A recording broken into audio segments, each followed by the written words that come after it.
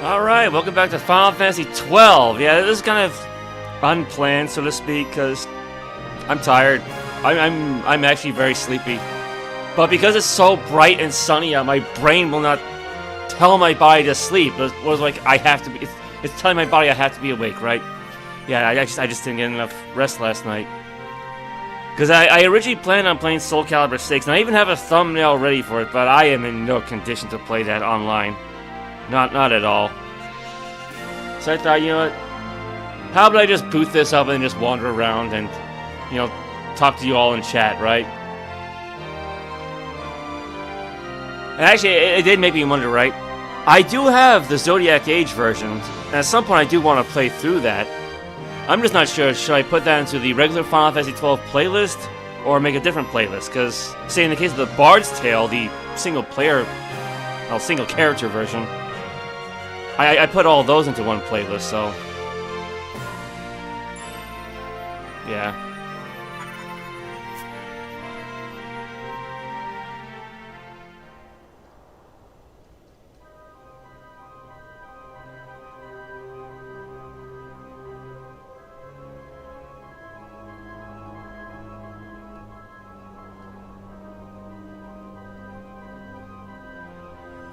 Now, granted, I can't really remember the last time I actually did play this, like, even off-stream. But, yeah, as I mentioned in the description, I do just love wandering around the place, because this game is just so huge. And so, yeah, I guess the last time I did play, we ended up here in the big desert, the Sandsea, right? And yeah, there's really nothing left for me to do but explore, even though I have technically explored everything, because I think the last time I streamed this, the goal was to find at least one of every piece of loot that monsters will drop. And I even went ahead and alphabetized it manually, because the sword doesn't have an alphabetization option. Yeah, I think like the slime gel or slime oil. I think that's like the one odd one out, because no monster drops this, not in this version. You have to win this from a foot race. That's what, yeah. So you'll only ever get this one copy of it. I don't know why that is. I mean, maybe they just never. Like, I don't know. Yeah, maybe they did plan to have a monster drop this and they just never got around to it. Because yeah, it exists, but you only ever get it from winning a foot race. I think it's like the level 90 foot race too. Yeah, so I got all that squared away ages ago. Yeah, look at that. There's the Soul of Dalmasca from 10-2, and I'm sure you'll see something like this in other Final Fantasies as well. Yeah, there's a lot of recurring stuff, right?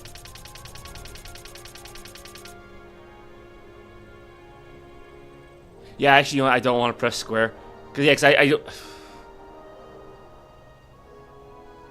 there is no alphabetization option.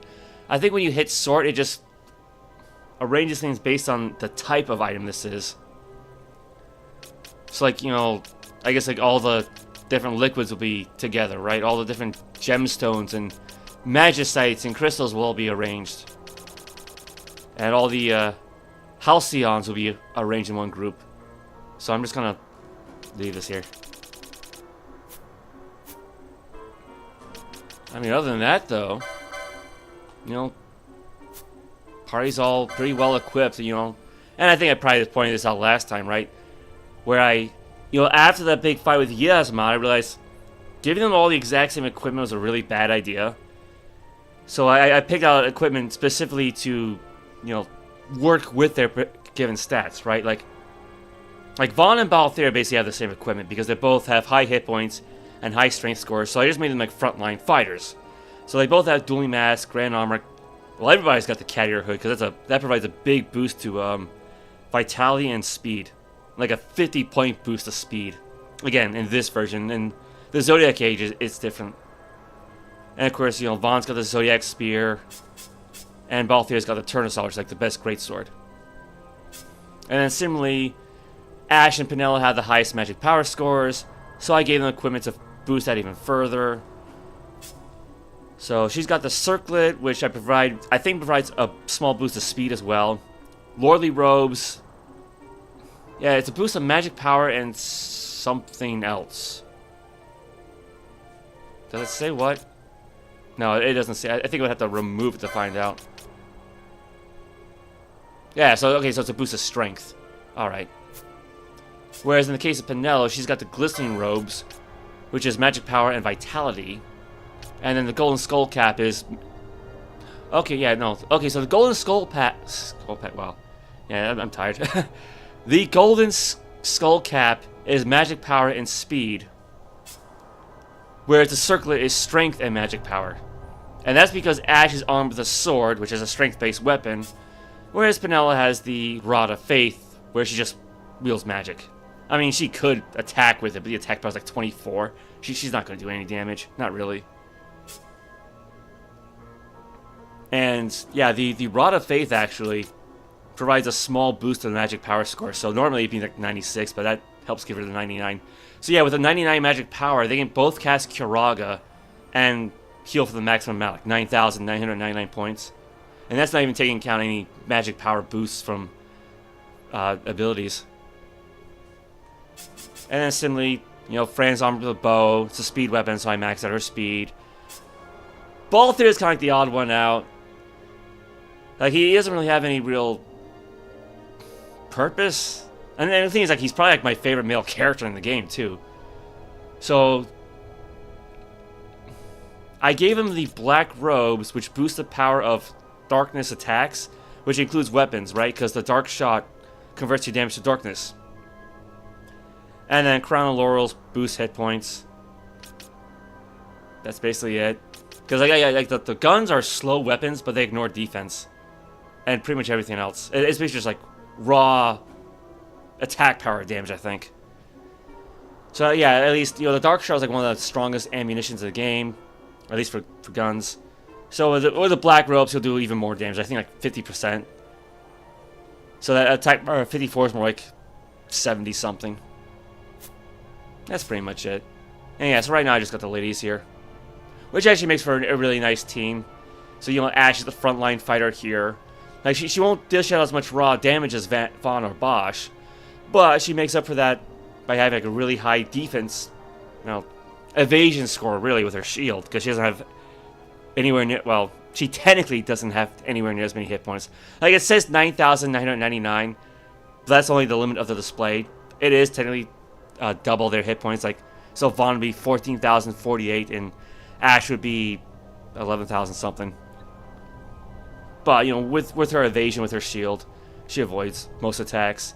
And of course, you know, Fran's a ranged attacker, Penel's a ranged attacker. Penel will just attack with, like, Thundaga. And in the event that an enemy will reflect it, Ash is usually the only target, and her shield makes her immune to lightning damage, so it all works out. But in some cases, if there are, like, really strong enemies, like in the Pharaoh's Lighthouse or the giant crystal place, then I'll usually swap out Fran and Penel for Vaughn and Bosch. Which is why Balthier has so few experience points compared to everybody else. Like, he's 15 million. Ash is 35 million. Yeah, you can tell I don't really play as him. And again, it's not I don't like the guy. He just doesn't really have much of a specialty. That's the big issue. Yeah, like Fran's 35 million. Penel's only 31. That's actually I don't know why that is. She's off by 4 million, huh? That's interesting.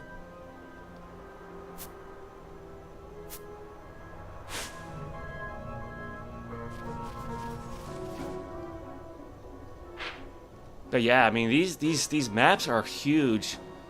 And granted, you know, I know I really shouldn't complain about past games, right? But this is something Final Fantasy X-2 could definitely have used. Like, you press select and you just get a map of the whole area. Not even the whole area, just the whole region, really. Because, yeah, these are all separate maps. And like, say, if I click on to the Nam-Yensa Sandsea, I cannot talk. You know, now here's the Ogre. No, this is the Nam-Yensa Sandsea. This is the Ogir-Yensa Sandsea. It's right up top. My eyes are half closed. I'm sorry. Yeah. Okay. So like, yesterday I had a chance to visit that Greek festival I mentioned a while back. It's a very nice festival. Not as big as the Oyster one from last week, but it was still very nice. You know, nice entertainment, nice food, nice little, you know, arcade or not arcade. What do you call it? Basically, it's like Six Flags. Amusement park, like, you know, a small assortment of amusement park rides. But the problem is that I don't have a car, and the church that was hosting this event is like an hour's walk away. So yeah, there's reasons why I'm tired, and it's not just because I didn't get enough sleep. Actually, the thing is, I just now realized that when I went there yesterday, I thought yesterday was Sunday, so I was going based on Sunday hours. Which, granted, yeah, so like tonight, the whole thing will end at 10 p.m., which is actually still a lot later than I expected. I mean, I think I left probably right around 4 o'clock, and I got there around 3. So I basically only stayed for an hour, because when you're by yourself, there's not too much to do. And I'm probably not going to go back today, because I'm just too exhausted.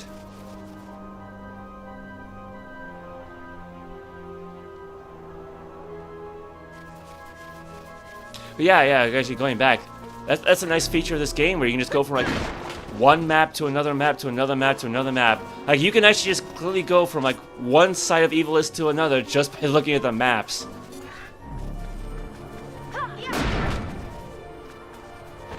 I mean, yeah, because there are areas in 10 too where, like the Macalania Woods, where you could very easily get lost, right? So having access to so many maps here. And of course, you know, and you know, a lot of people criticize the game for this. There are no random encounters, right? You see whatever enemies you just come across.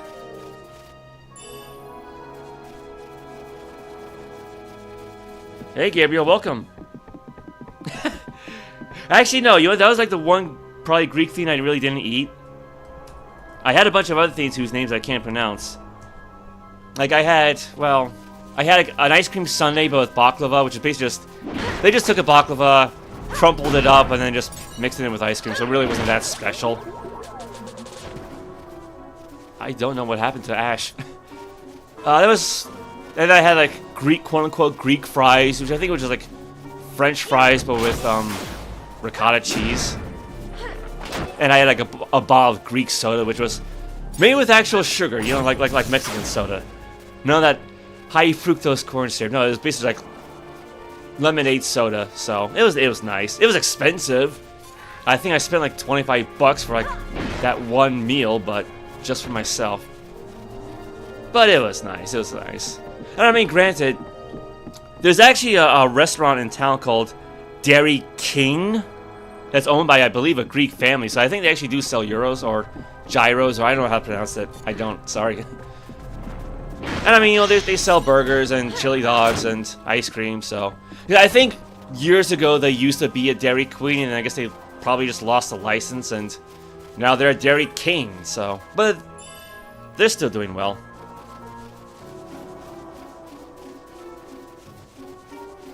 Nah, yeah. It's like one of those places like that's there and gone in an instant.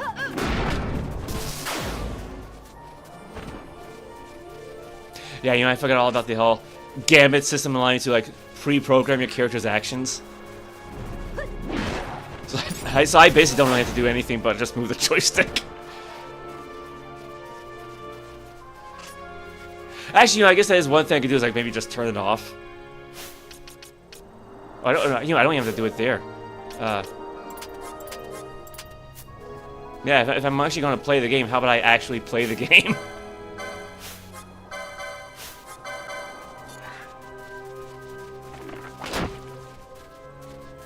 And granted, again, that's kind of a nice thing about this game, is that because you can see your enemies right there on the field, ranged weapons actually behave like ranged weapons. They're actually important. Because, like, in 10-2, you've got characters who can throw attacks at range like guns, but does it really matter? Oh, right. That means I've got Penel attacking with the rod and not using magic. I didn't even think about that.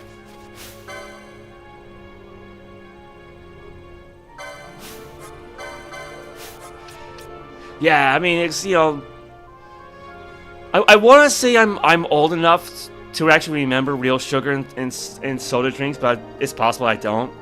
I mean, I do remember like sweeteners being a thing for like diet drinks, like NutraSweet, because my mom hated that. Like stuff like NutraSweet always gave her a headache.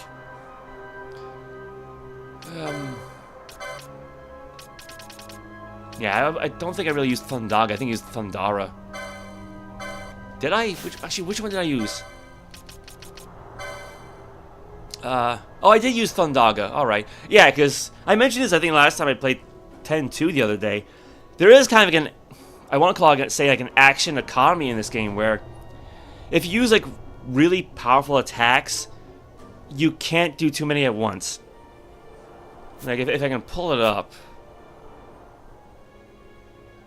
Oh, might be in licenses. Action list, right?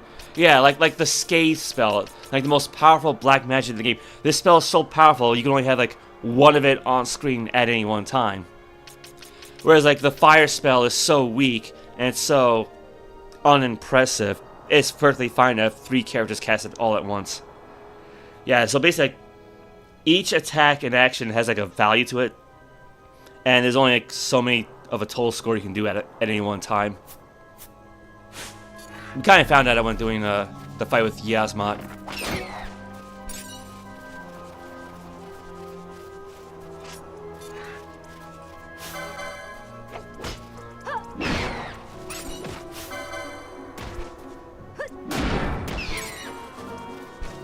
Oh, there's one behind us.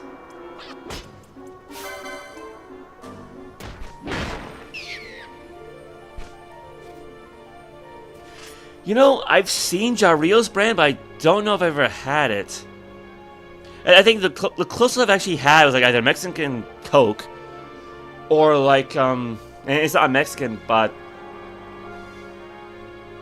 Inca Cola. That's what it was. Yeah, I think that's more of a South American brand, because like it's this bright yellow soda that tastes like bubble gum, but it's not bubblegum. I think it's actually some sort of like plant that's native to South America. It just happens to taste like bubblegum. Problem is, I don't see it all that often anymore. There's like, I think one gas station I've seen it in so far. And again, there's like an hour's walk away, so I really have to go at it. Sandsea Moogle. It's rare to see a flower blooming in the Sandsea, Kupo. Not just any flower. This is a particularly dangerous avian known as the Garuda that's said to be quite unfond of this flower scent, Kupo. A treasure indeed. The flower has not yet buried. Yeah, you can only hold one of those items at a time. I don't think it's under loot, though. Yeah, it is. The Exir berries. Yeah, because you're meant to use this against the Gerudo boss. And there are other, like, semi-Gerudo enemies you can use these against. So, like, once you use this up, you're free to come back and pick up another one. I didn't even realize that the very first time I played this game.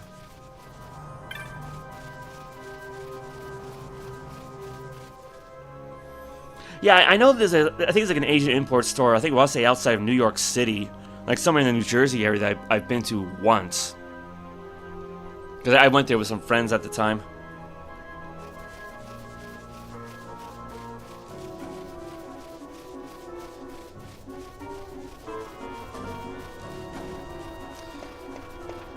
Yeah, another thing 10-2 could have used was a free moving camera. God, this is so useful.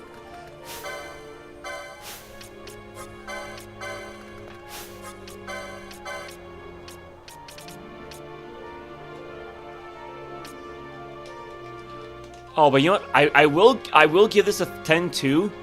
If you press certain buttons, like I think I want to say like either the shoulder buttons or left and right, you can very easily, very quickly scroll up and down a list. You can't do that here. So, I mean, granted, 10-2 doesn't usually let you do this, so it's got its ups and downs.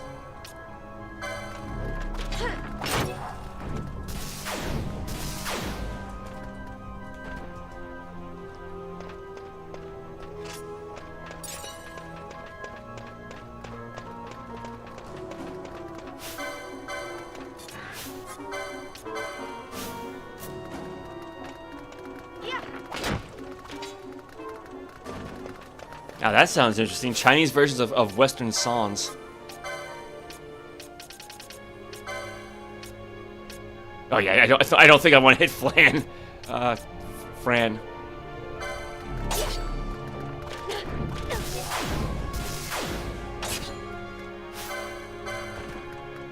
Now granted, you know, this is one thing I never understood about this game, that if you become so powerful, the attacks of weak enemies do 0 damage. Like, I'm not really sure what the explanation is for that. Like, if they just missed, I feel like that would make a lot more sense. But yeah, that means that these girls could just stand here and let this guy wail on them and he can't do anything. I think that's wild.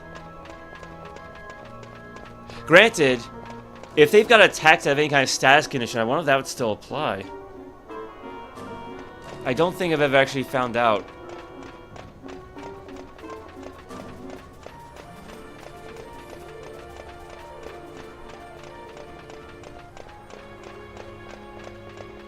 I have no idea where I'm going.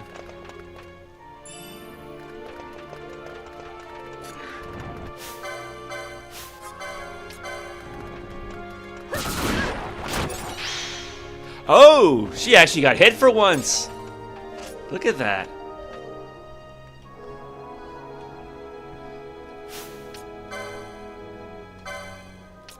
Let's see. Regen's 11 hit points.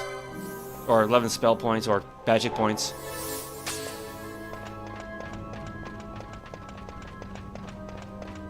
I'm not even sure what that guy did to her.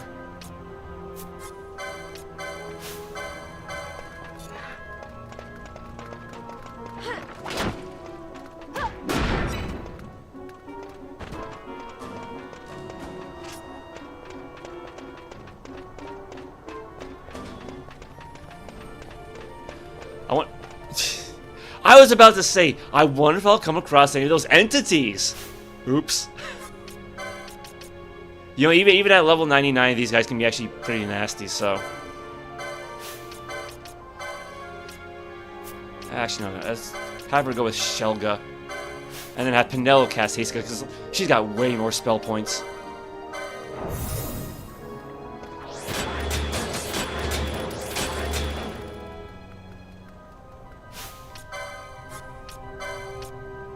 That's not it. Why am I doing black magic? Yeah, that's a bravery. Bravery. And where's faith?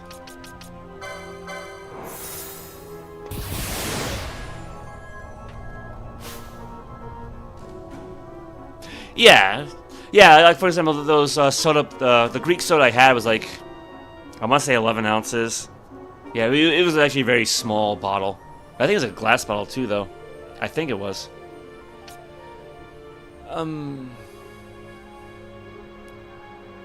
I think this is a salamander entity, so I should probably use ice magic on this guy.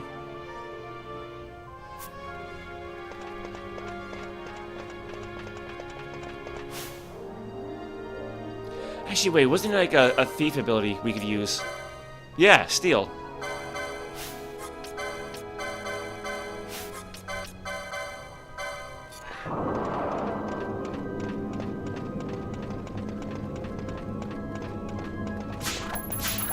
Well, we got something.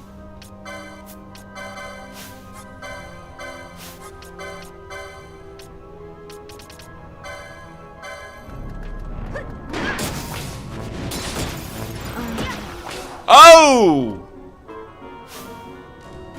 That, wow, I was not expecting Ash to just get flat out knocked out like that. Oh, and Penelo's silenced too.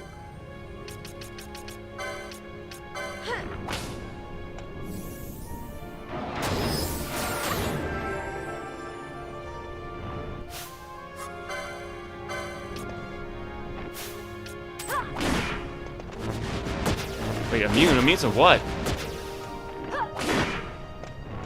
Oh, I know why. I know why. I know what the problem is. It's Fran. She's got the Artemis arrows, which are the strongest arrows, but they do earth damage, so it's immune to that. Go with the assassin's arrows. I forgot all about that. Let's see. Okay, she can't cast magic, so... Let's go with Shades of Black. That would allow it to randomly use a black spell. Oh, she got knocked out again.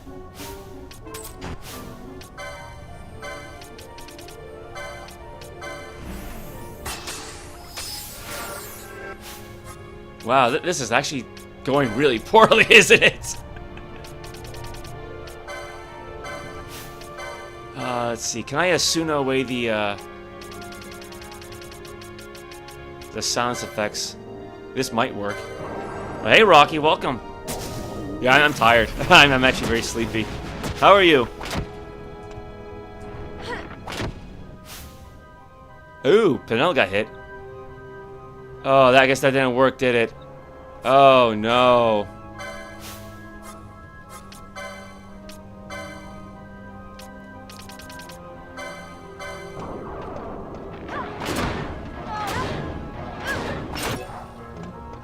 Oh, well, no experience points for Penelo there. I mean, granted, again, everybody's level 99, so it doesn't really matter at this point. Alright,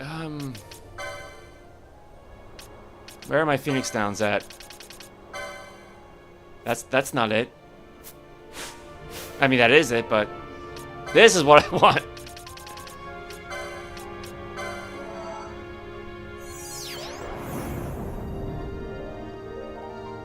Okay, does... Oh, she's still under the effect of the silence. Wow.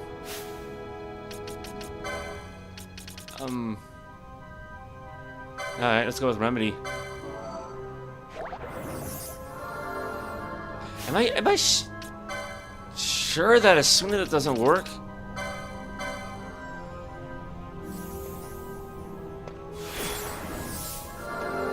Oh, it does work. So yeah, see, this is the problem with being half asleep, is I don't really know what I'm doing. Or what's going on.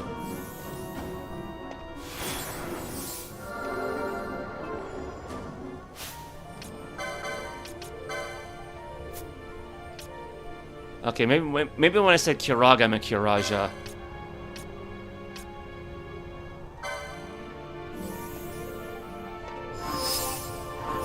Yeah, there you go. Max health.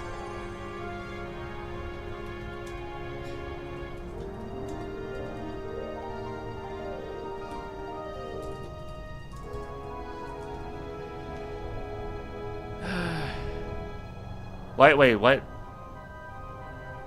What was still moving? When paused? Oh well. I'm surprised Pinella lost so many magic points too.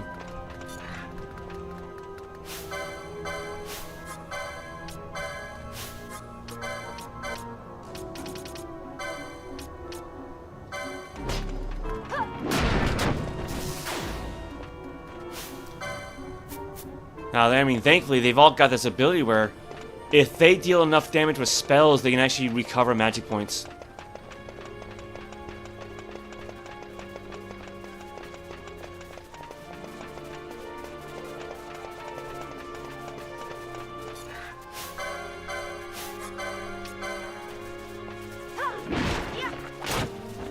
Yeah, and I think they do that even with weapon damage, too.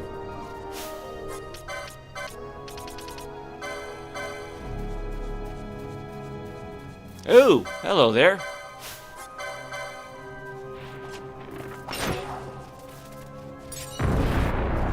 Now, how big is that fish to make that kind of sound? And actually, yeah, I forgot that was an issue where if your allies are too far away from you, they won't attack an enemy for some reason.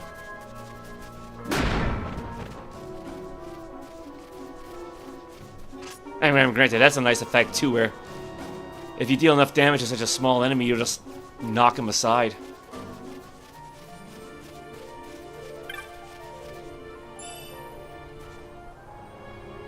Oh, we do, our Libra's turned off.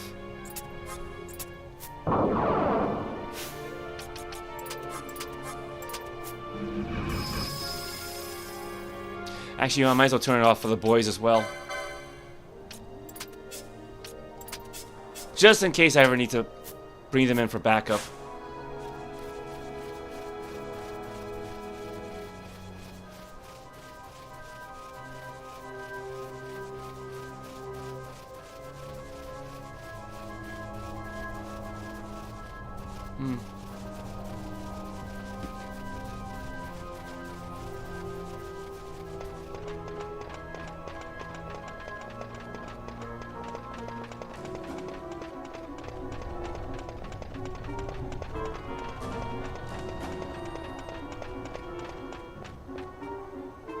Did we come in from this area? I think so.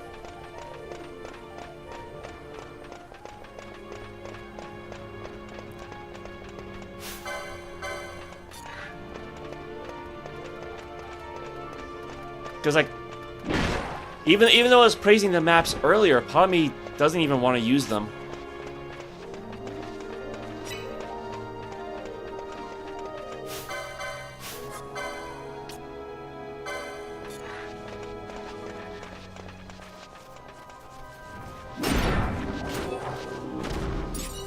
Now, where's that third one?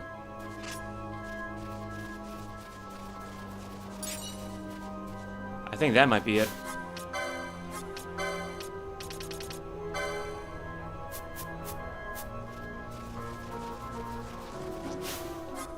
Yeah, that's right, yeah.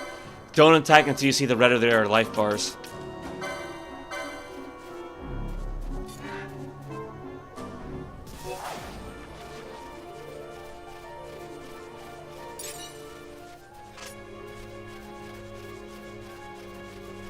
Wait, is that a cave? Yeah, I think it's a cave up ahead.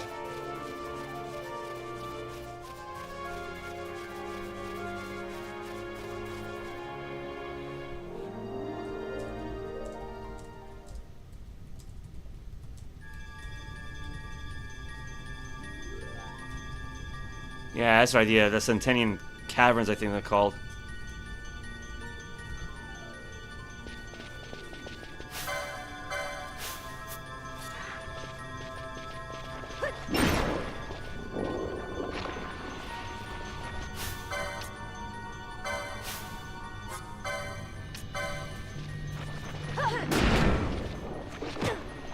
Oh, I think she missed, didn't she? Ash, or not Ash, Fran. She missed with her arrow.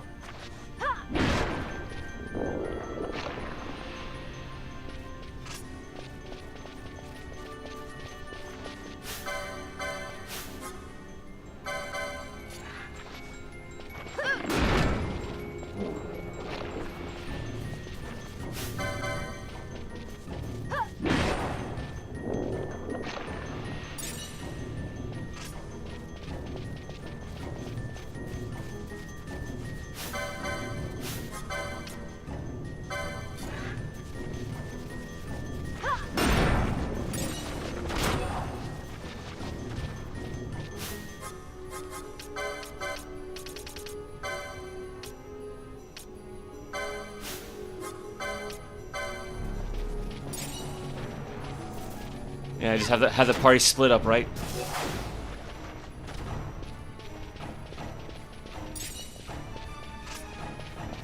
Because I mean that's basically what 12 is. It's just like a single player MMO.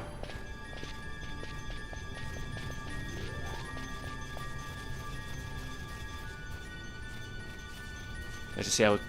Oh yeah, Fenella's gonna walk right into that, isn't she? Oh, I was wrong. I was wrong.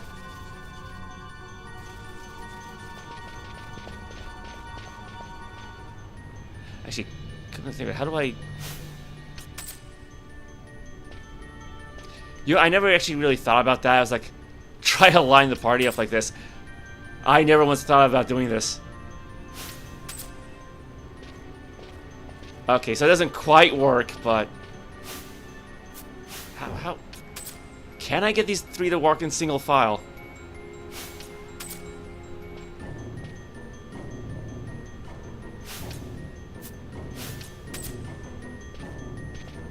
No, did you? Yeah, they always gotta be like in triangle formation. This is why they keep running into traps.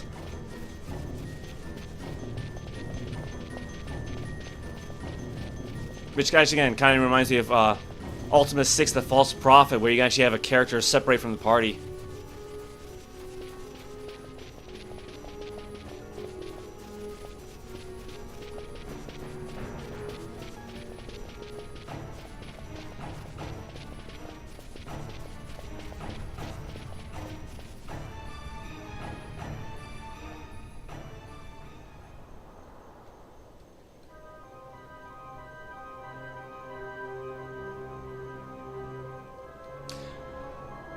Now, I don't think I went around in a circle. But maybe I did.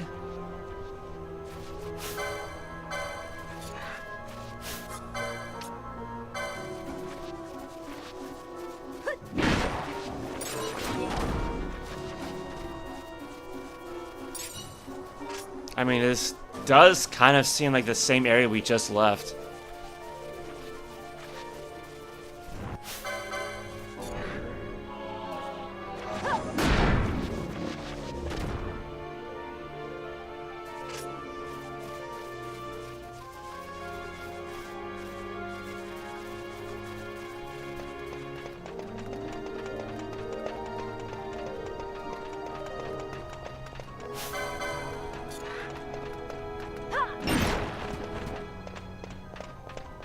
You know, I almost feel bad for doing that. I mean, he really was just kind of minding his own business, right?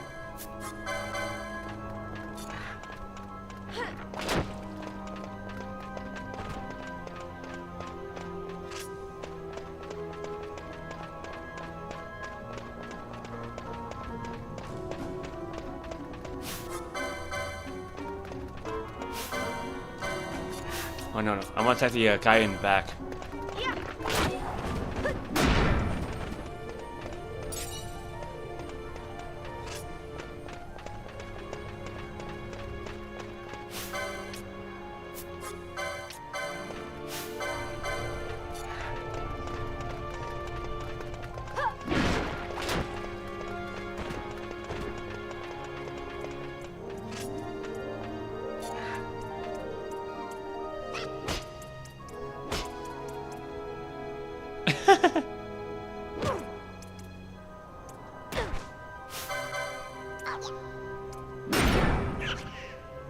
Poor little guy.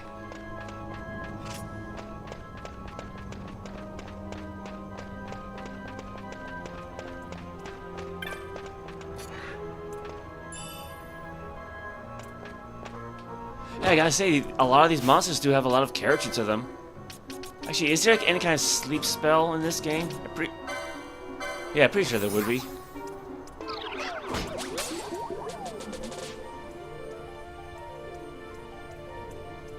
Yeah, he's asleep all right.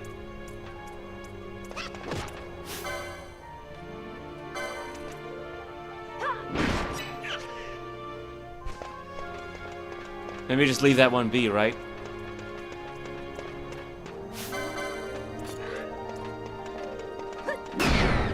I used to watch like WWE, WWF, WCW, but it's been quite a while since I did so.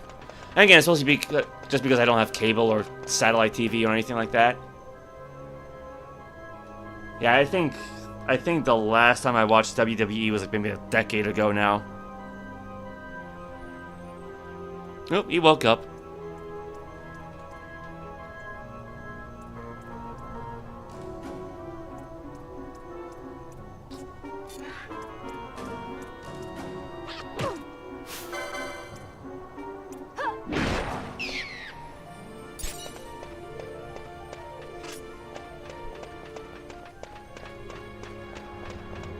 Oh. Yeah, I probably don't want to go down that way.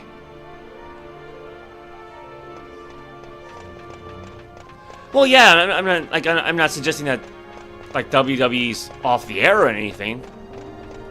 No, I don't have cable, I don't have satellite, I don't have any streaming services, so I really have no way of watching stuff. So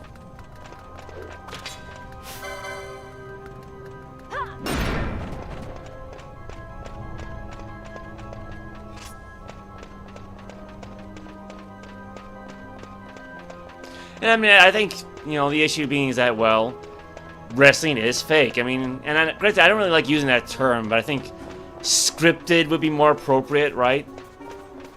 I mean, it's not like the old days of a century ago where wrestling matches were just as legitimate as boxing matches, where you'd go in and see who's the best, and that was it.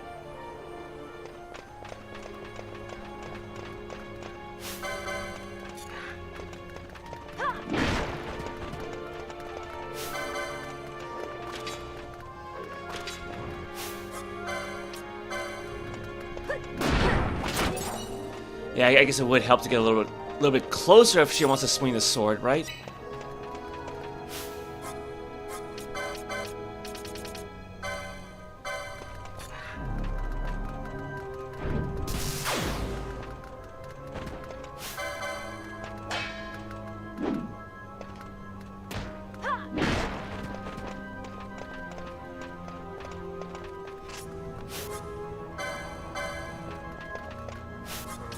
Yeah, they really put in some effort with these animations and the sound.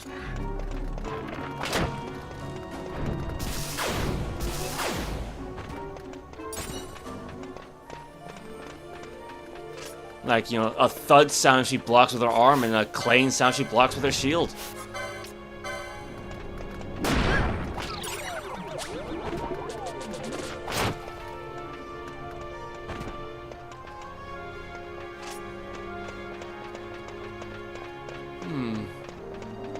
Anything over here, actually?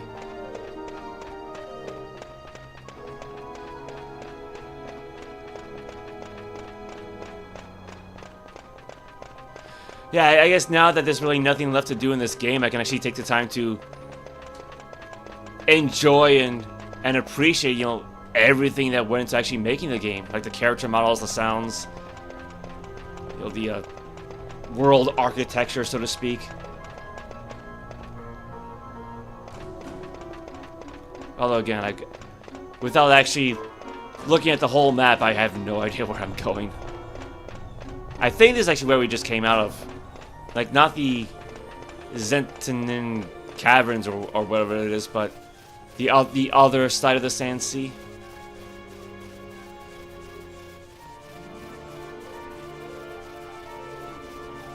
Yeah, there it is.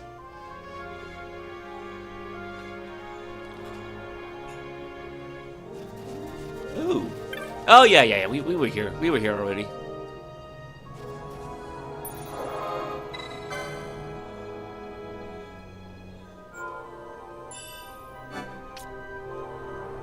God, I played this game for over 400 hours.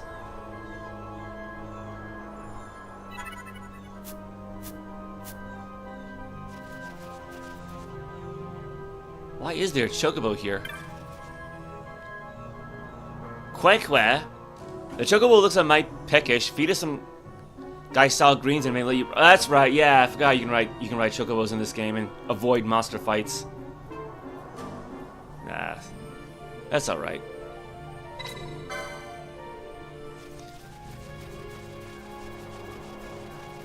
Yeah, because actually there are some locations only a chocobo can ride. Actually, yeah, that reminds me. There actually is like a secret chocobo fight. It's like a level 99 red chocobo, I think it is. I think it's like one of the few monsters that will drop a ribbon and like certain other goodies. But it's also meant to be like a really strong opponent. But it's also like a really rare opponent too. Like you'll 1 in 256 chances of finding it or something like that. Alright, Daniel, welcome.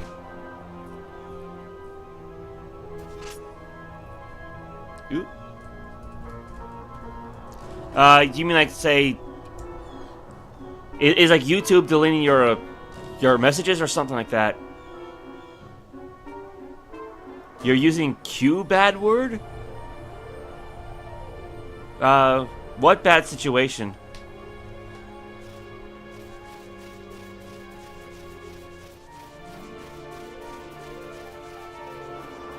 Where did we come in from?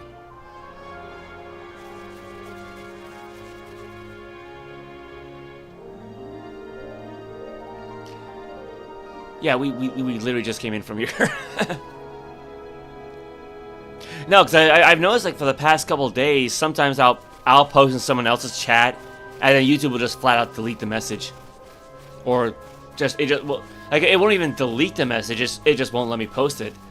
But then I can just try it again and have no problem. So I don't. YouTube's funny like that sometimes.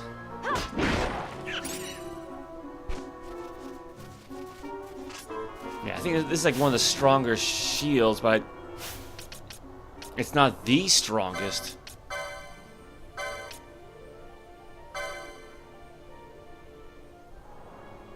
Yeah, the Venetian shield's it's kind of more equalized in terms of evasion and magic evasion, but it makes you weak to lightning damage, whereas this one's make you immune.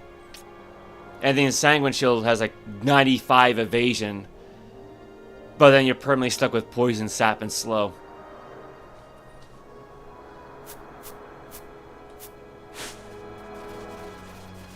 Hey, Supreme Captain, welcome. Yeah, I figured this would be a nice game for just relaxing a bit, because I'm half asleep, but I just can't seem to sleep. How are you? I mean, I'm pretty sure we've actually got some lawn chairs somewhere in the basement. So like, if they're still good, then yeah, this would be like the perfect day to just lay out on the lawn and take a nap. But just don't get a sunburn, I guess.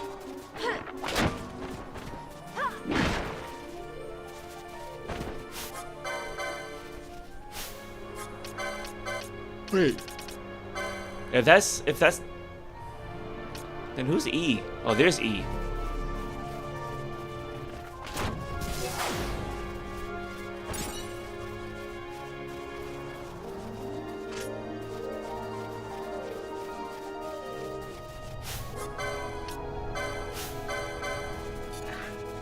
Oh, our Libras fell off.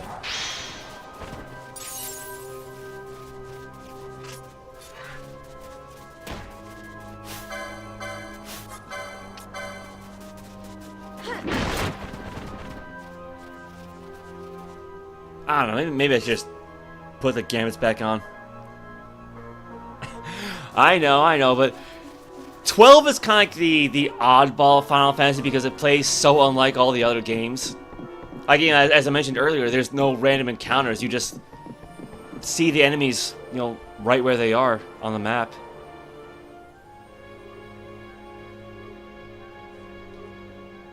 Actually, you know, in hindsight, if I do have the gambits on, and the characters can attack for themselves, that gives me more of an opportunity to actually type in chat.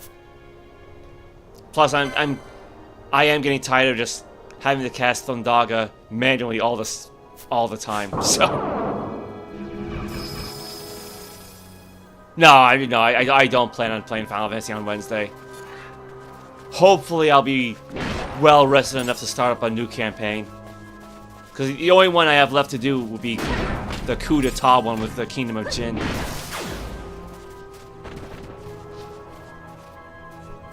No, it's a friendly enemy.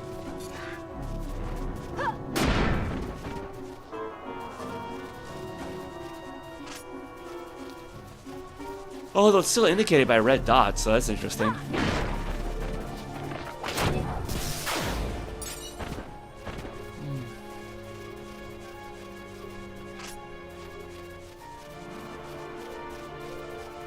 Yeah, I think this will eventually take us back to Rabanastre.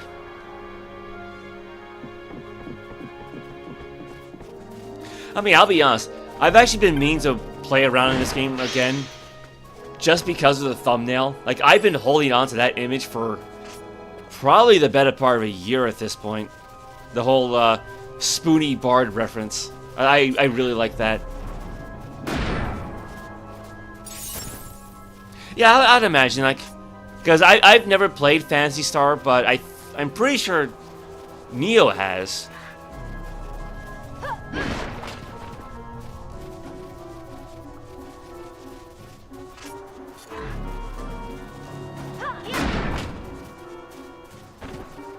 Actually, I feel like I have... Or I should say, I feel like I had an early Phantasy Star game on my Sega Genesis collection, but the disc doesn't work anymore. So, I'm pretty sure that collection did have one old Sega RPG.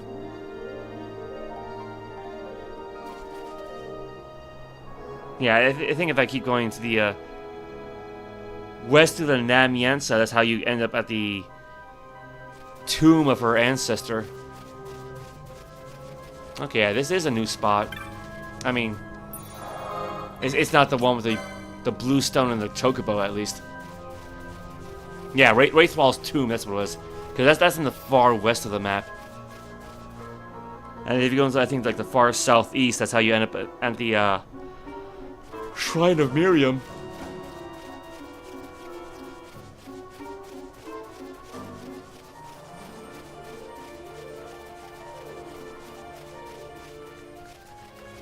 Because I'll be honest, I actually do kind of want to get out of this desert. But I don't want to get lost. But I don't want to take like an easy way out either, so...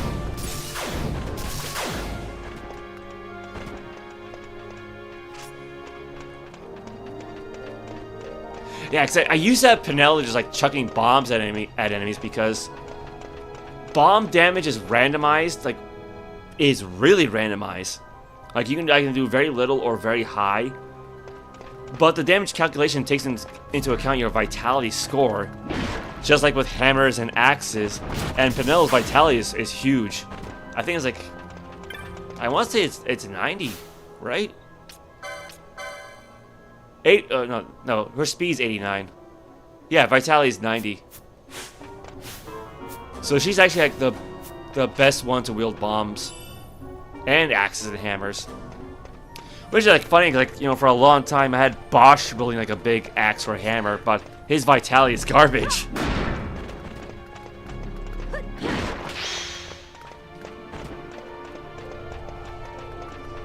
Yeah, one of these days I need to do a replay of Final Fantasy VII. Because I've got the Xbox One version. I played that like 5 years ago. And I got all the achievements. I did basically all the important things. Like, I think the only thing I did not do that I wanted to do was get that enemy ability, whatever that one was called, where you can actually learn enemy abilities and just try to max that one out for at least one character. I never did do that one. Because, like, there are some enemies you can actually miss.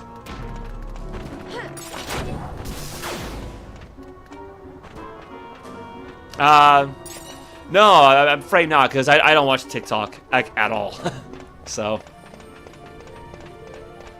Sorry. Total overdose. Yeah, you know, another good thing about the game, this actually give me more of an opportunity to drink my coffee.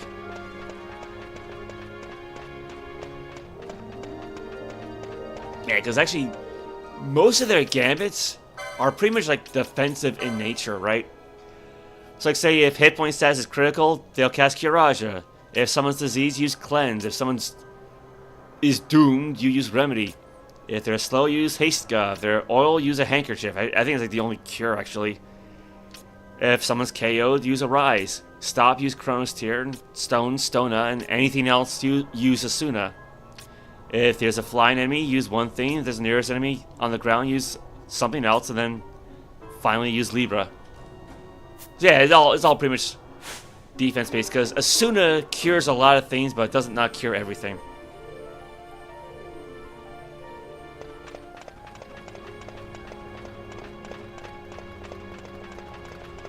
Yeah, but I've never actually looked at TikTok. I mean, I think the only time I've seen TikTok videos is if they're hosted on X or something. Or if, like, say, some YouTubers looking at them.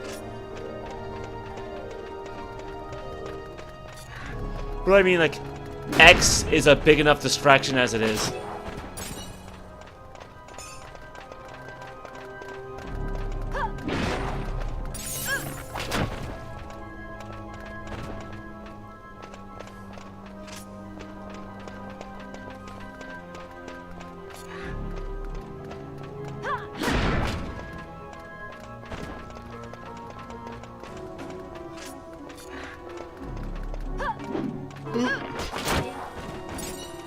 Yeah, even at level 99, you can still miss an attack.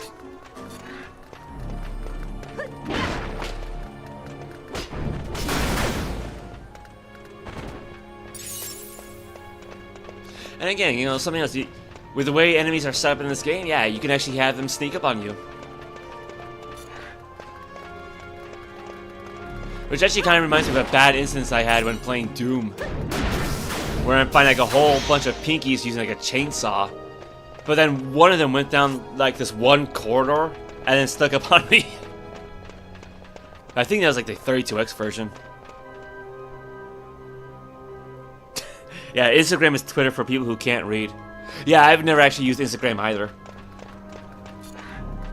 I don't think I have an account. I mean, I've got an account with Facebook that I barely use. But I don't know if that means I've got an Instagram account, because aren't they connected? I've got an account with Imager, but I haven't really been back to that site in ages.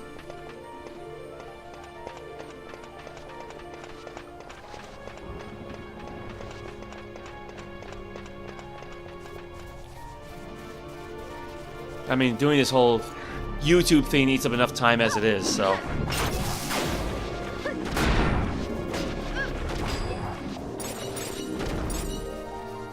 Like, as I noted on Friday's stream, I spent like the bulk of my free time up to then just playing Final Fantasy X too, because again I had to like restart the whole game because I missed quite a few things, and I'm hoping I haven't missed anything now, because I'm at like, what, 80-something% completion.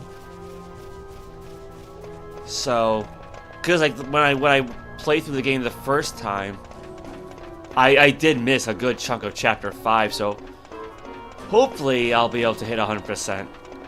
The only thing I'm really worried about, really, is the Chocobo missions. Because I guess the idea is that you need to raise and send out 3 Chocobos of, like, all 5 character levels for them. But I think there's like a limit to how strong a chocobo can reach. So I don't know how I'm gonna do that.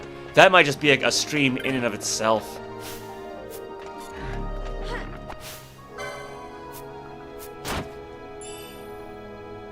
Yeah, I forgot you can't really manipulate things if you're in the middle of attack. Yeah, no, I'm not really a social media guy. And I mean, part of my problem there isn't really social media in and of itself. It's that I grew up in the age of message boards, right? And back in 2010, I actually made a message board for my own website, mostly just to see if I could. And so I had the mindset like, why am I going to sign up for Twitter when I have my own message board, right? And same thing with Facebook too.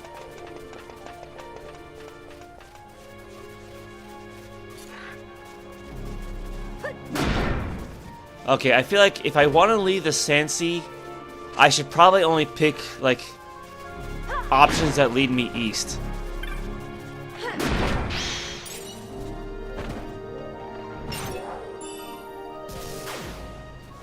I figure that would make the most sense.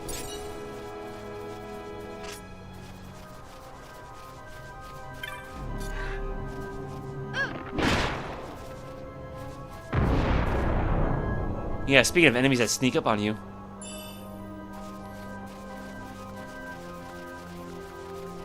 Yeah, this is a nice Final Fantasy. Again, I came to actually really like the story mode when I last played this last year.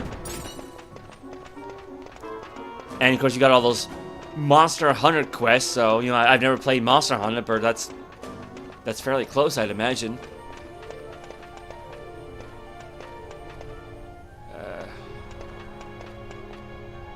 Yeah, see, Pinel's like walking right towards it.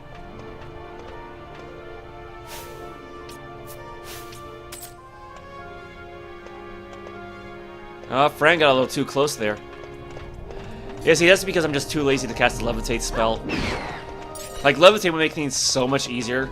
But I'll be honest, I actually don't like the energy ring that appears underneath them. It just bothers me.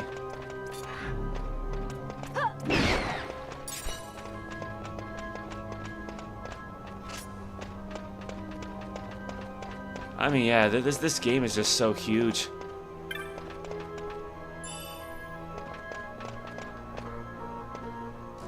Okay, that's basically just a dead end anyway. Oh no, oh no, oh! Oh, Fran! Why you didn't... Yeah, it's one of those bows that only has like a limited range, right?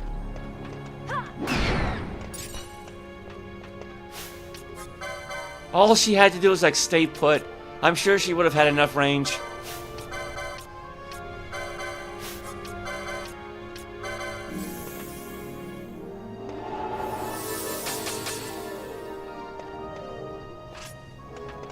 Now, where'd that guy come from?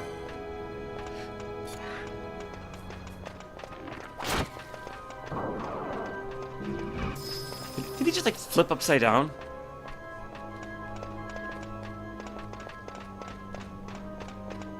What's that down there? There's something down there. Oh, no, there's something up here.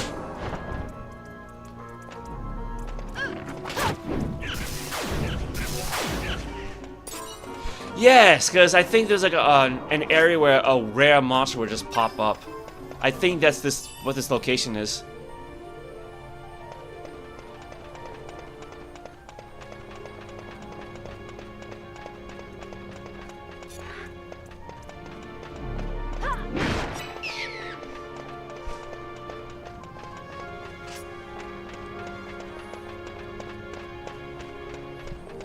Yeah, again, I'm surprised they just packed so much into this game. Although, you know, I guess on the downside, there's not as many mini games as there are in other Final Fantasies.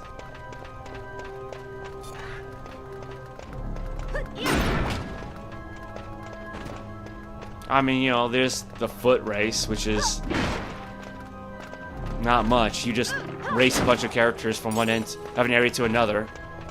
There's a fishing minigame, though, which is basically one big quick time event. That one actually wasn't so bad. It's kind of like those lightning tower missions in 10-2.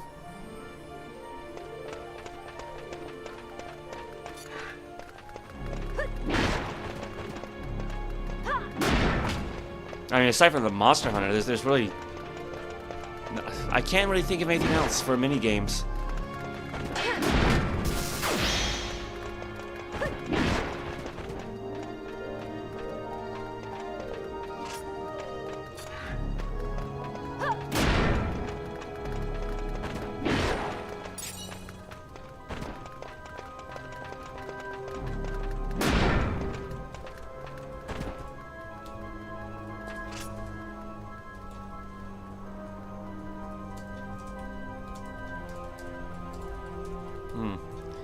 Anything else? Yeah, there's one guy on the other side.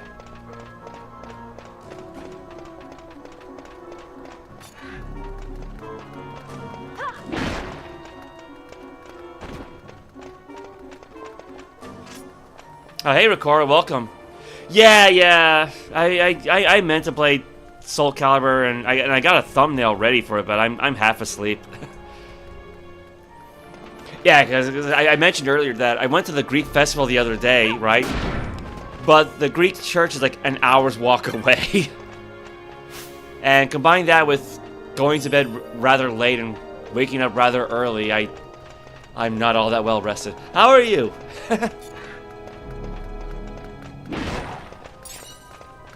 So I thought, you know, I do want to stream something, and wandering around Ivalice is actually just pretty relaxing. It was pretty good. I mean, like, it was much smaller than, say, the Oyster Festival was, because that's more of a city event. But, you know, they had, like, a small assortment of, like, amusement park rides, mostly for the kids, really. You know, a nice assortment of, you know, Greek food. They had some music, and that's about it.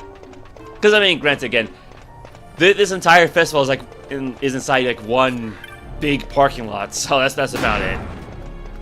Yeah, I'm kind of half asleep right now. So yay for Gambit mode. I thought about playing without this, but... Ooh, ring mail.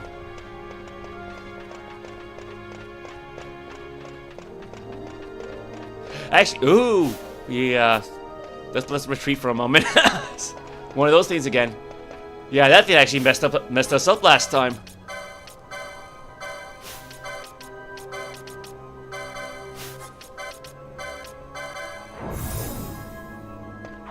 Oh yeah, weather's very nice. Yeah.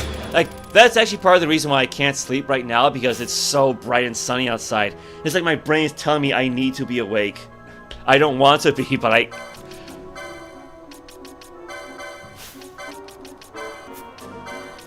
But yeah, no, it's actually a very nice day outside right now.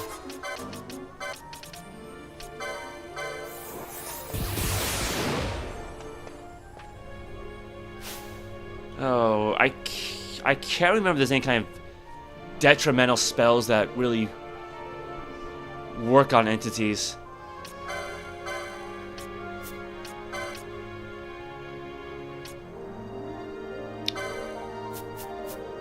Expose might work.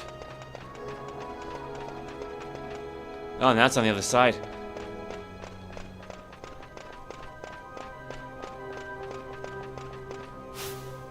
Yeah, there it is. Yeah, even with a maxed out party with like epic level equipment, I'm still kind of wary about fighting these things.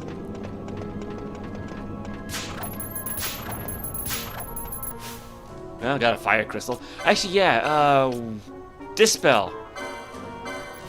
I didn't even think about that. Just in case, like, one of these doesn't work, right?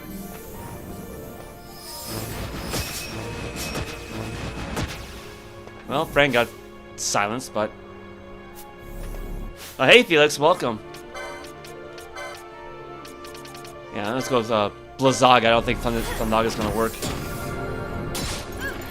Yeah, Ash definitely has the lightning look to her, and almost in personality too. She's just not quite as I don't want to say like sarcastic, but cynical, I guess.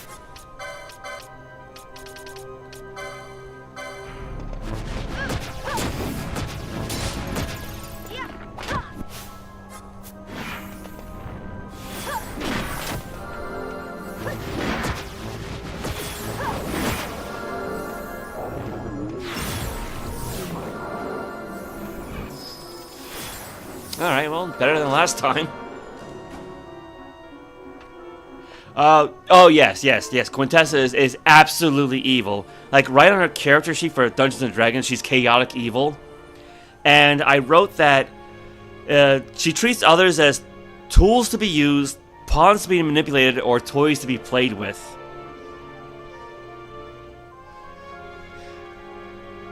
Yeah, it's like, you know... Yeah, because Ash is a princess, so she definitely has like that aura of like nobility about her. Like not like look down her nose like aristocrat, but like, yo, she wants to do right by her people, right? Because she lost her kingdom and her husband in battle, so she pretty much lost just about everything except her city. But she definitely still holds things together, so.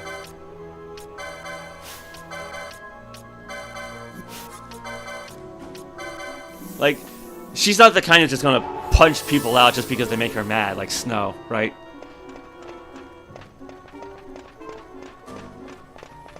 But yeah, no, in the case of Quintessa, yeah, she's definitely evil. It's why in Dynasty Warriors 8 Empires, I gave her the Fiendish Beast lifestyle, which is like the most evil one in the game. And probably why she kept being targeted for executions and assassinations.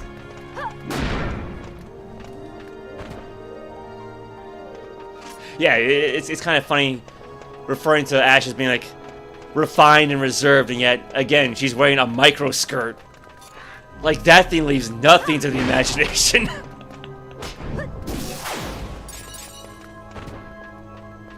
Granted, at the same time, it's actually very difficult to look up it, so, but not impossible. Yeah. Diplomatic and cordial though. Like, I say she's definitely, like, the lawful good type.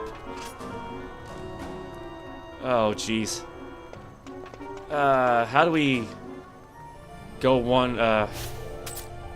go through here without hitting anything?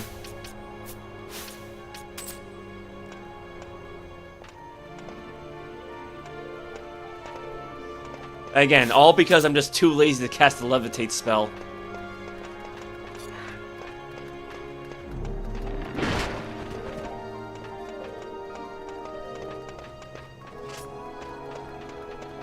Yeah, you know, it's part of the reason why I gave Quintessa the femme fatale voice, because it sounds so villainous, especially when she's saying like, "This world is mine for the taking," particularly because she's not from Earth, so it's kind of has almost like a dual meaning there. But honestly, like, the big reason for that is because of Soul Calibur 3, because in that game, each voice option had actually 4 variations to it, basically based on alignment, which was determined by your character's outfits. And so Quintessa's Sorcerer's Gown gave her this moon minus alignment. So moon means she's very calm, like very, I don't want to say demure, but she's not very aggressive. And then minus just means she's flat out evil. And that's, so when I convert her over to Dungeons & Dragons, that's why I made her a villainous player character. Like, she's wise enough to know how to play nice with her allies, but she's completely self-serving.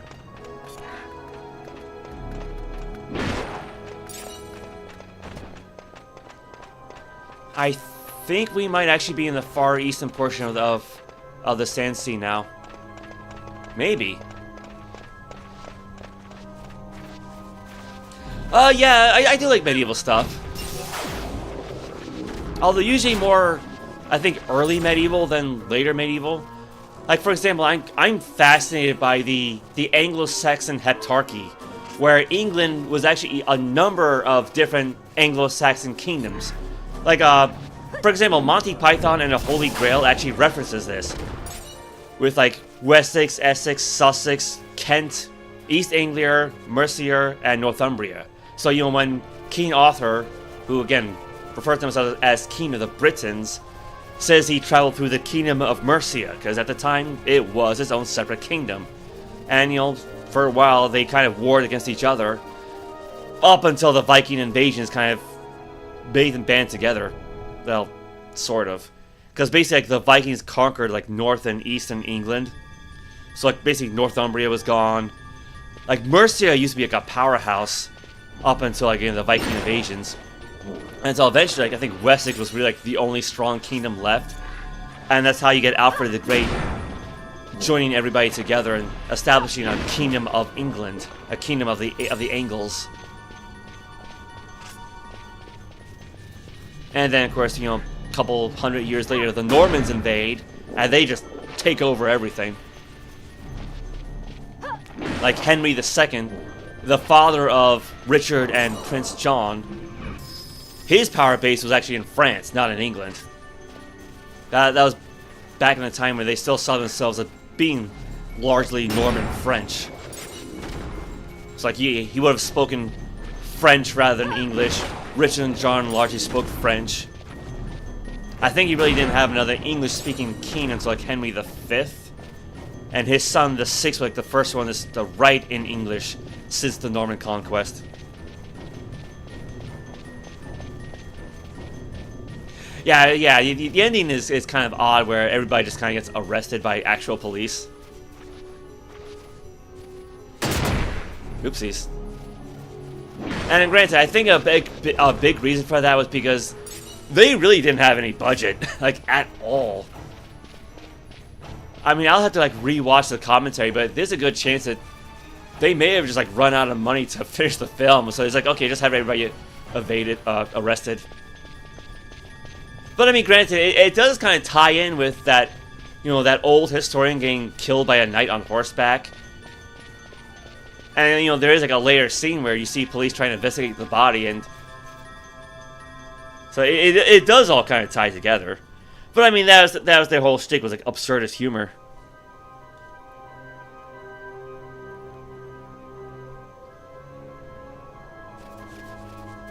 Did I just like go in a circle again?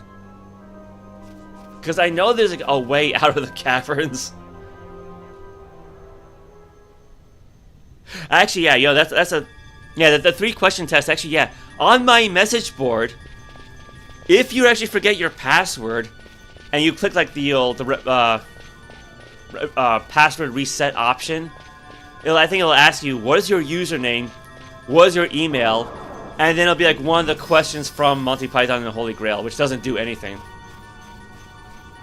Now, granted, if you forget your username, then you're in trouble. Or I guess if you forget your email, because otherwise, yeah, if you set in your username, your email, then it'll just email you a different password. Actually, yeah, that's right. There was this one portion of the cavern that's not connected to any other portion. That's why I keep going around in circles. Oh, I forgot all about that. I think that's why we keep falling back to. Yeah, because like there are other exits from this cavern that lead to different areas, but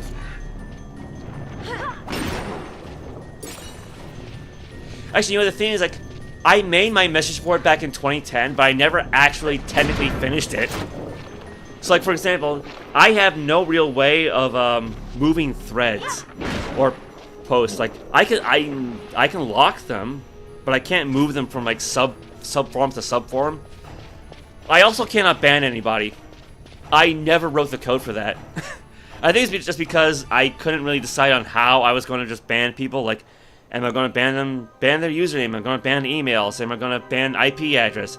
How am I going to ban IP address? Will it be like specific address, or like will it be like a blanket IP ban? I never really decided how I was going to do it, so I just never did it. And likewise, I was at one point going to try and make a search function that was going to work out fairly well, if albeit in kind of an unorthodox fashion. But it was one of those things that I just never finished. So like, if you were actually to go to my forum, oh crap, another one, another entity. Yeah, if you were to go to my forum, it'll still say like beta test on it, and it's been saying that for like the last 15 years.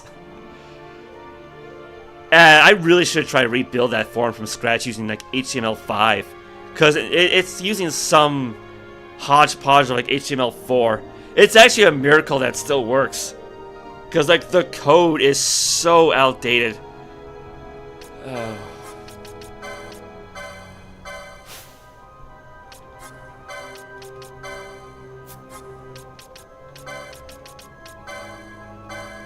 I don't know who's using what. Okay, Penelo's using... No, have Penelo use haste. And Fran use protect. Because she's got the least amount of spell points.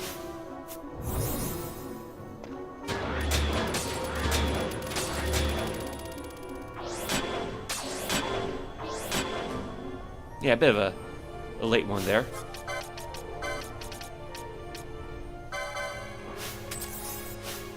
I mean, granted, I do like it when I'm fast enough to have them all cast the same spell at the same time.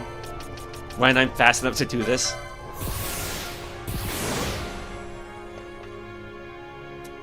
Okay. Where did it go? Oh, did our regions turn off?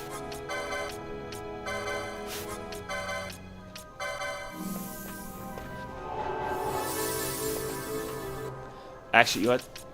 Hold up. Just so I can be lazy. Blizzaga against Ice Vulnerable. Yeah, that would work.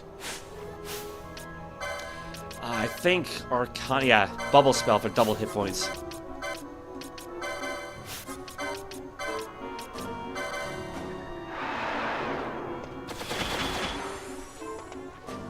Waiting for warmth that never comes. Your words are ice, my hopes the price. Did I become the villain in this story? The evil one craving your glory? But maybe this is all in my head. Yeah, I haven't played Skullgirls in so long. I do have it installed on my Xbox though. It should be updated. Where did that entity go? It kind of just disappeared. Or did I just imagine it?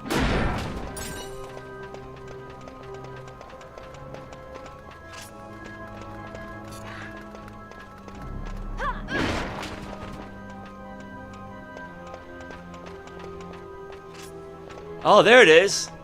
It's all the way down there. Yeah, it's so big that the game's actually starting to slow down.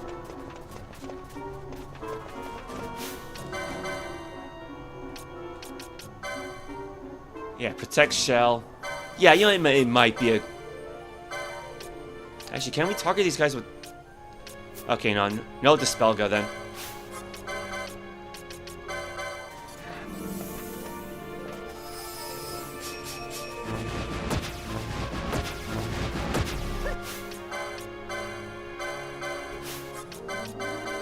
I mean, there's really nothing for us to steal, but...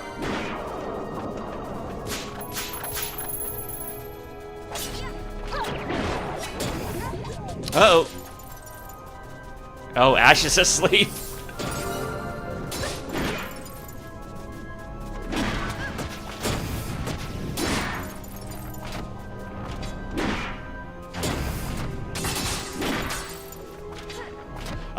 That's probably how Penelo lost so many magic points, because of that fear ability.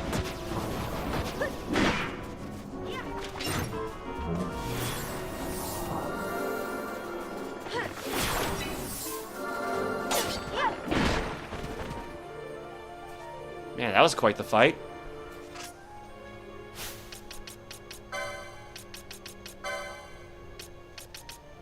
Let's put it back to thunder spells.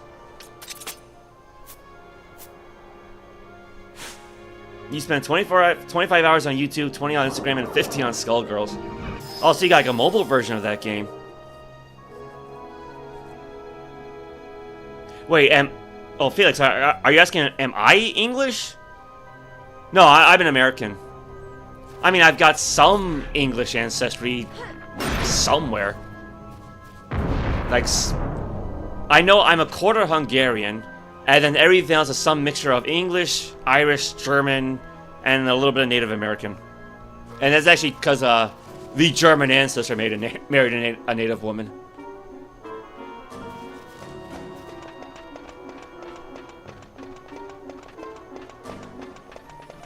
But that was a long time ago, so there's like not a whole lot left.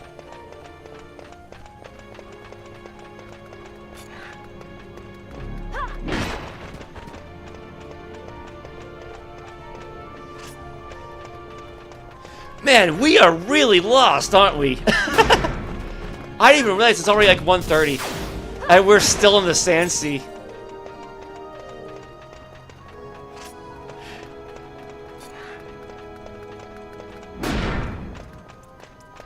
Yeah, if you're not using like the full screen maps, it is very easy to get lost in this place.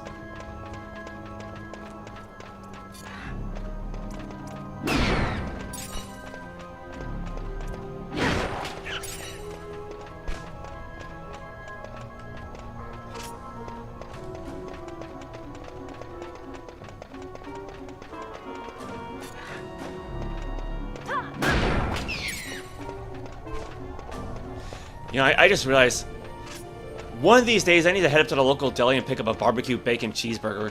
Because I haven't had one of theirs in so long.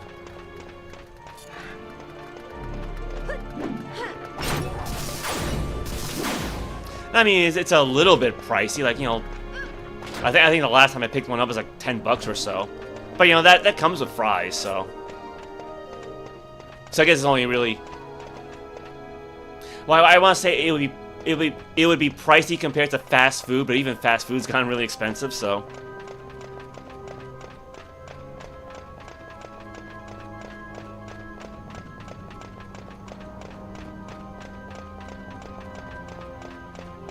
Yeah, there's gotta be a way for me to just keep going east from these places.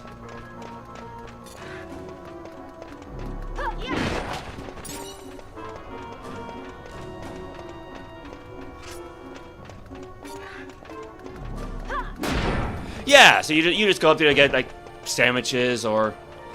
Like, I don't know if they actually just sell, like, full-on... I don't want to say raw meat, that's not right, but, like, if you can, like, go there for, like, just cold cuts. That I'm not sure about.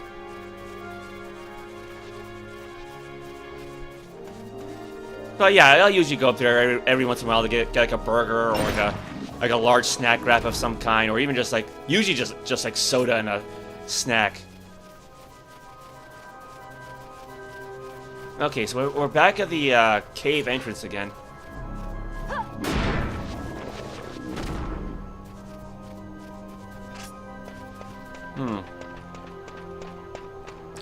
Maybe if I try going north.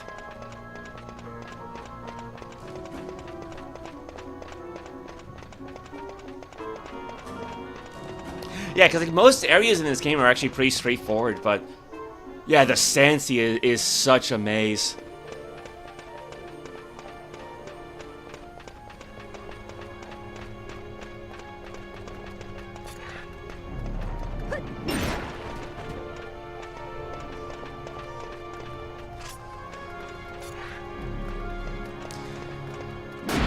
You know, come to think of it, I actually used to have a Pokemon that knew Tri Attack. I don't remember if it was like if it was a Porygon or if it was something else. Maybe like that final evolution of Togepi, like Togekiss, I think it was called.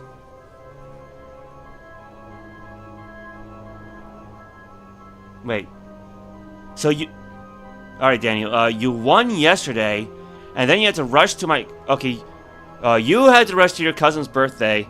It was wild, and Mama wanted to take me to church at 7 in the morning. Okay, so I can imagine you were tired as well then. Yeah, I don't think I've ever gone to church that early. I think usually maybe 9 a.m.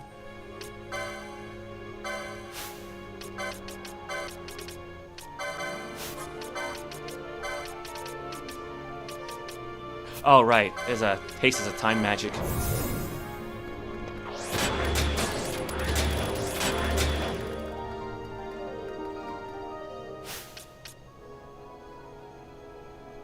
Gambits, yeah. That's what I want.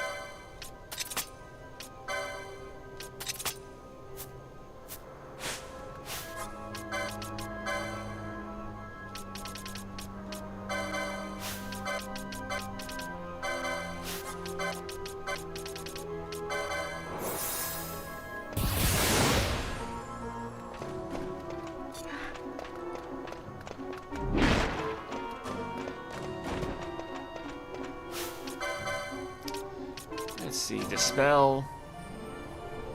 Well, it only has protect up, but...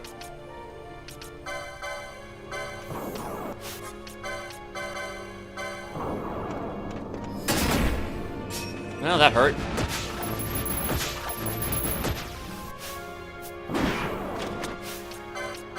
Yeah, this is why you usually use the steal command multiple times.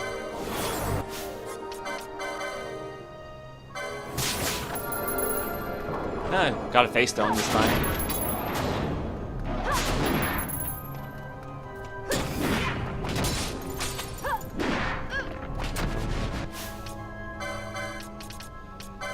Let me heal the party before she gets silenced, just in case. Well, too late.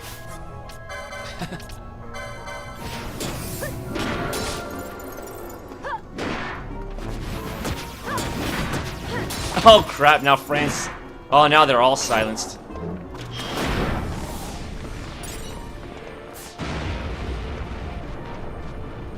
What was with that explosion?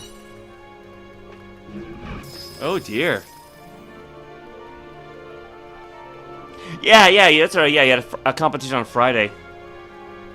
Oh, you stayed till midnight. Oh, because you had no way home. Yeah, I'd imagine like taking an Uber that late at night would not really be all that fun, huh? Okay, you know what? I got an idea. I'm gonna cheat a little bit. Take Fran out, read into Vaughn.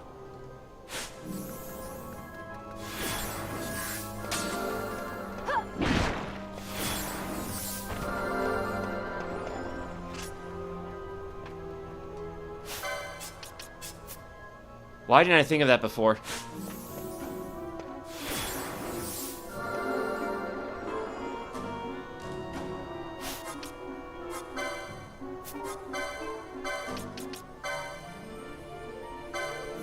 Yeah, I'll just do that.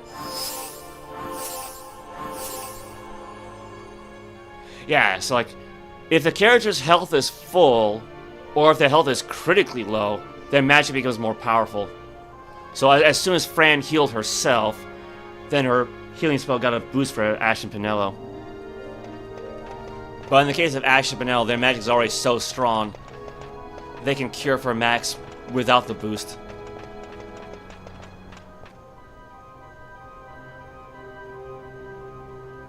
Oh jeez, yeah. Oh, you made it home at 2 in the morning. Yeah. Dude, how are you still awake? I mean, like, yeah, because I went to bed around midnight and woke up around 5 in the morning or so. Which is not quite as bad. But considering that long walk to the church and back.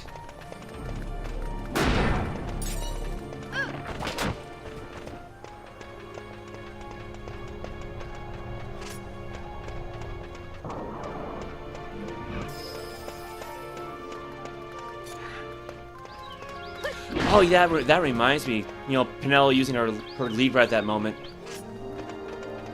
The buff spells that are cast on you, their duration is actually partially based on your vitality score. And the same is true for, like, status conditions, or the only opposite. So, like, say, if you're poisoned, the higher your vitality, the more quickly you'll recover from that. And the higher your vitality, the longer a buff will last.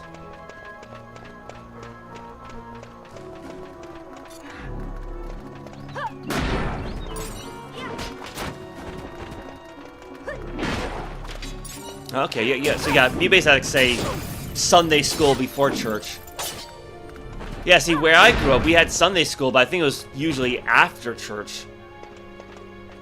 I think. I mean, it's been well over a decade since I last went, so...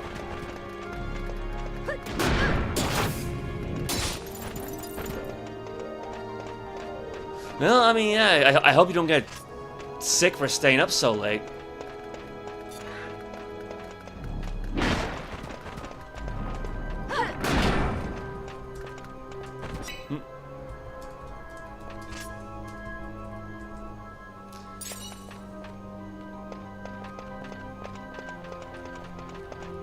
Oh, here we go. Here's a new exit. Okay, because I'm getting actually kind of tired of the Sandsea.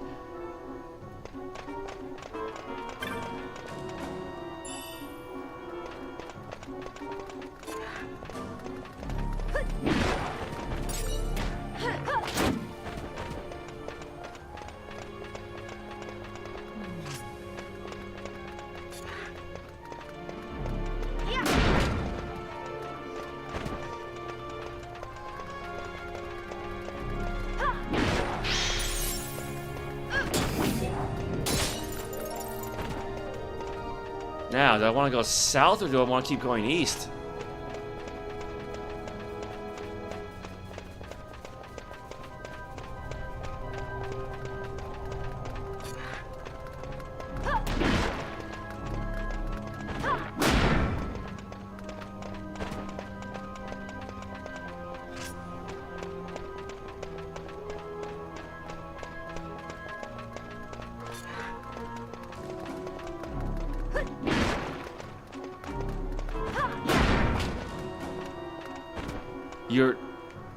You're starting to hear the bells from Mariah Carey's Christmas song.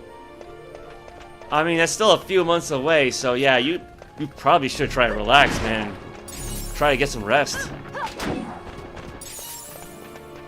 I mean, granted, I've had that 1,000-word song from Final Fantasy X-2 stuck in my head, so...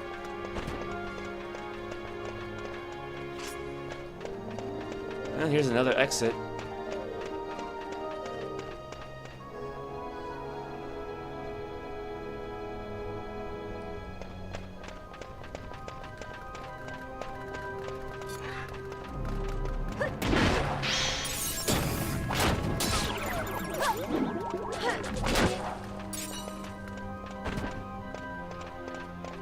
Yeah, I think like the biggest enemy chain I ever got was like 150 something.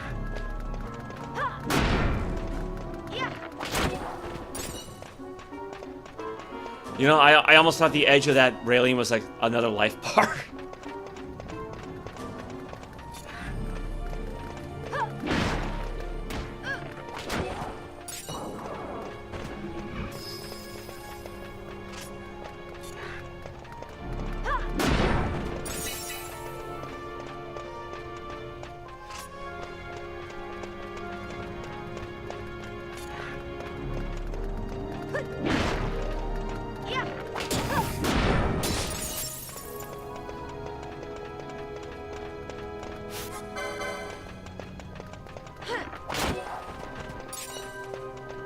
Yes, I think we're getting close to the exit.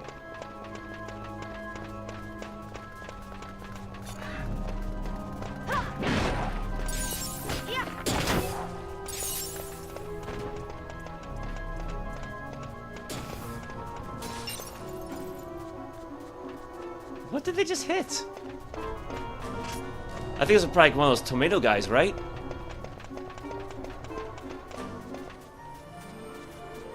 Well, I don't see any loot being dropped, but yeah, they hit something.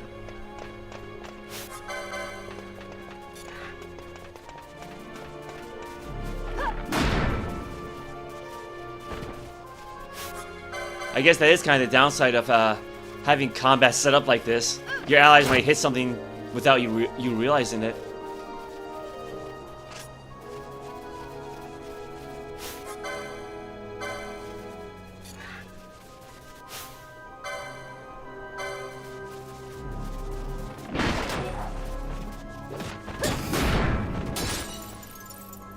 Oh, she still got Blizzaga set up. I didn't even realize that. Oops.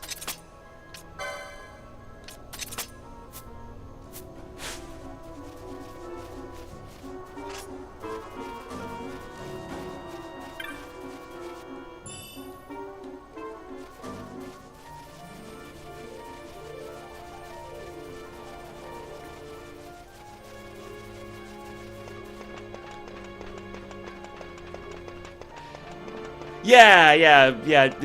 Bandai Namco seems to be very averse to having their female characters grow old. Yeah, because I think, look, what? Anna and Nina were like one's like carbon freeze or something like that. And like, I think Soul Calibur 5, Ivy was given like some sort of like artificial soul that kept her young. I think when it came to like 5, the only characters who basically aged was like Hilda and technically Amy. Because even Tira was still pretty youthful.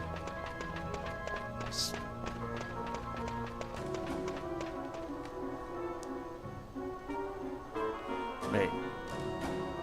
You like to see a 40-year-old woman strong and beautiful in a fighting game, but all they add are 17-year-olds and 18-year-olds that look 11. Well, I don't think I've seen any girls who look that young. I mean, like, even Amy and Talon look a little bit older than that.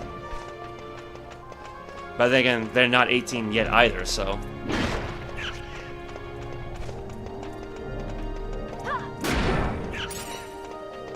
Like, Ivy's, like, the closest you get to, like, having a mature woman, but...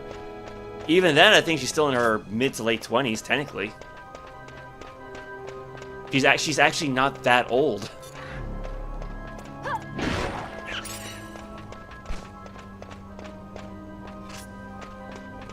But actually, that was kind of an interesting thing for me, because I did take some of my female characters and actually aged them up by, like, what was like 17 years, I think. In fact, that's actually a big reason why Den Bloodsoul has the cynical voice, because it sounded like very similar to the voice I gave her in Soul Calibur 4, but it felt much more tired.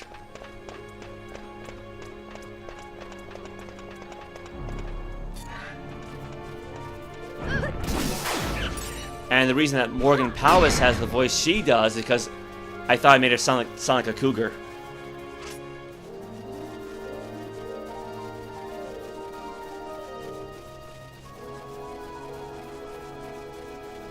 Yeah, I mean, because granted, yeah, Terra was quite young in 3, 4, and... No, 3 and 4. Yeah, she would have been, like, I think 16 or 17 in those games, so...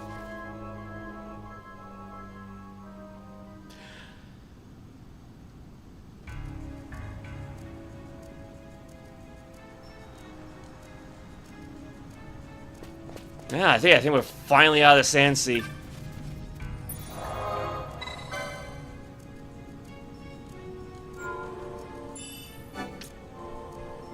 It's like 145. I should probably make a timestamp for this, actually.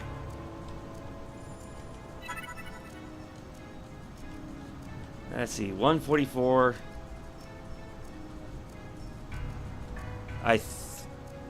Yeah, so Westersand. I'll go with that.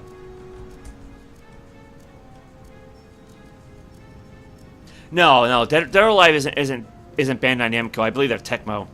So like the same company that makes Dynasty Warriors, which is probably like a big reason why you had so many of their characters in Warriors Orochi 3. I mean, granted, in the case of Terror, I guess because she was serving Nightmare and came into contact with like Soul Edge, I guess she stayed young because of that somehow.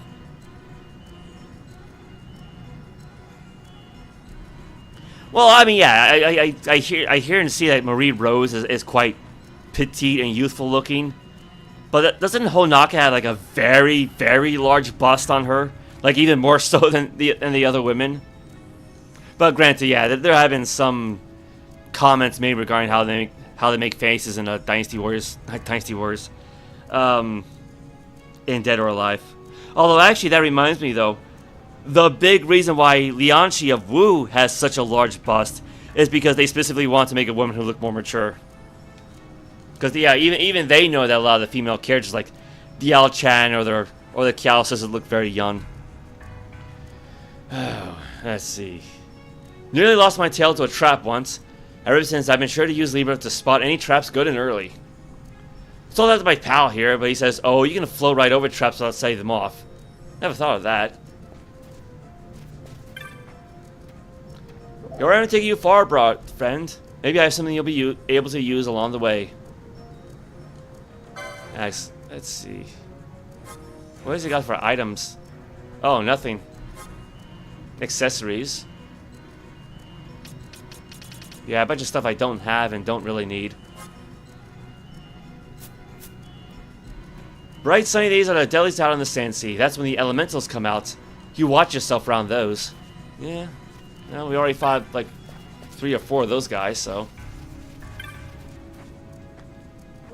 I give up. Trying crossing the desert again.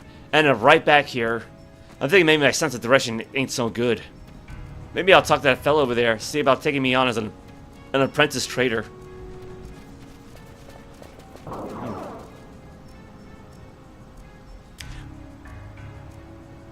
Yeah, I suppose a ballerina outfit would look good on a Marie Rose. I imagine it would look good on a Kula Diamond from KOF, because she has a bunch of ballerina kind of moves.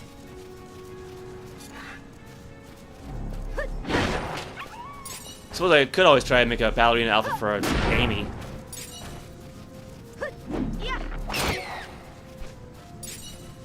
Yeah. So like, yeah, Honoko's like very busty, but she still has like a very young-looking face.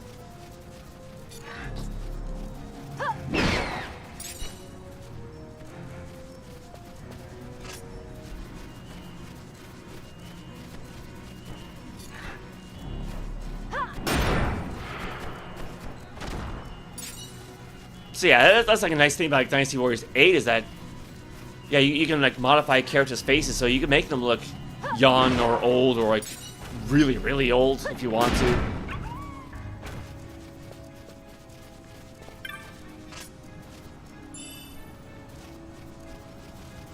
It's like Quintessa does kind of stand out a bit because she has that same youthful kind of face found in Soul Calibur. Especially with her big eyes.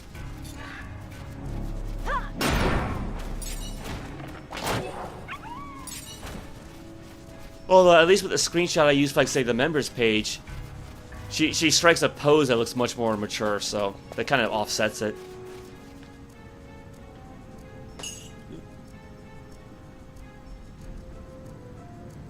Yeah, my coffee's all cold now.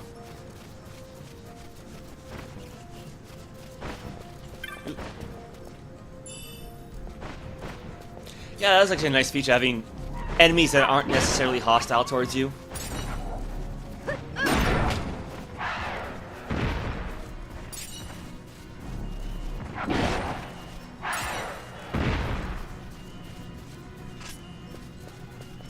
Yeah, because, you know, it can be a bit of a challenge to try and make characters, like, look distinct from each other. And thankfully, you know, I do have a background in illustration, so even though I don't draw anymore, like, eventually I did learn to make characters look different from each other.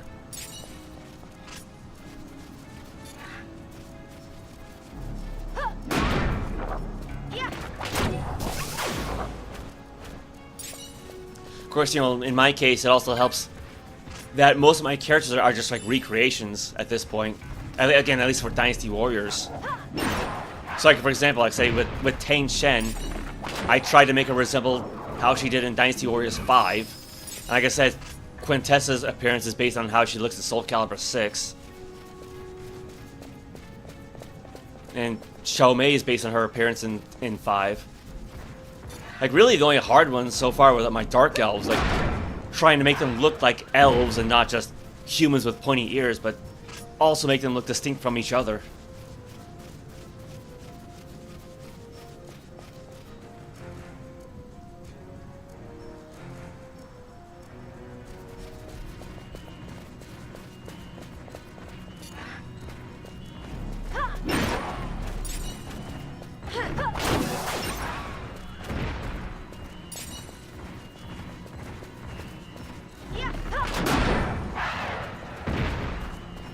You know, the only way to make this whole thing lazier is if there was an item you can equip that make loot fly towards you.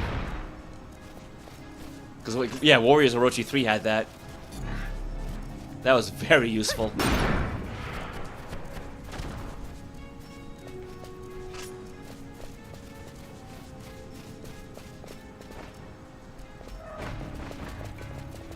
We got some wolves.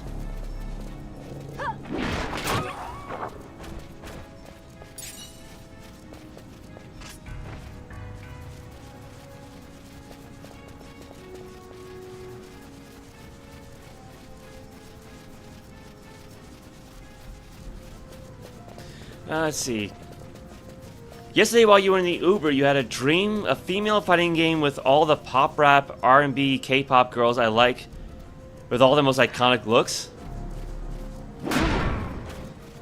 I guess you have been playing a lot of Skullgirls then, huh? I mean, I know Skullgirls isn't quite that aesthetic, but...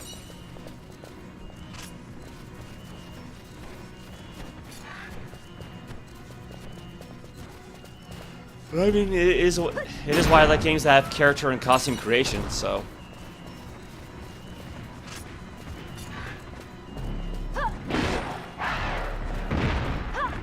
Well, I mean, you know, they did give Julia a K-pop outfit for Street Fighter VI. I don't think it's available anymore. It was like a very, very limited time thing. Actually, you don't know. You know what? That reminds me. I think this month, if you play as Sagat, and I guess if you earn like karma with him, you're supposed to be like able to like unlock a extra bonus color for him. I think. I don't quite remember how that was supposed to go now. Because I've hardly played Street Fighter VI since he came out. And the month's already like half over, so I should probably double check on that. Yeah, I forgot how that was supposed to go.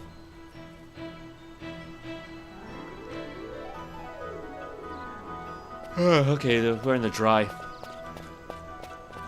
Yeah, as I recall, like, the weather here changes based on... I think the clock down there.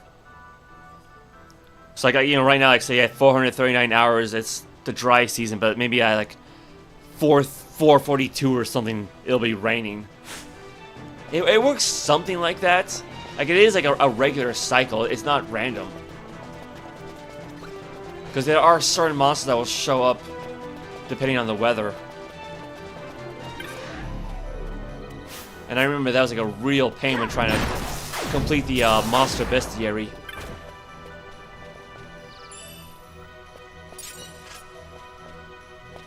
Because I think there's like an entity in this region, and it only shows up not only when it's storming out, but when you can actually see lightning crashing in the background.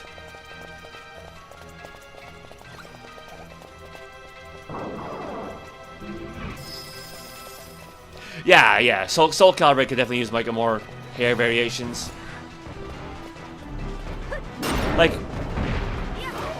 I mean, granted, I've never made 3D models, so I don't know how difficult this is.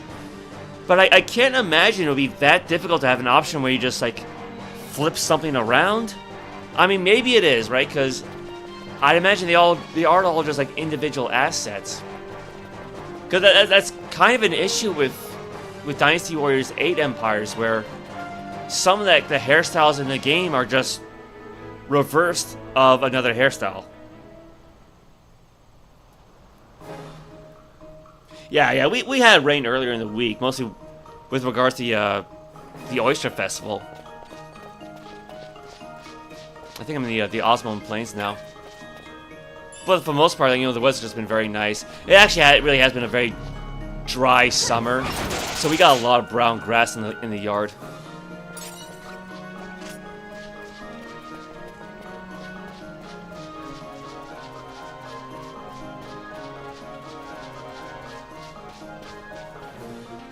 You know, like, there are elements of these lands and these areas that make me wonder what the heck happened to this place. I mean, I don't even know what I'm looking at. Like, at first I thought maybe it was like the remains of a crashed ship. And actually, you know, that probably is. It is what it is, because the story proper takes place 2 years after a war. So yeah, it could be kind of how the Star Wars, like, The Force Awakens begins after some major conflict, right? Where, like, you see Rey exploring a fallen Star Destroyer.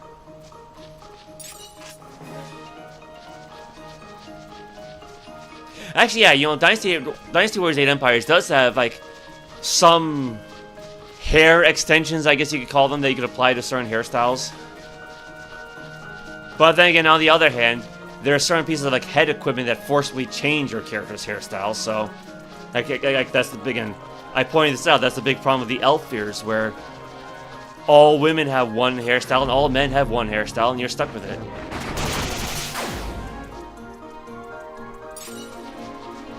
Yeah, I never really thought about dressing up Amy as Ariana, but then again, I don't really follow her, so I'm not really sure what outfit I would give her. Like, Rocky's mentioned dressing up certain characters as Michael Jackson, because at least I know he's had some iconic outfits.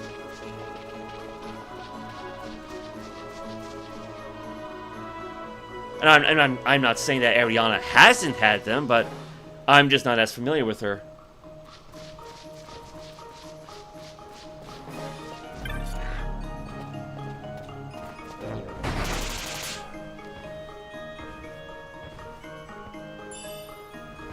You know, I probably shouldn't use that shock spell because it got such a delay after the end of it. Like, once Ash casts a spell, even when it's like successful, she just kind of stands there and poses for a little bit. Yeah, there you go. So yeah, Rocky wants to dress up Amy as Ariana.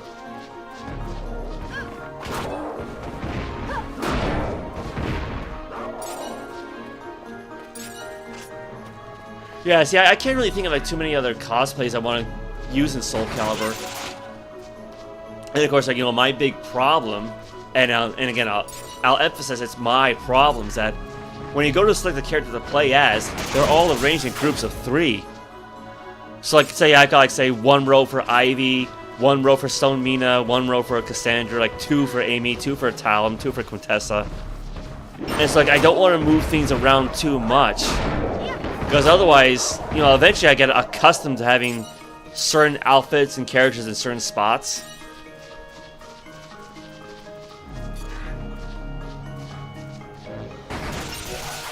So like, I feel like if I want to make like 1 new costume for a character, I also have to make 2 other new ones, right?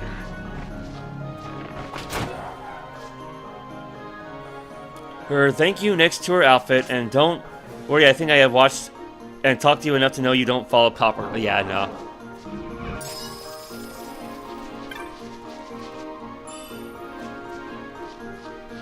Yeah, I haven't really followed pop music probably, again, since like the days of like Britney Spears and Christina Aguilera and whoever else was performing like in the early 2000s. You know, the height of the boy band craze as well. Oh, there's another entity.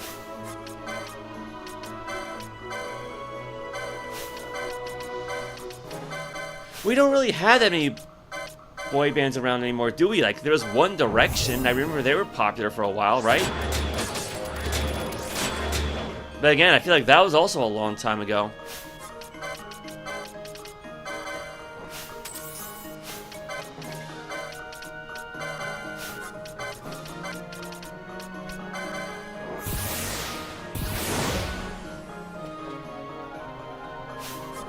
You know, I should probably put regen on just in case.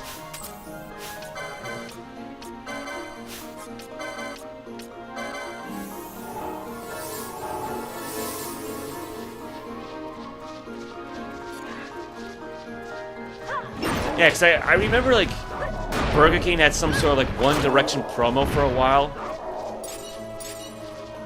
But I think that was, like, back when I was still working for, like, the Home Depot. And I lost that job back in, like, 2011. So, that, yeah, that would have been a long, long, long time ago.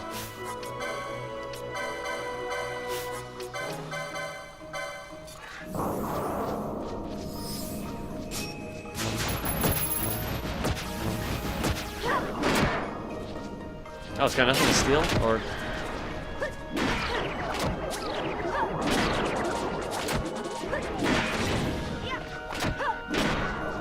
I mean, yeah, to be fair, yeah, if I could find, like, a good costume for, say, Ariana, Sabrina, and Melanie, you know, that would make sense.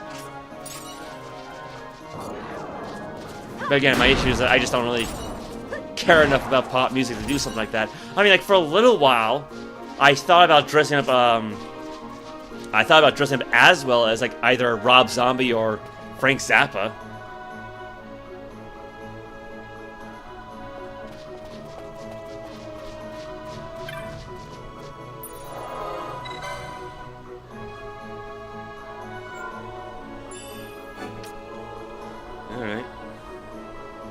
haven't really been paying too much attention to timestamps.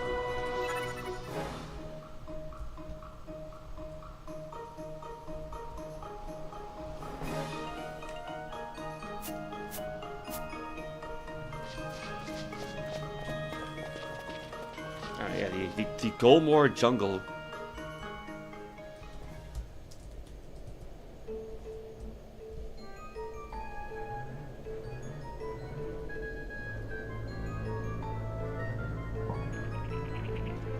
Alright. Yeah, you know, I kind of meant to go back to Rabanastre, and we went totally the wrong direction. Yeah. I figured. Yeah, I thought I heard that like One Direction kind of fell apart. Oh, I don't want to say fell apart, but yeah, I don't think they're really together anymore. So, yeah, again, it shows how much I pay attention, right? Like I mostly just listen to like hard rock and alternative rock and classic rock stations. So.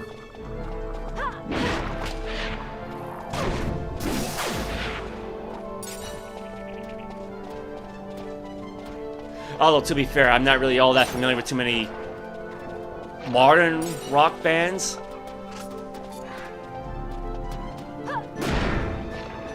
I mean, like, Iration comes to mind. I think that was their name, like Iration, but I wouldn't necessarily call them a rock band, though. But I have enjoyed their music, assuming I got the name correct.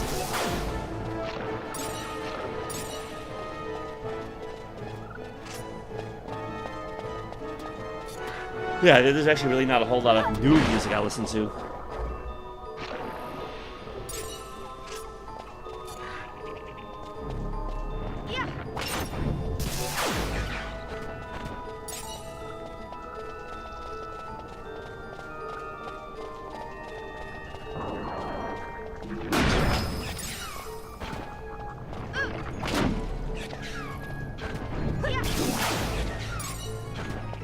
A demon eyeball.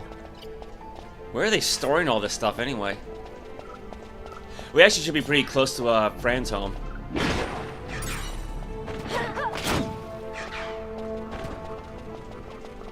Yeah, you know, yeah, it's hard to believe that Ozzy's gone. But at the same time, it's hard to believe he even lived this long to begin with, so...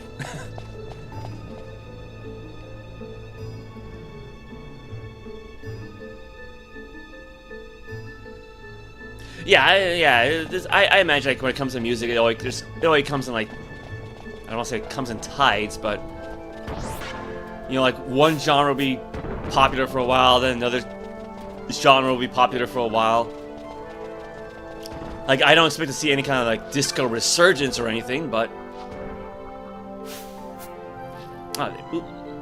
there we go. Hosier, yeah, or Hosier or Hosier. I've heard of them, yeah. I've listened to their songs. I mean, I can't think of any off the top of my head, but I've heard of them.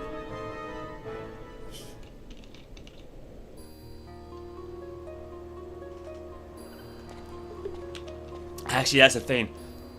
It's kind of wild when I'll listen to a song on the radio, and I'll be like, I haven't heard the song in a while, and then I realized it came in like 20 years ago. I think I got like a perfect example would be like 1, 2, 3, 4 by Feist, which I think came out in like 2007.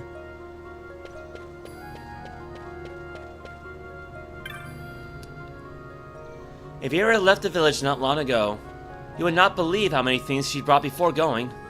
Kupo. Something tells me we won't be seeing her back this way again, Kupo. I'm not sure why, but it makes me sad. You'll come back again, won't you? Looking for something, Kupo?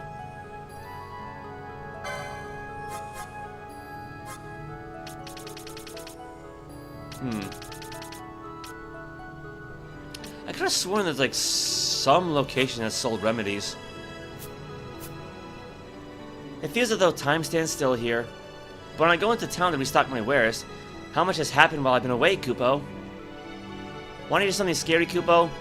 I have it on good authority there are monsters which mimic crystals and pounce when you touch them. Yeah, you only ever come across a few of those in the game, though. Inventory.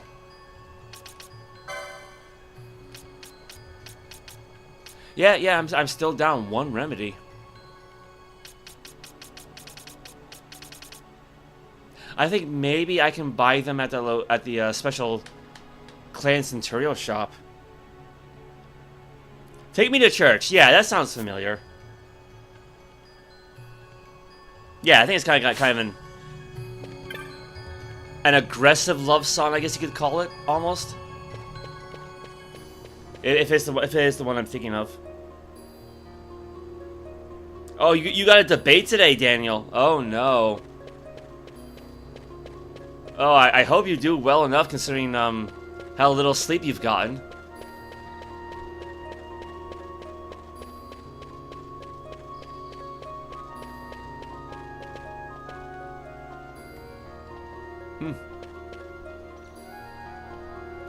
Kind of a silent pair, aren't they? I mean, they are technically moving a little bit.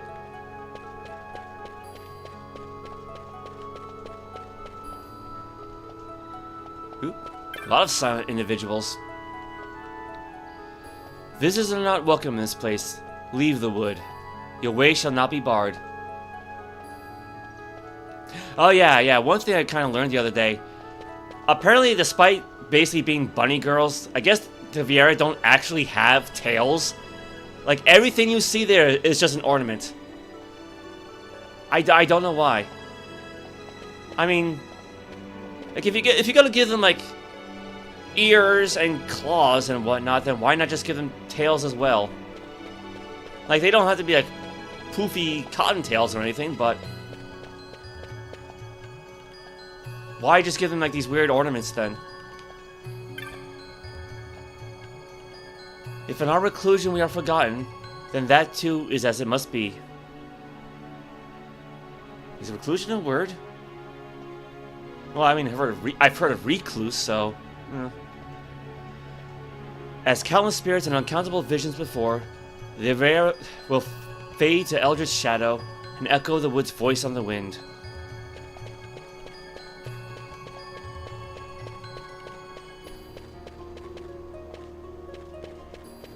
You know, that's actually kind of one of the funny things about Dungeons and Dragons. Like, while it is largely inspired by Tolkien, whether they want to admit it or not, at least in most of those settings, elves aren't fading away.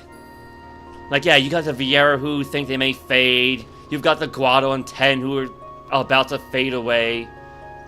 Like, elves, you know, they're small in number and they're hard to come by, but they're pretty much here to stay. You know, especially the Dark Elves. You persist in visiting us. I did not think our welcome so inviting. What do you think to find here? Or do you think not at all? It's that option. Is this sluggish wit that gives you humans such resilience? Intriguing. I mean, I'll be honest, I'm just kind of wandering around, so... Our paths are of our own choosing. Should two paths diverge, we might look back upon the time they were one, but never can they be untrod. Yeah, again, that's kind of the issue with being half asleep, is that I got like one eye closed. At what do I look? I would know this answer myself. Water is like the soul, ever-changing, constant only in its inconsistency. It flows, and freezes, it joins the air, and rains down upon the wood.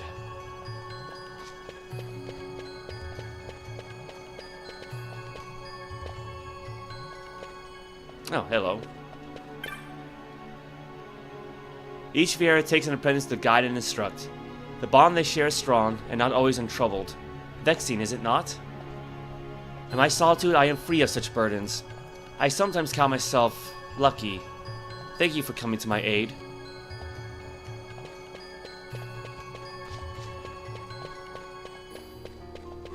I mean, you know, no, there are like a lot of people who listen to like the Soul Calibur voice sets and the music. I mean, you know, back when the game actually had those things regularly available, like in 3. I mean, thankfully, Soul Calibur 6 does still have a music player. And yeah, again, I mentioned on Friday's stream, I was surprised that actually 10 too has a music and video player.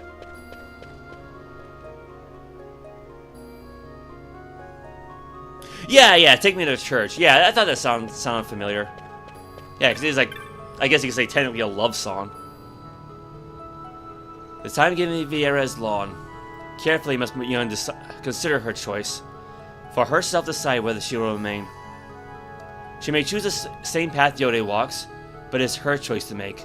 Strength it takes to live by Vieira laws. Strength I may have lacked. Yeah, I imagine, because, like, I know there was, like, at least one website that had all the voice lines uploaded. Because, when I made my own little custom intro for Soul Calibur 6, that's where I went to get to the narrator's Soul Calibur 6 line from. I actually saved that as a separate downloaded file.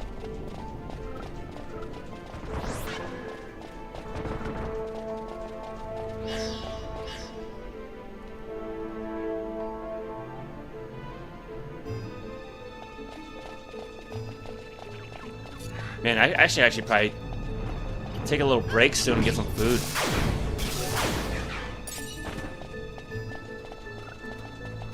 Because being half asleep is bad enough, but being half asleep and hungry is really bad.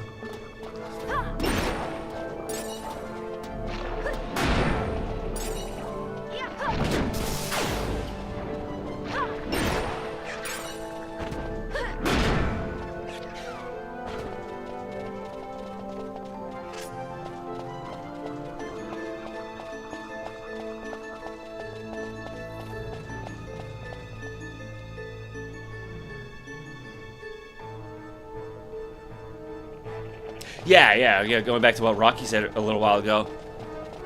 You know, yeah, it's kind of a surprise that, you know, Hulk is gone, but at the same time, and again, it's a miracle that Hulk Hogan lived as long as he did, because wrestling is a very tough business. A lot of them do not live to old age, at least not without a lot of problems. All right, yeah. Take care, Daniel. You'll come back soon, but again, I hope you get some rest, man. Yeah, let me try to get out of this jungle first, and then I'll take a break. Because I mean, I don't really plan on streaming for too long today. Yeah, again, it is really just a chill stream, and that's basically how my live stream started too. Like if you go all the way back to like the first few streams, back when I only streamed on Sunday, that's pretty much all it really was just me just kind of chilling out with whoever would stop by.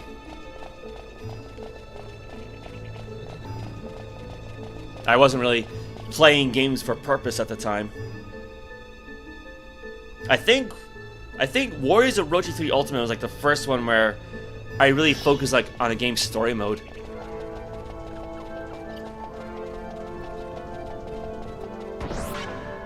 And then I'm not really sure what I start to play after that.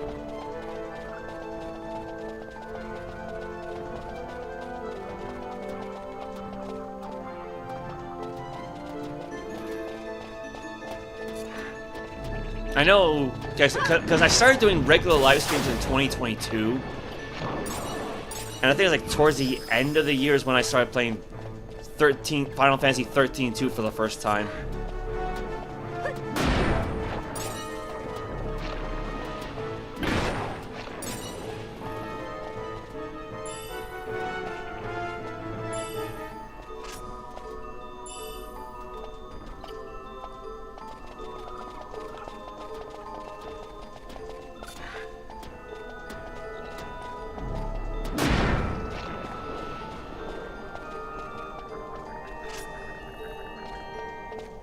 Although, I guess to be fair, at the time I started, I didn't have a whole lot of new games anyway, so...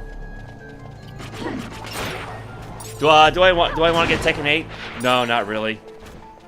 I mean, again, I've always been rather indifferent towards the Tekken series. Like, I don't hate it, but... it just doesn't interest me as much as other games do. Like, I don't even play Street Fighter 6 as often as I used to, either. And Kingdom Fighters 15 is basically collecting dust at this point. And I hear like a lot of more hardcore ticket players saying they have so many issues with the game.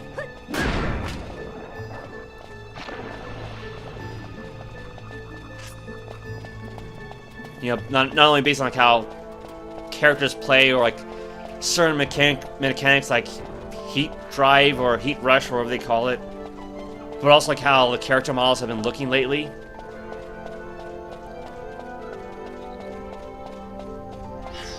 Kind of like the idea that like Asuka doesn't have a neck. Yeah, now see, like the footage I've seen for like Virtua Fighter 6 does look interesting. I think it's like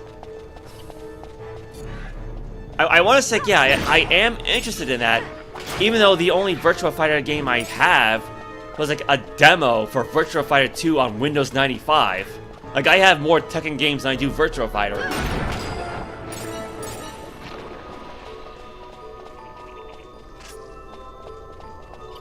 But I suppose, you know, one thing about Virtua Fighter is that it's just so very straightforward. Like, I think aside from the existence of Dural, there's really nothing all that silly about the game. Where, say, you know, with Tekken, you got, you know, how's like that Spoonie put it? Like, you need to play a real game, a man's game with fighting bears and wooden men made of steel with Satan tag teaming with a kangaroo. You know, Tekken is a very silly series.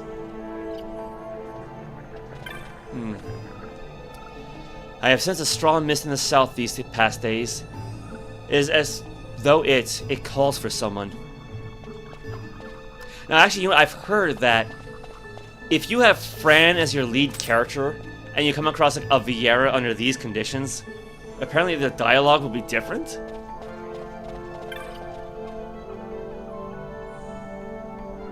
I have sensed a strong mist in the south these past days. Okay, no, same dialogue.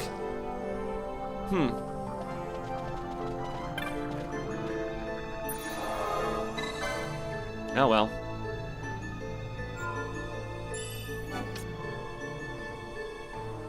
Yeah, I mean, you know, it's a shame you can't have characters like move around like this in all the major settlements, like Rabanastre. I mean, I guess the upside is that whatever spells you cast, their duration will not end while you're in like a major city. Of course, the downside is you cannot cast spells when you're inside of a major city either, so because there's no action menu.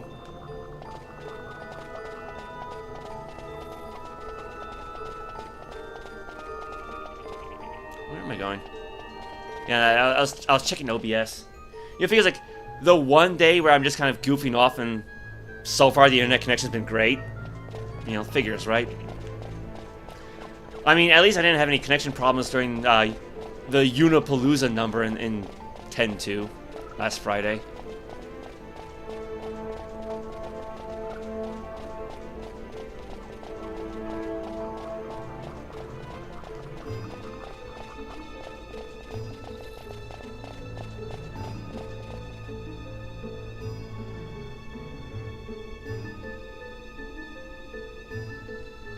Yeah, you know, at this point, when it comes to, like, quote-unquote new games, the only ones I'm... Weren't we here already? Yeah, I think I'm going back in circles again. Yeah, I think the only one I'm really interested in it would be, like, the new Ninja Gaiden game. I mean, I've never played Ninja Gaiden before, but, you know, Record thinks highly of the series. And I mean, I did have fun playing as the characters in Warriors Orochi 3 Ultimate. I mean, I know it's probably not how they're going to be playing in Gaiden itself, but I figure, you know, if there's anything like Devil May Cry, I should probably have fun with it. And yeah, at some point I really should try to get Baldur's Gate 3. I mean, again, I'm not sure how I'm going to make Quintessa in that game, because Baldur's Gate 3 takes place in the Forgotten Realms, and Quintessa's from the world of Greyhawk. Like, they're similar settings, but they're also very different. And, like, the human ethnicities are actually quite different from each other. It's like, I mean, you imagine, like, one ethnicity that's, like, fair-skinned, but they like predominantly have red hair and green eyes, and another has like blonde hair and blue eyes. You can't really swap them around. Not really. Or, you know, actually, better example, right? In Greyhawk, wild elves were actually very short, like 5 feet on average. They're fair-skinned, and their hair is like, you know, blonde to copper red. Whereas, say, in the Forgotten Realms, wild elves are not really taller than average, but they're very robust. Like, they're very strongly built. And they've got brown skin and brown to black hair. So you can't really take a wild elf from one setting and then put them into another setting. It's not going to fit.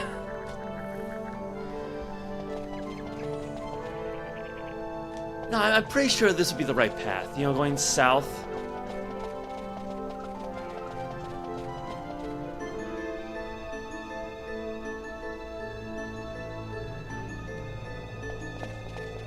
Alright, so who's Lisa Grayson though? Because yeah, I don't really follow like MMA or UFC or anything like that. I know there's like a UFC fighter who has my name, but that's about it. I mean, granted, you know, when I found that out, that was years ago, so I don't even know if he even still competes at this point. But yeah, one of those things you find out when you Google your own name.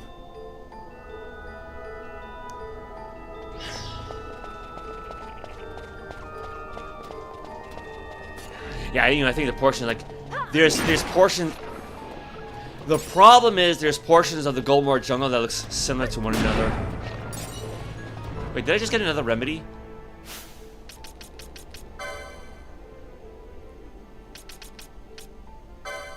Oh, I did. All right. Well, don't have to worry about that then.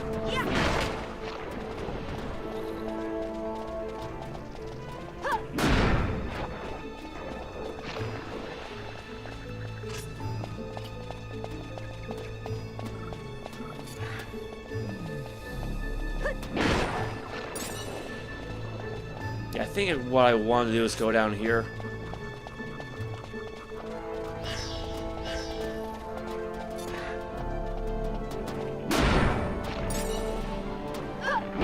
I wonder what do those force fields feel like.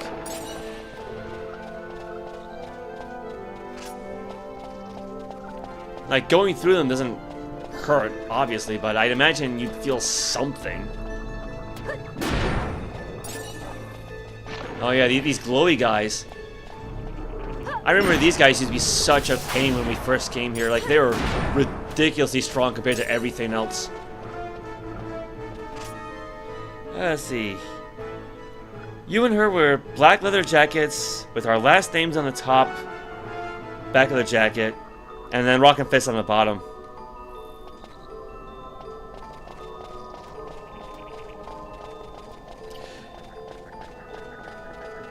You know, I wonder if anyone's ever made a recreation of Curly Howard's character from the Three Stooges short, Punch Trunks, I think it was. It was like Knockout Stradivarius. Or was it like Stradivarius Knockout?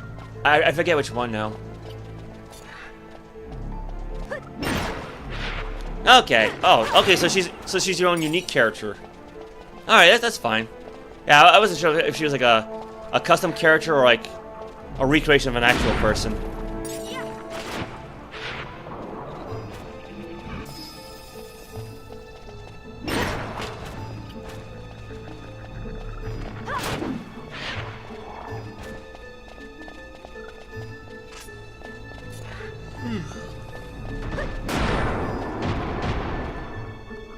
Yeah, so, you know, kind of like in Ultimate 3 Exodus, when I made a party using myself, Quintessa, Corinta Broward, and Variolus.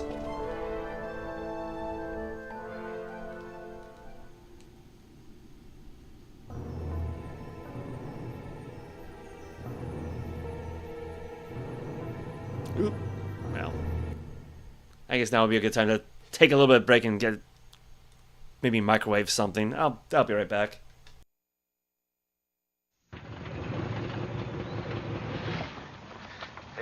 Summer boy, mustache man, your worst nightmare has arrived. Pack up your stuff. I got a little surprise for you here. Check it out. What do you think about that?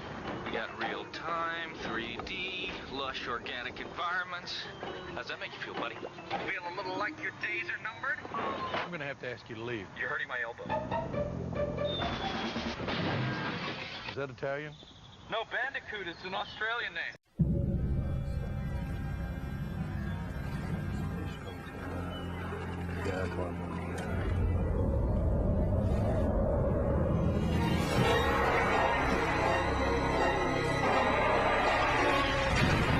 Harness the power of the elements and summon great forces in Golden Sun, The Lost Age. Rated E for everyone. Thought you were going to summon some wind. Shut up. Only for Game Boy Advance. Make a new light eggnog with all the natural full-bodied flavor without so many calories. Dick Moore said, "We suspend our cows from helium balloons while milking." Richard Stickney said, Highly sophisticated breeding techniques have produced a lighter cow that gives a wicked light eggnog. no matter what theory you subscribe to, this new light eggnog from Idlenot's wicked good. So if your grocery or supermarket don't have it, put up a fuss. We went to the big guy. We laid the whole thing out for him. We told him we had this great idea for a new game called Sonic and Knuckles. It's Knuckles in his own game. Plus, it has new technology. Lock-on technology. So you can play Knuckles in Sonic 2 and 3. It's revolutionary. He just laughed at us. So we sold the whole thing to Sega. Who's laughing now? Fat Man!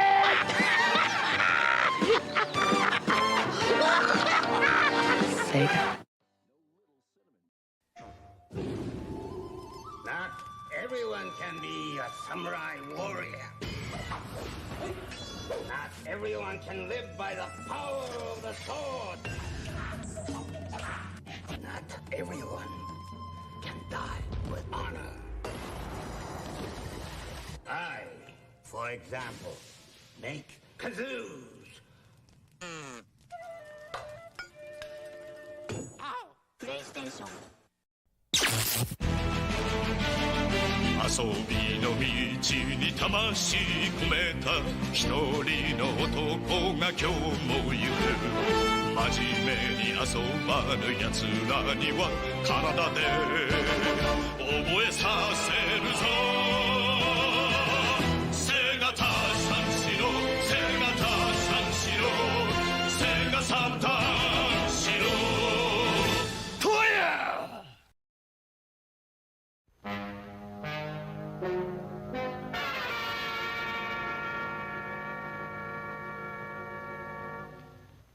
The world is under attack.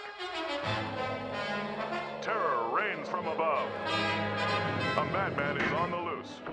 And there's only one hero that can stop him. Hover Boy! From deep within a secret headquarters, the order is given. He's a threat to capitalism. Santa Claus must be stopped. And so begins another thrilling Hover Boy adventure. Filled with action, romance, and danger. Look out! Eskimos! You'll find it all in Hover Boy Destroys Christmas, the most amazing spectacle ever put to screen. Ho, ho, ho! I'm going to deliver toys to children all over the world! No! If you enjoy gripping adventure stories, we suggest this one. Hover Boy Destroys Christmas. Sorry for the interruption. The what? Well, that's what a commercial is, basically, right? Don't tell him that. Why not? Let's be upfront about this. This is a commercial. Hold it. Don't zap me yet. I usually zap the commercials. I understand. But you could really use these books. Know what they are? Encyclopedia Britannica. I've seen your commercials. Good. But I think I'm too young to use it. That's what a lot of I'll handle it. This is for all ages. Here you go. Ready reference. What are you studying? Elephants. Volume 4. Check it out. They're endangered. I know. Then if you want more information, you have this next section. Isn't it time for the 800 number? Definitely. Excellent. You're on. To find out how you can own the new Encyclopedia Britannica, call this number and we'll send you this free booklet. And for previewing Britannica in your home, we'll give you this 3-volume desk reference set. So if you would like the encyclopedia... First, I'll call this number and get the free booklet. One step at a time. I suppose. All right. I microwaved a... I microwaved myself a bowl of pasta. So if I go quiet for a little bit, that's why. Admittedly, you know, having a little bit during the break was definitely helped.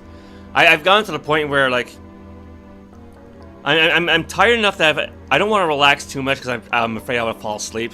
So I'm kind of like squinting a bit. So I'm like the opposite of relaxed. Yeah, I was gonna try to avoid the trap, but oh well. You know, I still don't know what a Sten needle is. Like, yeah, no, they couldn't just call it like a needle trap. No, it's a Sten needle.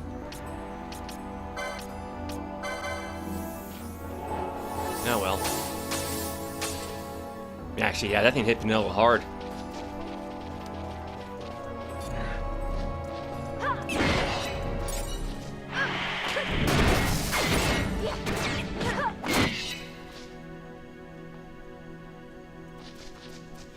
You know, at this point, we might as well just journey to that giant crystal place.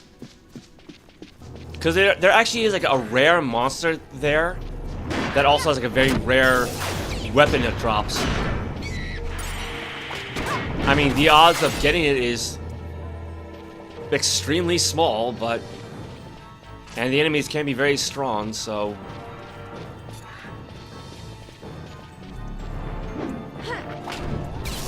Let's see, you made Lisa Grayson pink boxing gloves with black hand and thumbs? Alright. Trying to like imagine that in my head.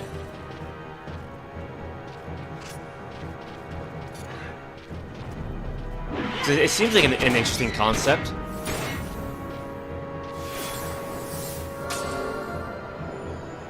Yeah, because, you know, that's the one thing about wrestling games. Like, those that have a character creation mode, they tend to go all out, don't they?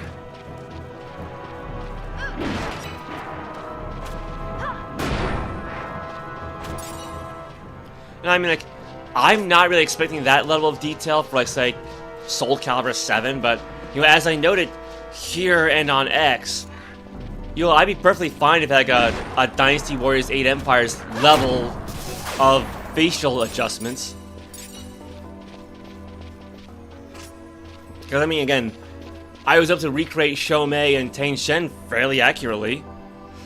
I think, I mean, I may go back and touch up Shomei's face a little bit, but yeah, I think Tang Shen came out fairly well. Like, you know, the big issue is, like, I just can't... 8 doesn't have her old hairstyle. I mean, it's got her old armor at least. I'm thankful for that. Yeah, she does, you know, look a little bit younger than she did in 5.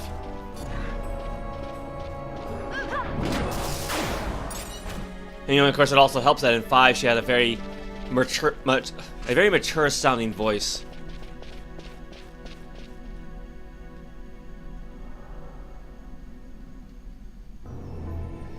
Yeah, recreating her in a number of different related fighting games sounds fun. Again, you know, it's like me recreating Quintessa in all sorts of games.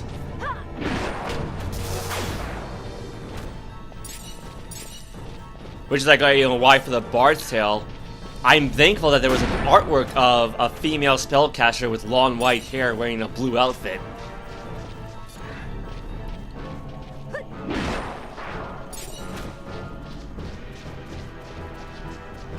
Or like how in Ultimate 3 Exodus, using the upgrade patch, the wizard character will have a blue outfit.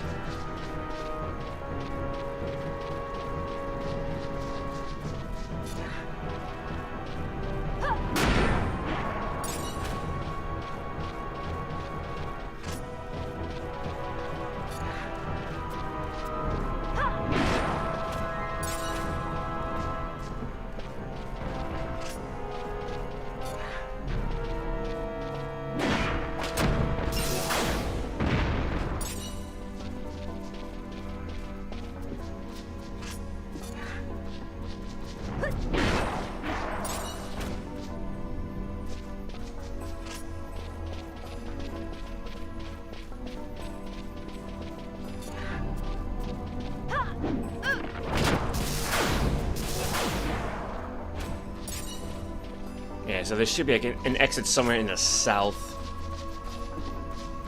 I'm just kind of hoping to get one of those Hell's Gate pieces of loot. Because, like, I mean, again, I don't really need them, but they are ridiculously rare.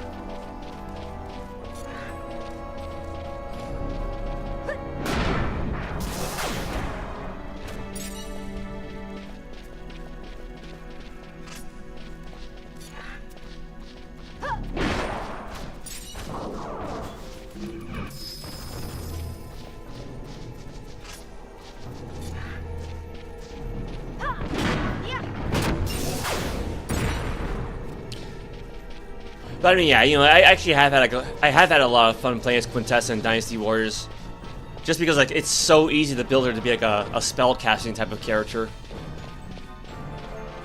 like just like raining down lightning and conjuring fireballs, being able to like teleport.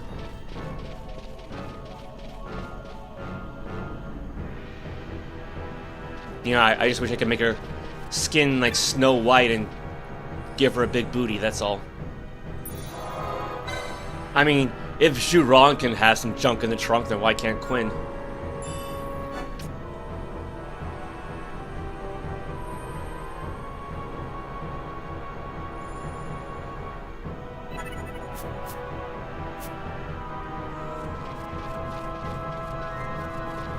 Yeah, the downside is being such a big game, it takes forever for it to save.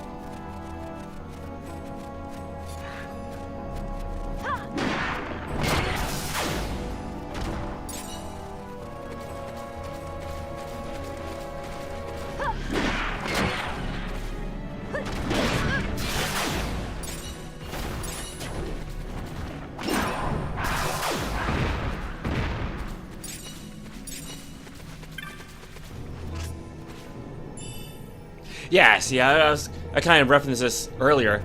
Those are like the kind of monsters I gotta be careful about. Like, when they cast Reflect, Penelo's Thundaga will then reflect off of them and strike us.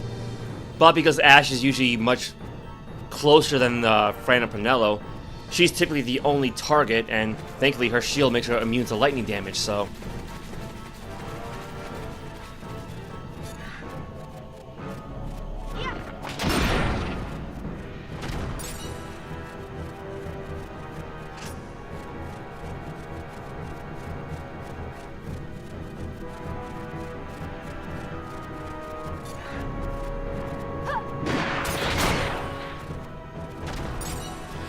I gotta say though, I am really curious about how they made this kind of like magical, misty atmosphere. Like the fact that you actually see like reflections of the characters every so often, I think is like really neat. Again, particularly because this is a PS2 I'm playing off of. I mean, even in modern games, I don't even see an effect like this. Like, the closest actually would be, you know, again, Dynasty Warriors 8 Empires, which does a great job with weather effects. To the point where, like, if it's, like, raining out, and the lighting is just right, and you're on like, a nice, smooth, reflective surface, you can actually, like, see your character's reflection in the surface. But it won't be, like, a perfect reflection. It'll be completely distorted. You know, the way you'd expect it for, like, a very rainy weather.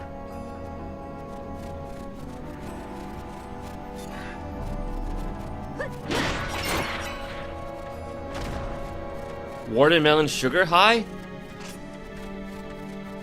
Is that a song lyric? Because it sounds familiar. Because I can't recall ever getting a sugar high from eating watermelons.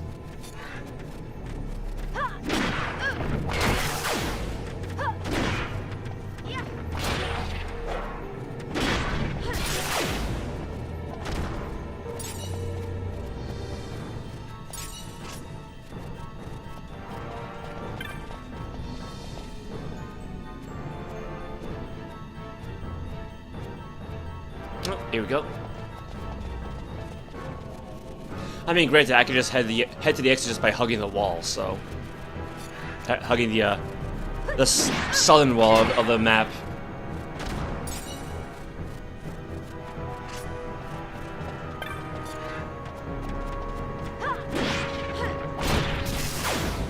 Okay.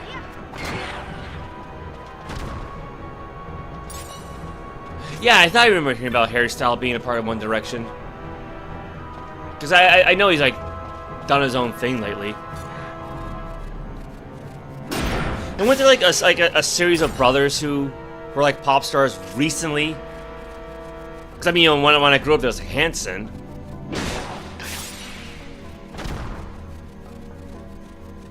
But, yeah, it wasn't, like, another set of brothers recently that like, a pop music act. Oh... I don't know what direction we're going in anymore. Yeah, speaking of getting lost, right?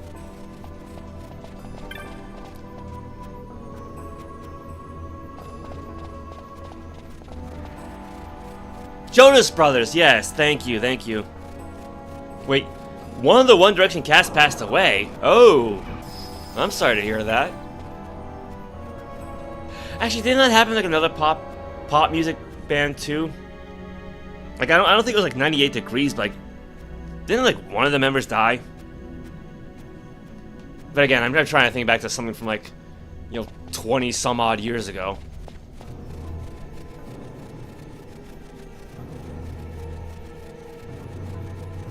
And you know, this is kind of crude, but I always did find it amusing that Joey Fatone got rather husky as he got older. So,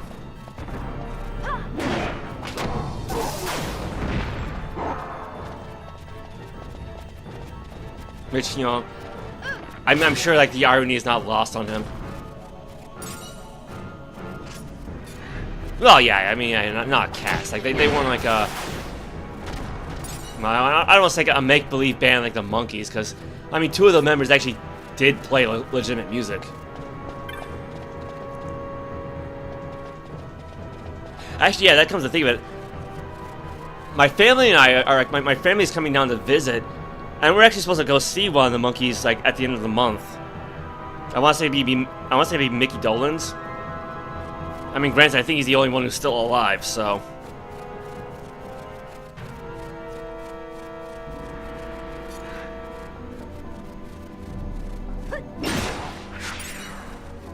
Yeah, because I know Michael Nesmith has passed on. I'm pretty sure Davy Jones passed on. I don't remember about Peter Tork. I can't remember if he's still alive or not.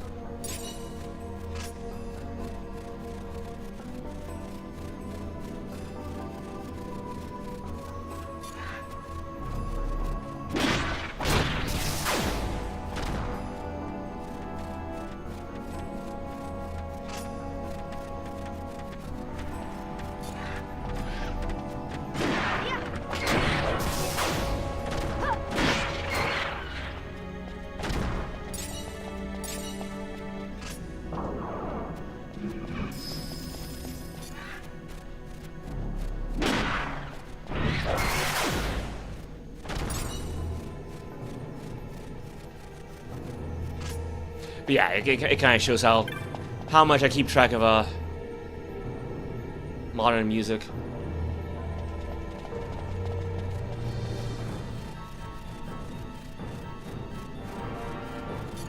Oh, Liam Payne died last year. All right. Actually, you know, come to think of it, didn't MTV actually have a television show about like a fake music, like a fake boy band? Like one of the members was like meant to be like a husky, bald, middle-aged guy. And I thought I heard like one of those like cast members actually also died. But again, I could be wrong.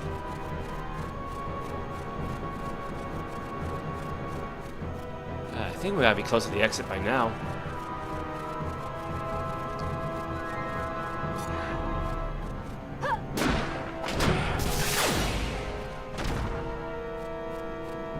Actually, you know, that reminds me, you know, speaking of, kind of sort of speaking of Beyonce.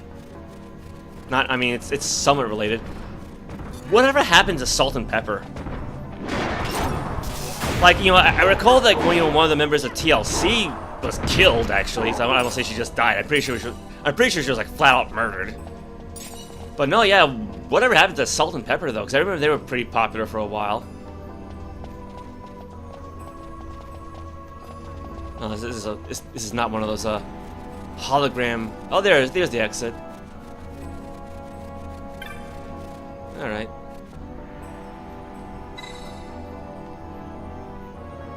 Yeah, why not? Giga's Summoner, Gate's power is yours to claim. Beyond the one gate lies secret Giruvegan. Over the one gate, the Gigas hold sway. Well, thankfully we don't need to summon him anymore, so...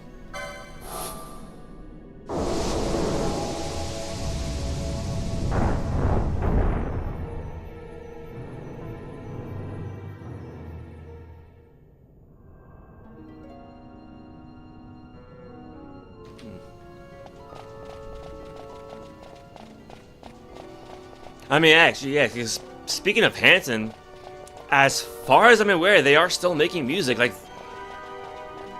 I'm pretty sure they never really stopped.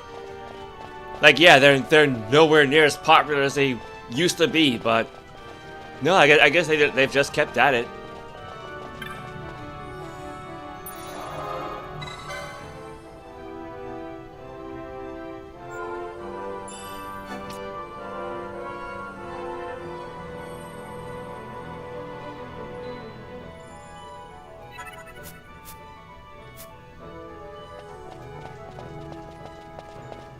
I wonder if there's actually an actual limit to how many clan points you can earn. Then again, I'm wondering if there's what's the limit on the experience points.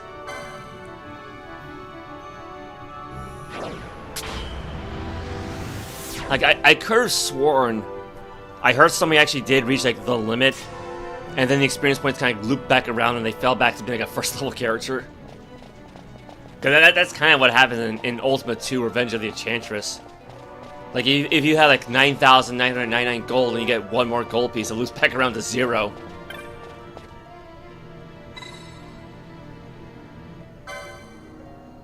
Yeah, I gotta imagine making the stallion has some spicy lyrics, right? So definitely need a radio edit for that.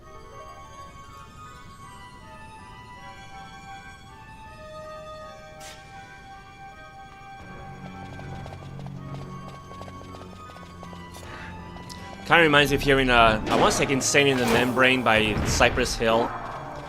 And they would, like, bleep over the bad words using, like, funny noises like car horns and whatnot. I think that happened for one of the radio edits.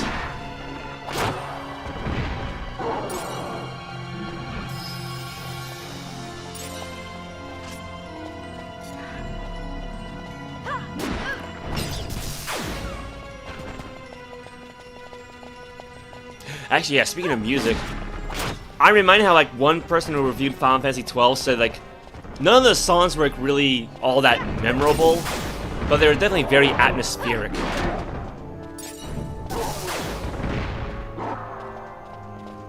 Like, you certainly get kind of the sense of, mythical grandeur in a place like this.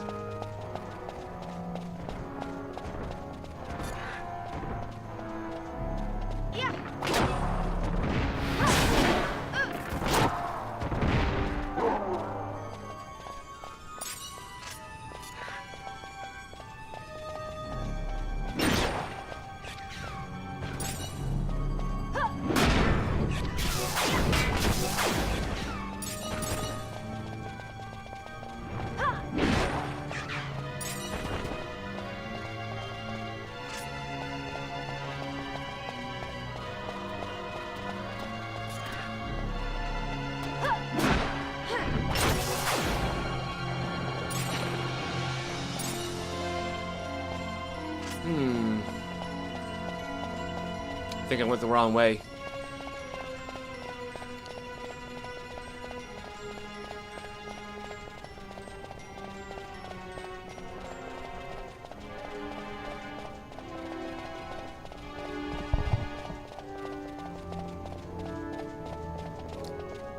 Oh, that thing could be nasty. I mean, I'm sure we can probably beat the thing, but...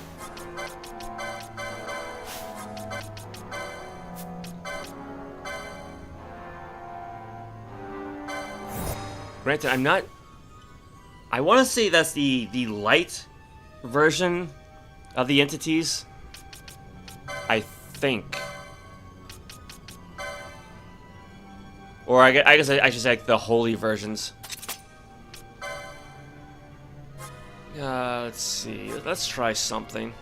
Where's my Darkra spell? Yeah. We'll probably try for Dark God at least.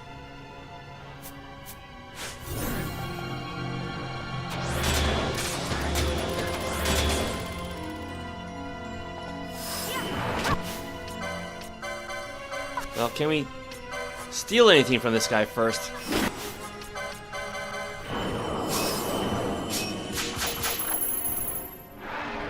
No, nothing to steal, alright.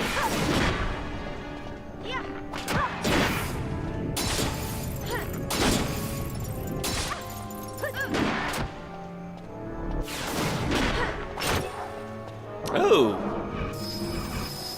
I gotta say, because if that thing was gonna cast Holy on us, that would be real painful.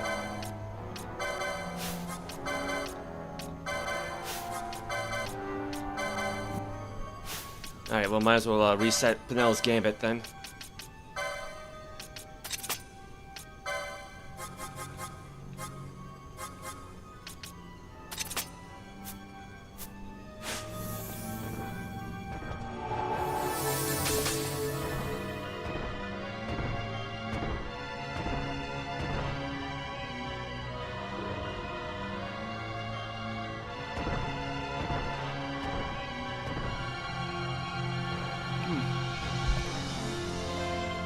Yeah, Gwen Stefani from No Doubt. Because I should have one of their songs saved on my phone. I want to say, like, Don't Speak.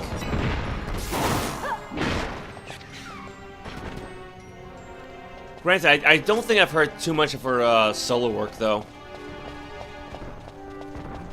But yeah, that's going way back, though.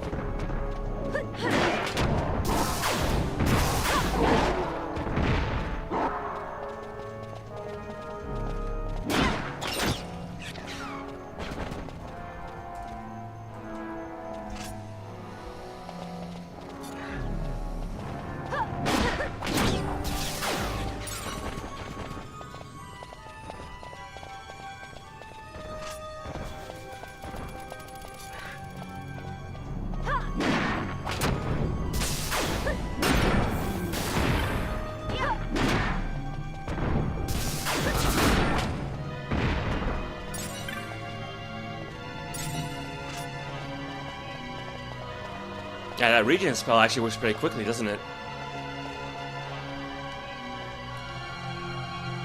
Oh, that... Wait. No, I'm pretty sure this is where the path is, right?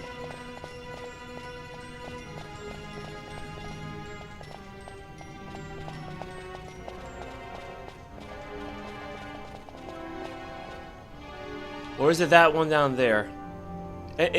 Yeah, I think that's where we want to go. The one down there. Yeah, I've heard some of Avril Lavigne's stuff. Again, it's been a long time, but... And I can't think of anything off the top of my head. So I guess I should say that's a name I recognize, at least.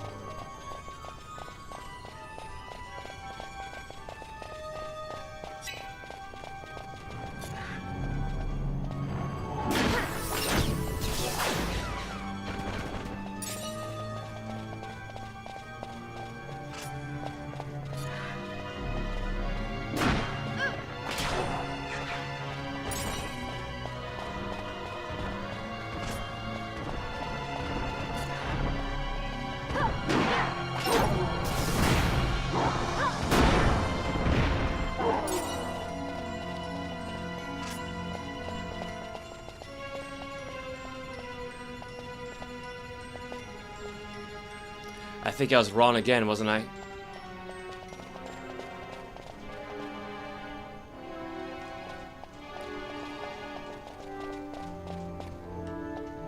Okay, gotta keep going.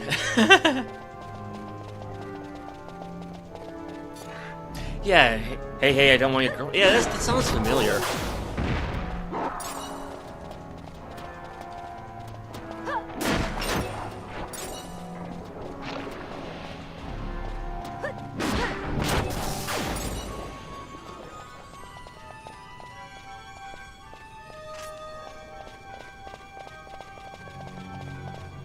I guess I just gotta pay attention to where those little green circles are at the bottom.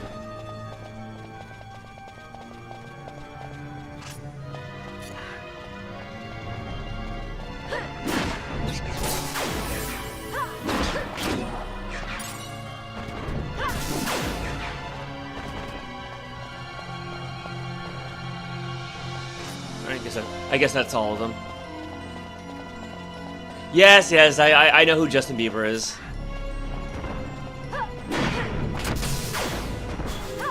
Like, I remember, like, somebody once took, like, a photograph, like an aerial photo of his house, and, like, the way the photo was, like, pixelated and at the angle, it looked like one of those, like, isometric games, like, say, like, StarCraft, or, like, say, you know, SimCity 2000.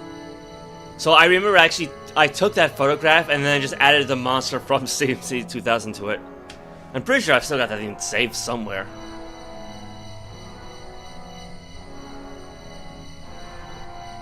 But yeah, Bieber's had quite a life, though.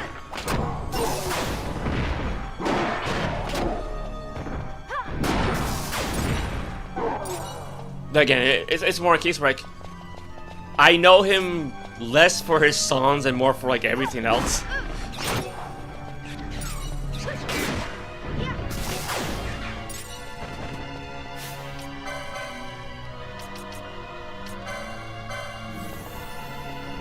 I might as well just do that instead of the whole regen thing.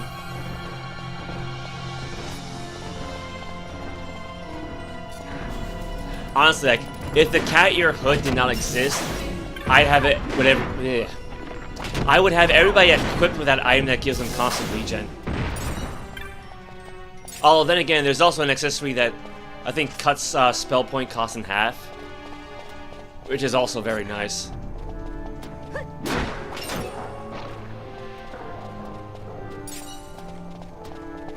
And if I remember correctly, I think in the Zodiac Age, the cat ear hood behaves completely differently.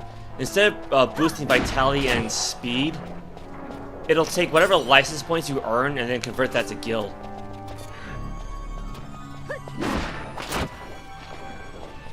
Oh, actually, you have that that reminds me. Because one of them actually died during the fight, didn't they? That's not it. That's not what I want. Yeah, that actually happened more than once. Yeah, it's like Ash lost out on 1 point, and Pinello on more than 1 point. Because otherwise, everybody else is the same.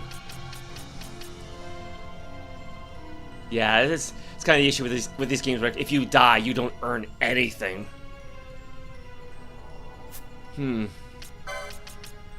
Let's see if we can actually fix this. Let's see. Double license points earned. Yeah, like I said, yeah, the cat ear hood provides a big boost of vitality and speed.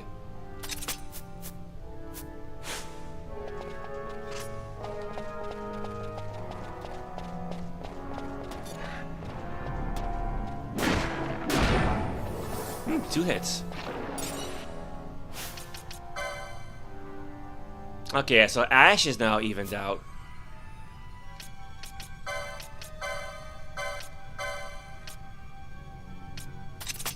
I know, you know, license points don't really mean anything at this point, but... Let's see. 1. If they get 4, she gets 8, so...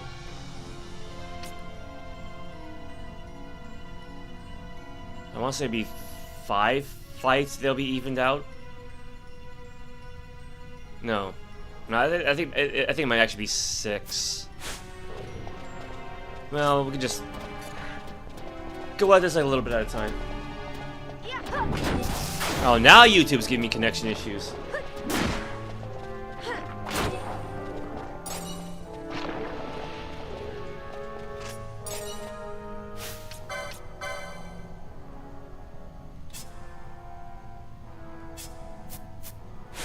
Yeah, so 2 more will put her at 75.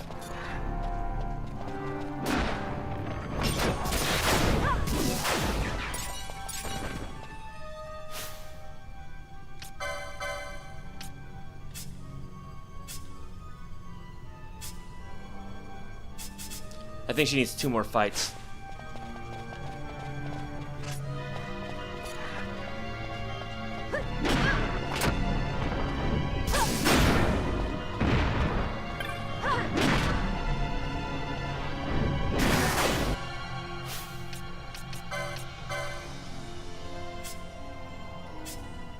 Oh no, those guys are probably worth like 2 points each, weren't they?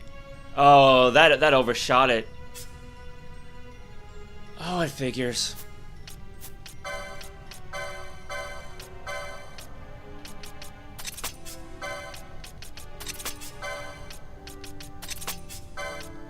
Why am I like this?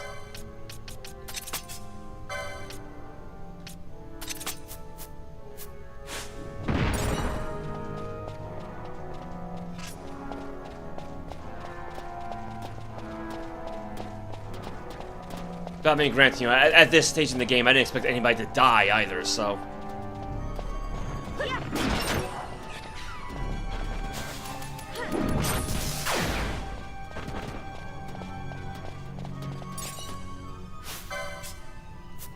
Oop, that's not what I wanted. That's why you should go with status. Okay, now everybody's evened out again.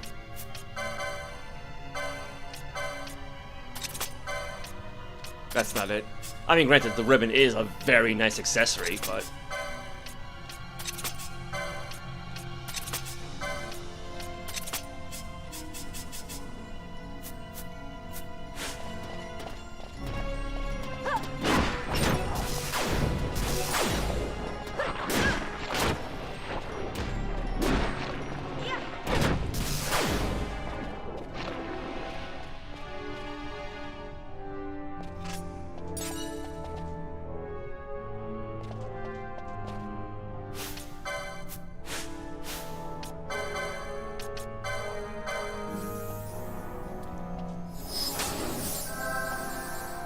Oh, right. I forgot.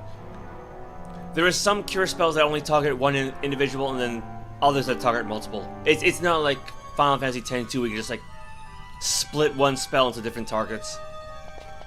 I forgot about that. Well, I mean, Ash was the only one who was injured anyway, so it's not really a big deal.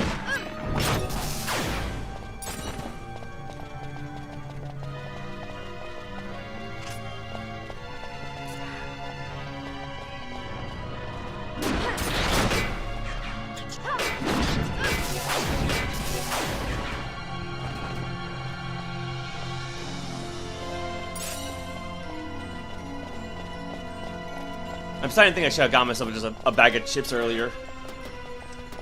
It'd be easy to eat than a bowl of pasta.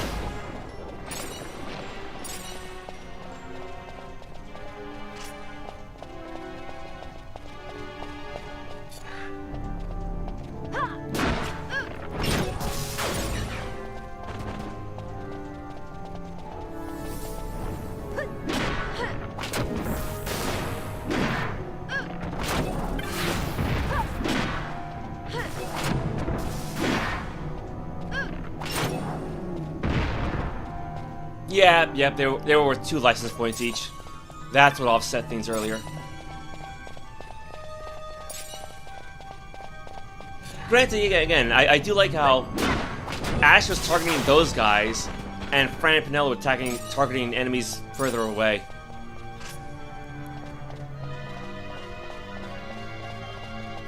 Almost got some teamwork there. Yeah, I might as well just put regen on.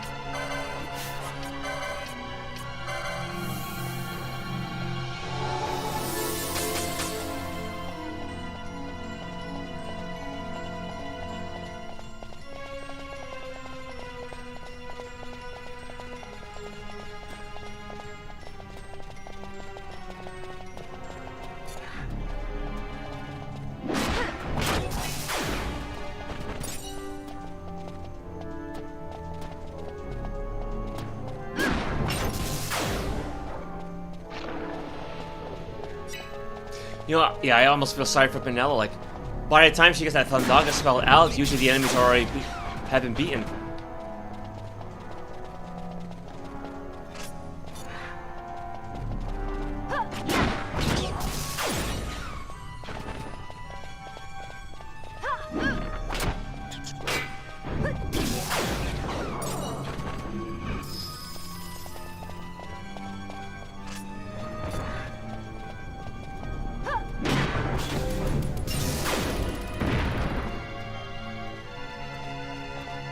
Oh, there's only one of these guys this time.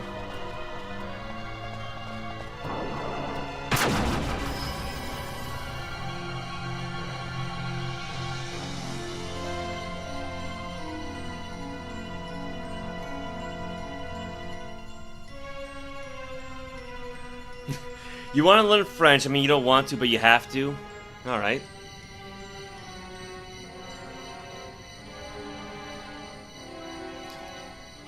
I mean, I want to say French shouldn't be all that different from Portuguese because they're both Romance languages, but I mean, there are going to be some significant differences, so.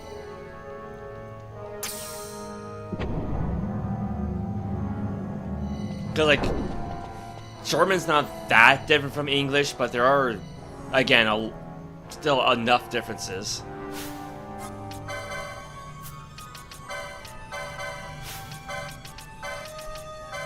And I hear that, like, the French number system is really weird.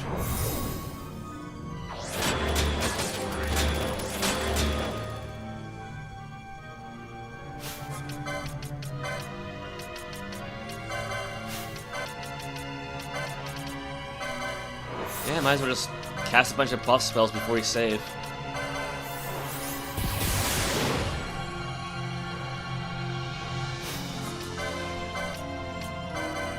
I forgot what the full loadout was that I used to do.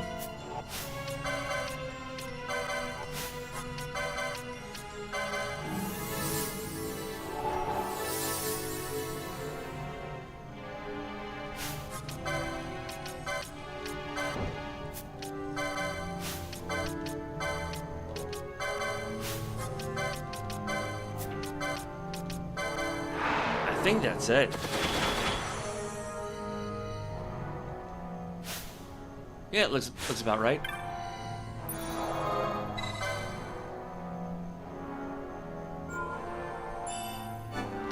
Actually, you know, it makes me wonder how different Romanian would be, because that is technically a Romance language.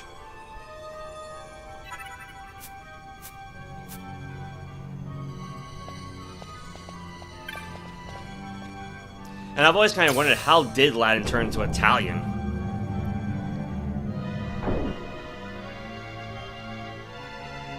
Although, I mean, granted, there was that time where, after the Roman Empire fell, at least in the West, they were basically conquered by the Visigoths, so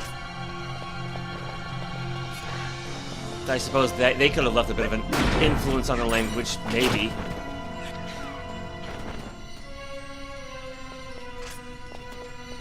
Although, granted, you know, I got that wrong. Because the Visigoths conquered Iberia. So they were basically the ancestors of the Spanish and Portuguese. It was the Ostrogoths who took over Italia.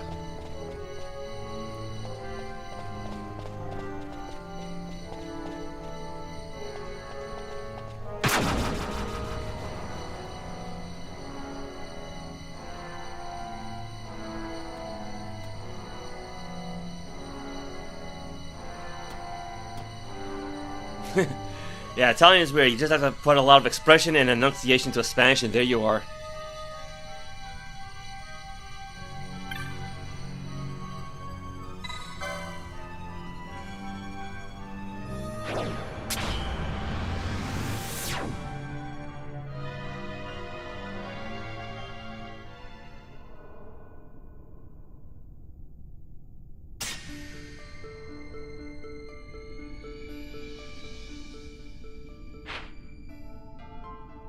Okay, so yeah, now we're really gonna get lost because I do not have a guide for this anymore, and of course, yeah, the in-game map is basically non-existent. This is gonna be fun. Which is the up path? We could try this one.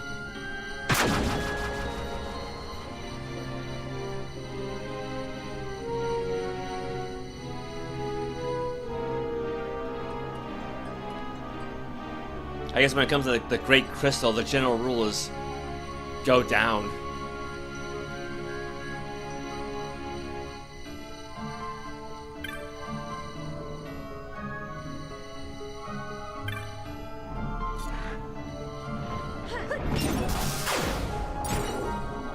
No, I guess I went the wrong way, because I think that's only a one-way path, right?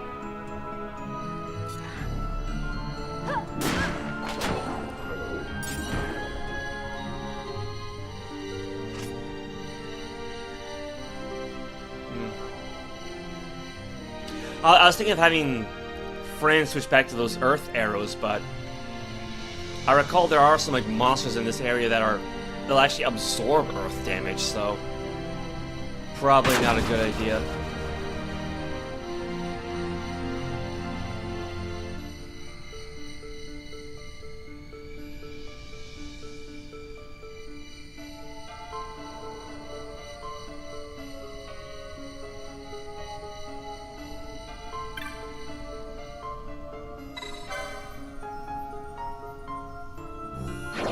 Oh, you didn't go to the debate, Daniel. I hope you won't get into any kind of trouble. Yeah, you're not in the best state of mind mentally, emotionally, or fiscally. I'm not sure how you be in a physical state of mind, but I mean, like, do you mean like in a physically state of mind? Because, yeah, fiscally would be in reference to money.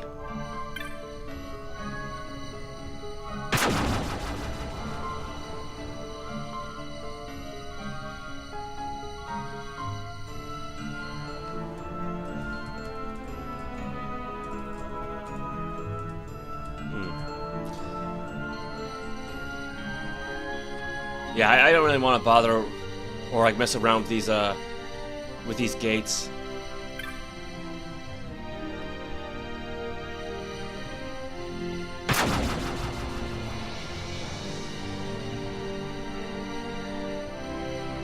Yeah, I don't know how anybody would ever get through this area without a guide of some kind. I guess just trial and error and taking plenty of notes, I suppose.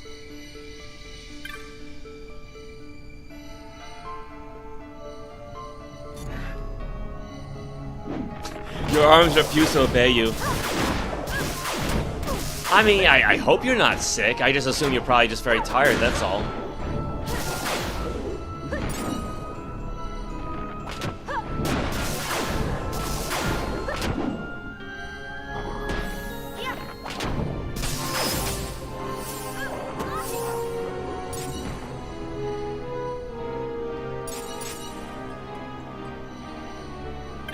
Yeah, so we actually have a bit of a challenge this time.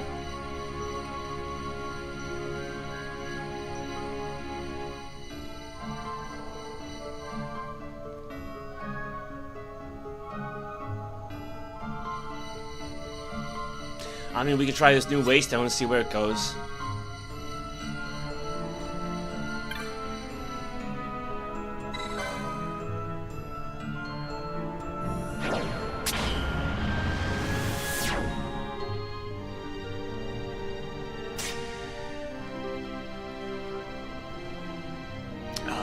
Is everything supposed to be this dark? Oh dear.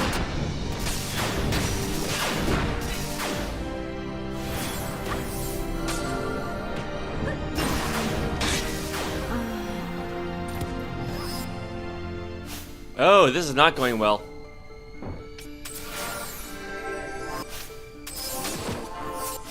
Oot.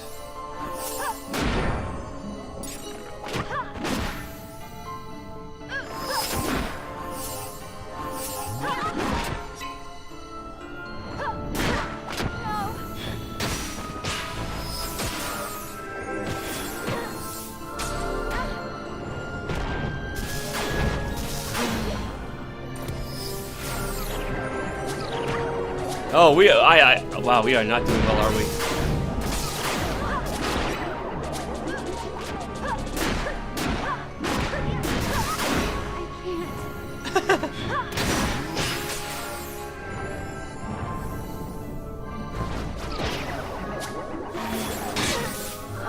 Yeah, evil spirit begins casting death. Lovely.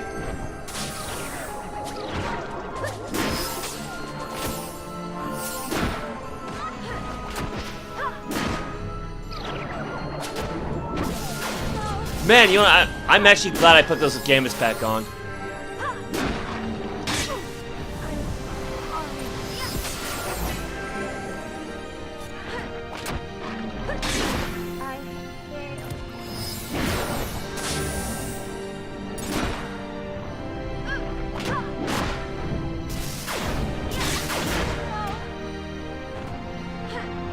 Man, I'd hate to see what the license points are going to be like after all this.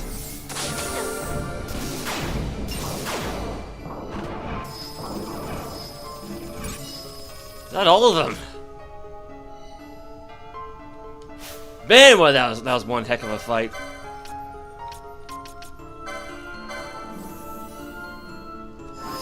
Let's see. Summon and Sunny Ariana Grande's Eternal Sunshine Tour for 1.3 million. It's her first tour in 7 years, and as a fan, I'm sad I live so far from her, so I can't go.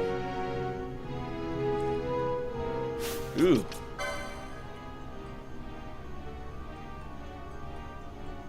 Nobody lost out on any points. 249, 249, 249. Wow. That's a miracle right there. See, you know, part of me thinks I may actually need to bring the boys out, because at least Vaughn and Bosch can consistently do max damage. And they do have more hit points to play around with anyway.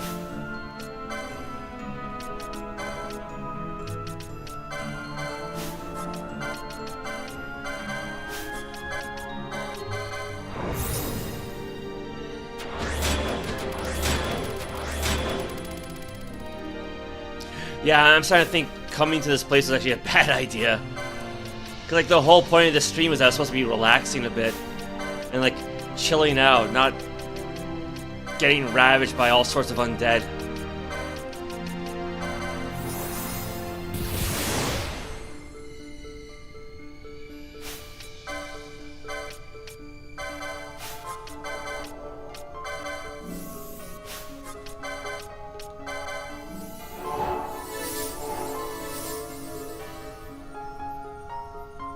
And granted, there's no guarantee we'd come across that rare monster anyway, so...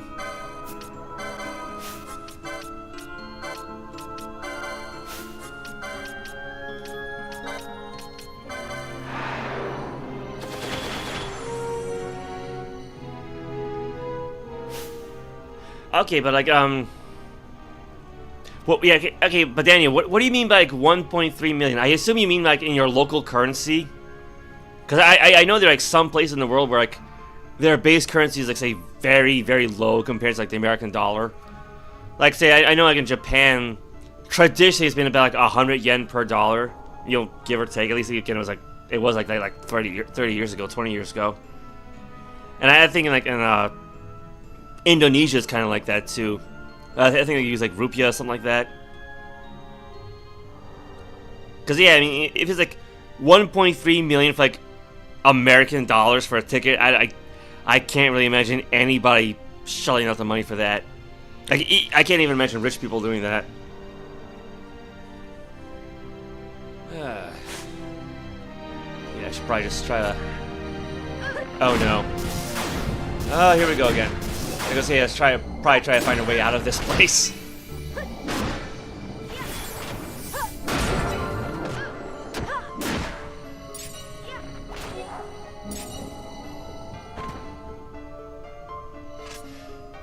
I mean, thankfully these gals can still do a fair bit of damage, so...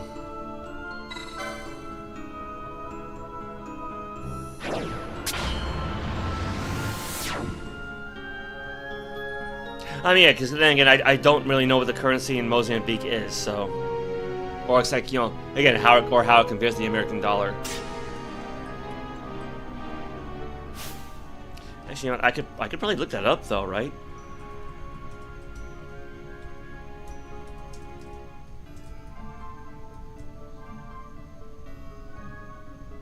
Okay,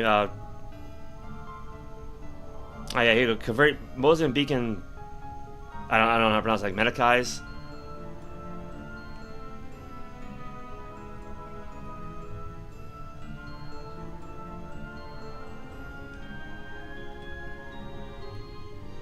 Yeah, so I say even if you're going to like Mozambican currency, in U.S. currency, that would still be like over $20,000. What the hell? Yeah, that's quite the ticket price.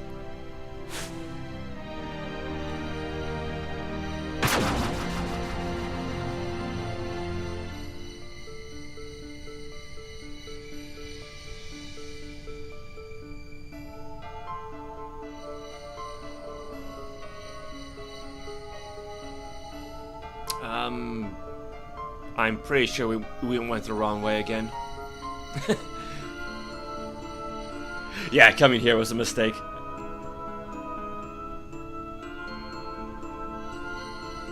Because like, I know I fought that rare monster before.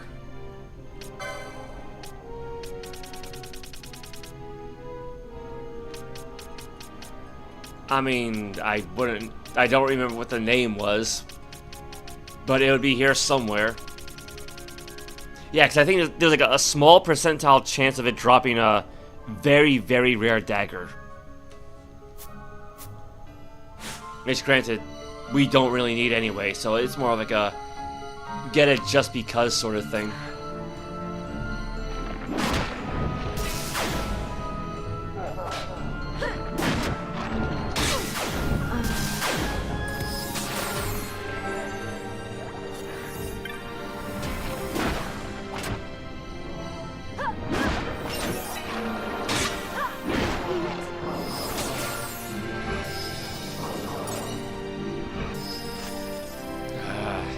I hate it when monsters can just instantly kill you like that. Okay, yeah, Fenella lost the point. That's not a big deal, though. We can fix that later once we figure out how to get out of here. Oh god, we are so lost.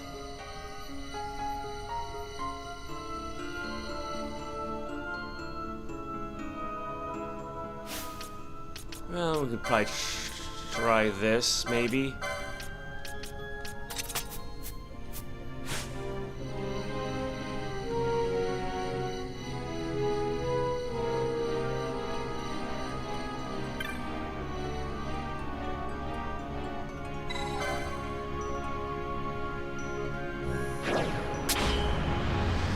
I mean, yeah, that's probably true. Yeah, if you work in the U.S. for 2 years and send the money to your country and invest, yeah, and investing is a key. That's the big one. I think a lot of people don't really bother with, actually just trying to, invest a portion of your money and try to help it grow that way.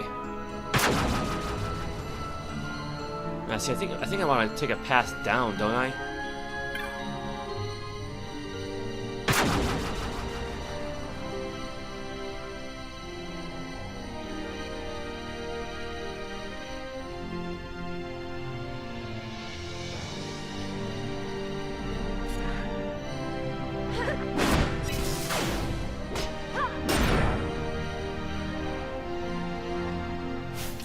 That should do it for her, then.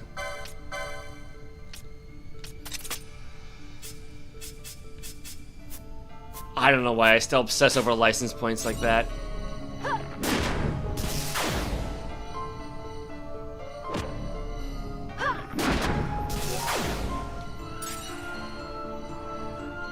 Yeah, man, some of these guys are actually really still quite durable, aren't they?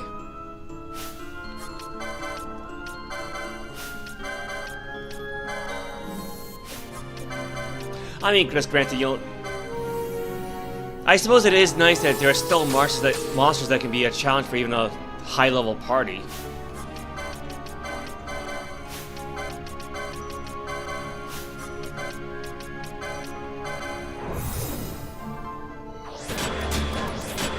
My first celebrity crush? I'm not sure if I ever really had one, to be honest.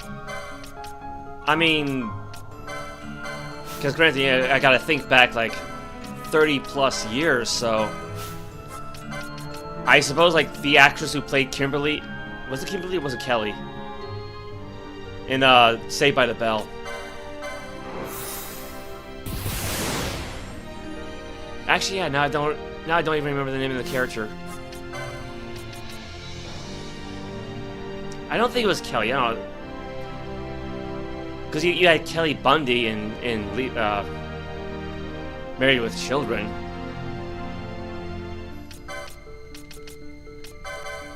But I don't know, I don't think it was Kimberly either, though.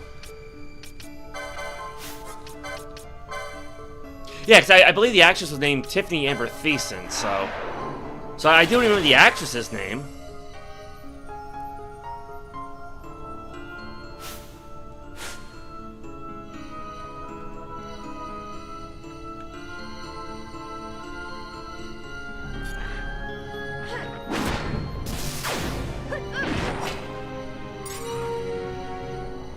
Yeah, it's actually been a long time now, because I mean, granted, yeah, I haven't watched Saved by the Bell in however many years. I mean, is it even still in syndication at this point, right? Because again, the show is like 30 years old.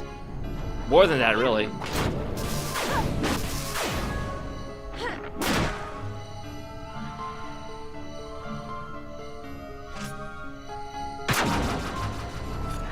But, you know, I will say she probably was like one of the big inspirations towards the design of my Devil Girl character, Karen. You know, particularly the cute round face with big eyes and long dark hair.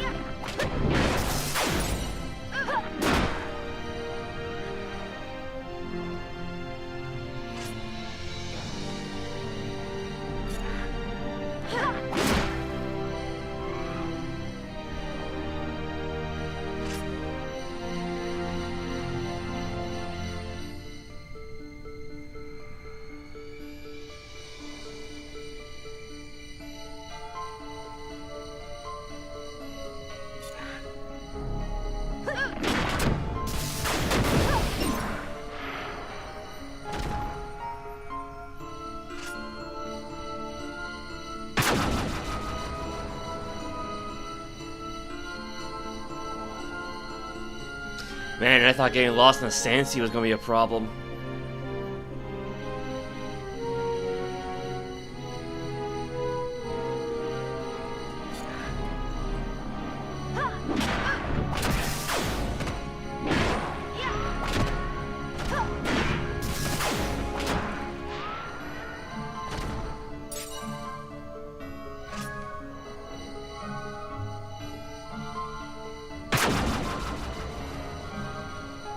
Like I said, just keep going down, right?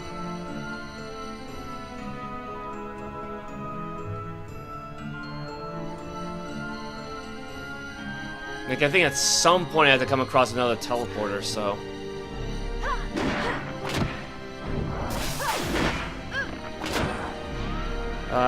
You want to get married to Jennifer Huniston? Oh, okay, yeah, the one who played Rachel in Friends. Oh yeah, Matthew Perry did pass away, didn't he? Yeah. Yeah, and he actually so did Luke Perry from Beverly Hills 90210. Because he was Pike in the Buffy the Vampire Slayer movie. And Sub-Zero in Mortal Kombat Defenders of the Realm.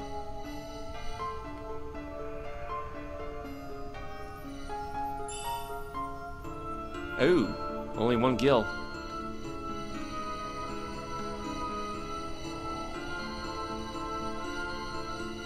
I hope that's one of those treasure chests that respawns.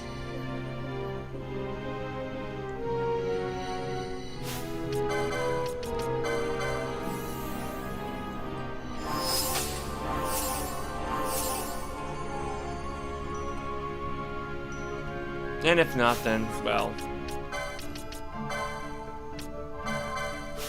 I mean, because granted, you know, if we can't get out of here by the time I'm ready to call it quits, well, I won't be able to save the game anyway, so it's not really going to matter a whole lot.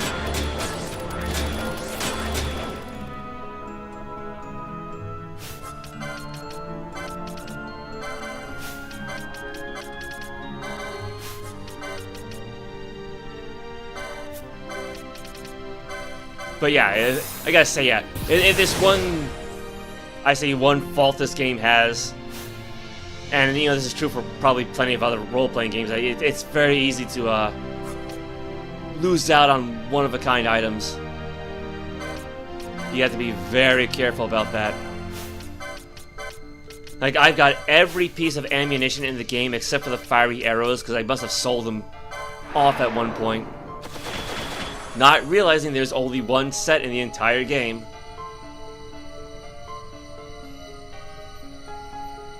Yeah, I thought Cypher did show up.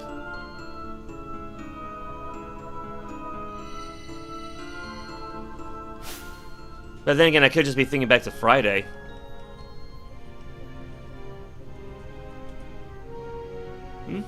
No, maybe not. No, let me look back in the chat for a moment. Nope. Yeah, no, you're right. He hasn't showed up yet. Ah, well. You know, maybe he will, maybe he won't.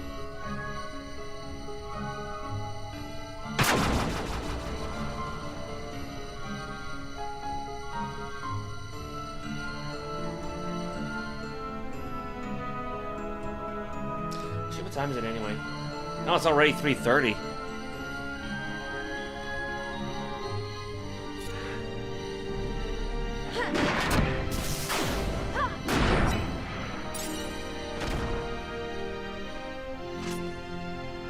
Yeah, because I mean, I don't really want to play for too much longer, but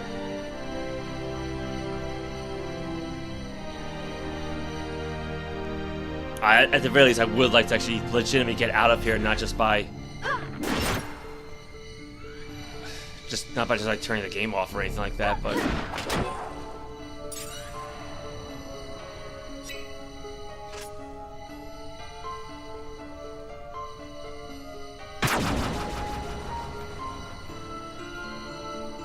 yeah, I think it's safe to say I've really gotten myself lost here. Oh, wait, there's something up ahead.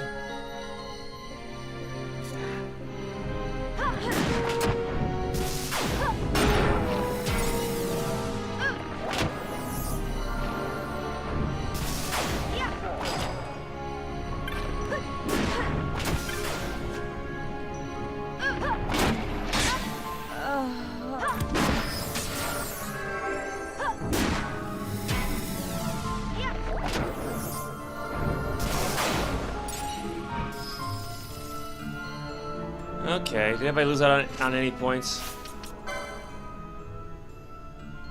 No, not this time.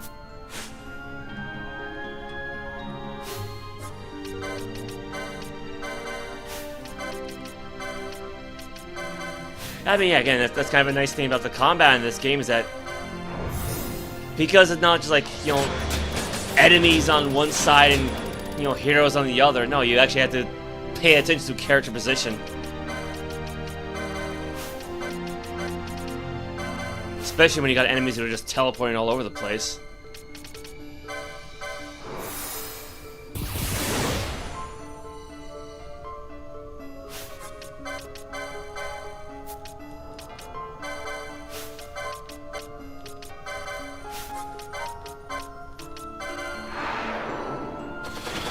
Honestly, it's kind of like the Ultimate games in that regard. At least say maybe Ultima 4 on upward, when actually terrain plays a part in battle. Alright, alright, come back soon, Daniel.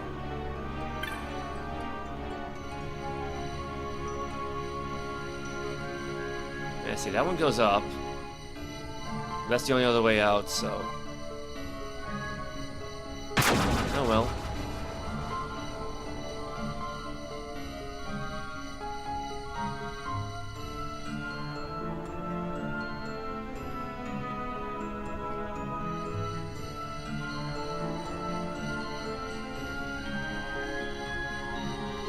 Now, is this number 20 again?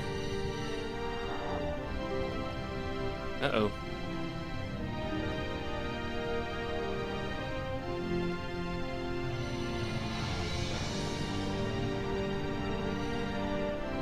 Yeah, like there are baddies around, but they're kind of like not hostile.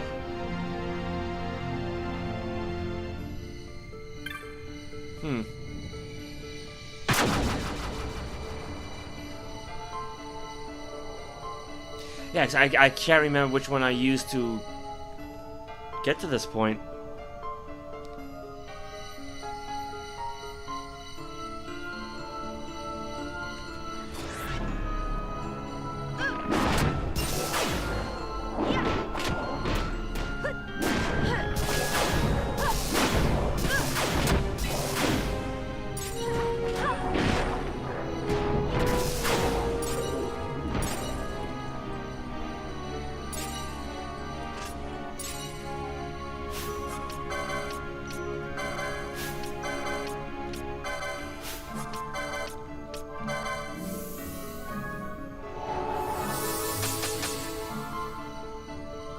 See, that one goes up. Oh, that's the only other exit, though.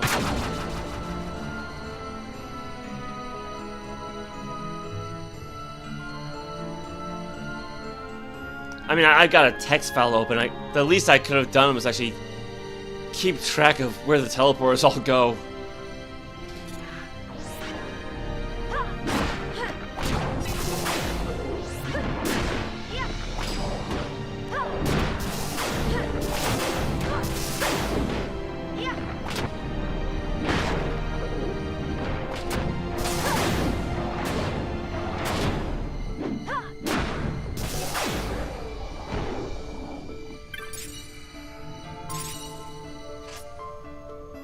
Alright then.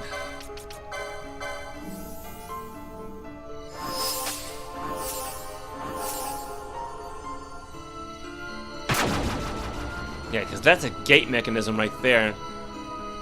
Again, at least I haven't been messing around with those, so...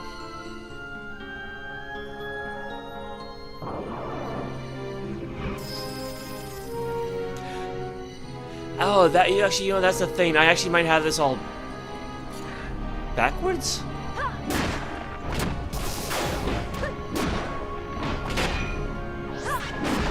No, I'm pretty sure when you first come here as part of the story, you'll take paths upward. Or no, maybe you do take paths downward.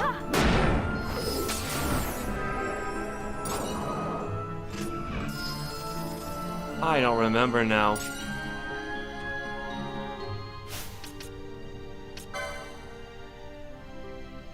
Oh yeah, she lost the point because she died at the very last moment. Actually, you know, let's worry about getting out of here first.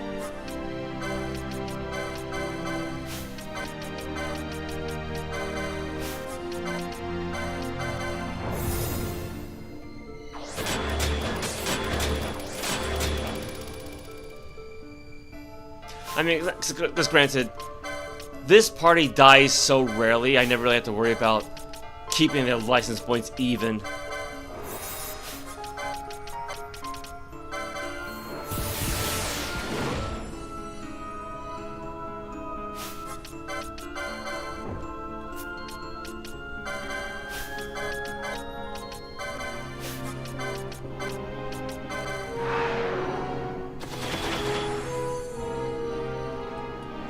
You know, I've got an idea, and I don't know how well this is going to work, but... we do have that Vanish Ghost spell, right?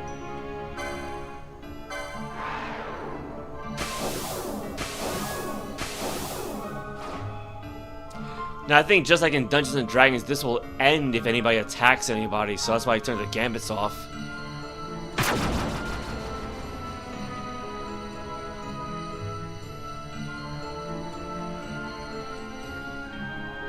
Yeah, I might actually have this backwards. I think the normal story progression is southwards, and the really strong enemies are, I should say, upwards, right?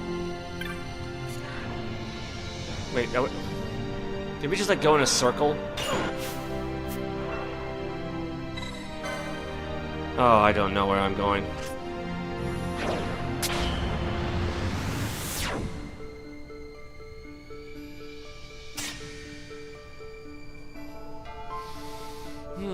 That vanish spell did not last long, did it?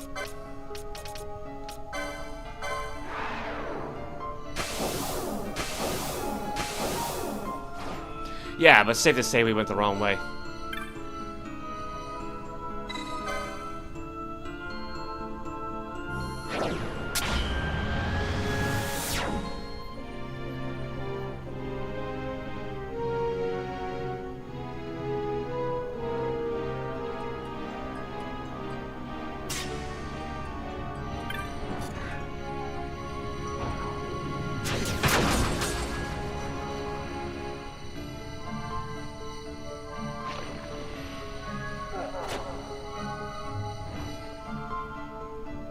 Well, that was not fun. Having Pinel lose so many magic points like that.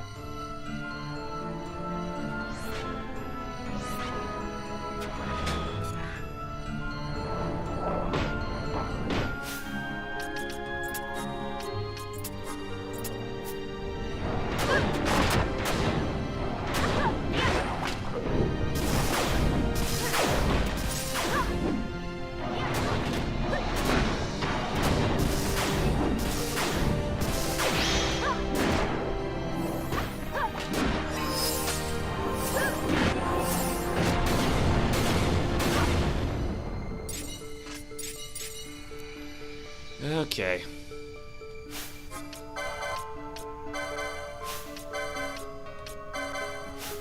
I mean, upside, Pinel got a lot of magic points back, so...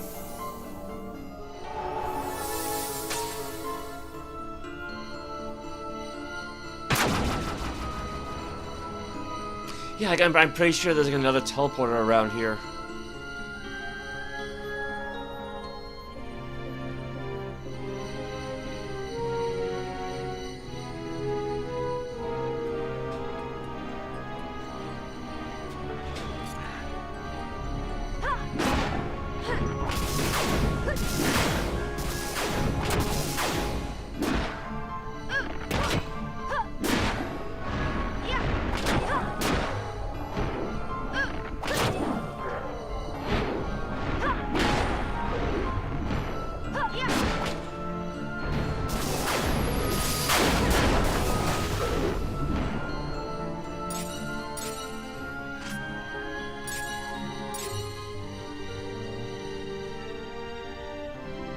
Oh yeah, there's the gate mechanism at least.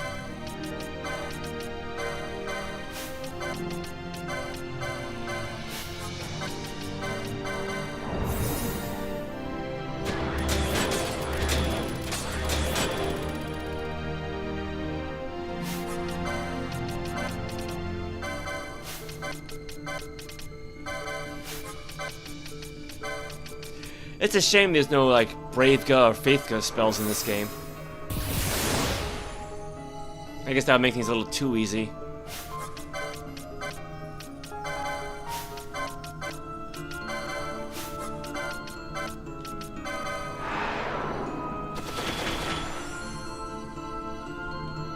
Alright, well, this is a dead end, so...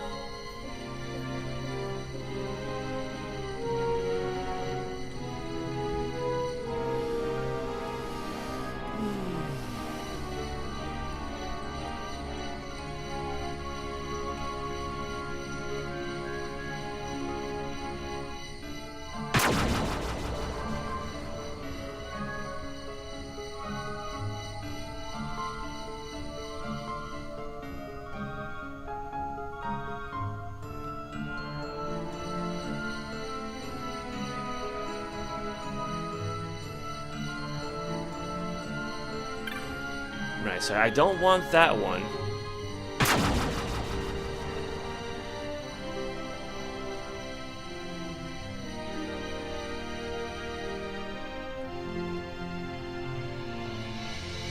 I mean, there's another waystone.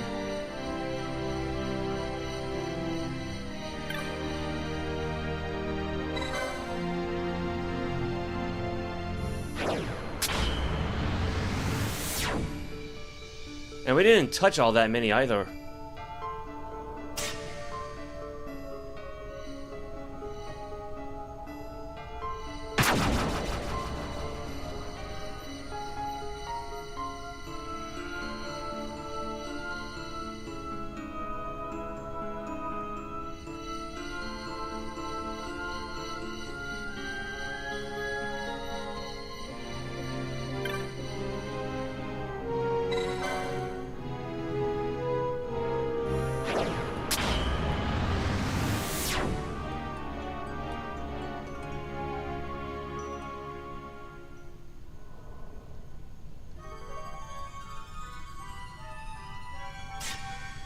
Well, we actually made it out of there, so... Now, which way is the exit? Probably away from the giant crystal, right?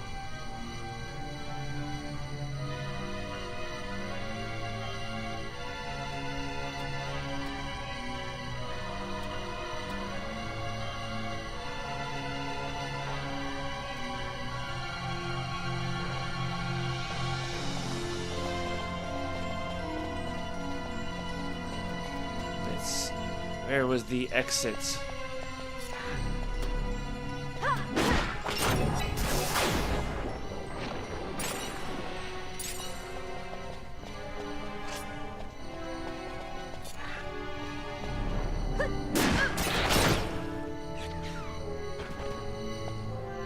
Yeah, there should be an exit around here somewhere.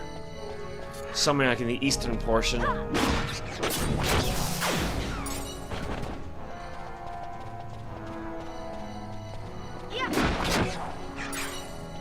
Oh, I see it. I see it.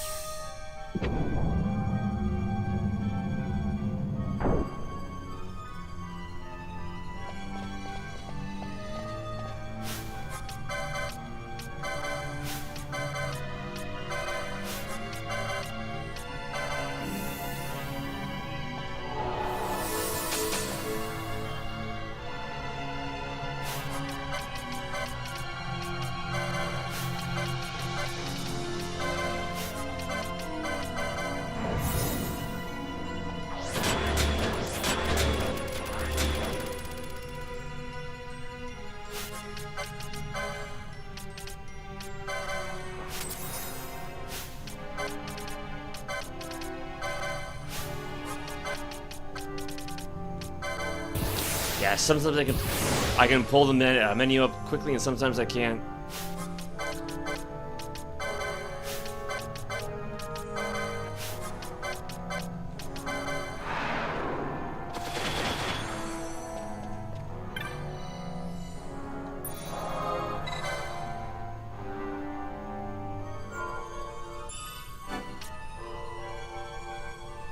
Yeah, almost 4 o'clock.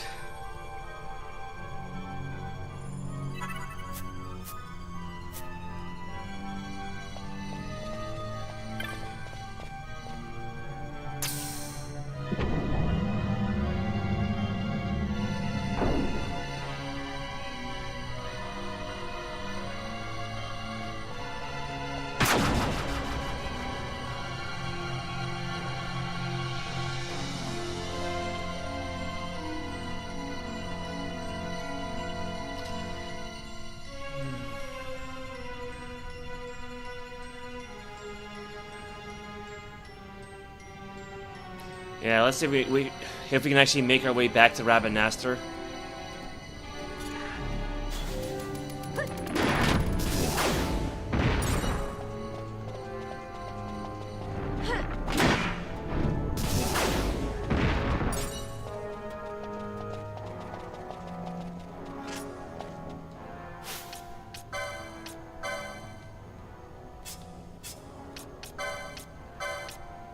Now there's only one guy there, so...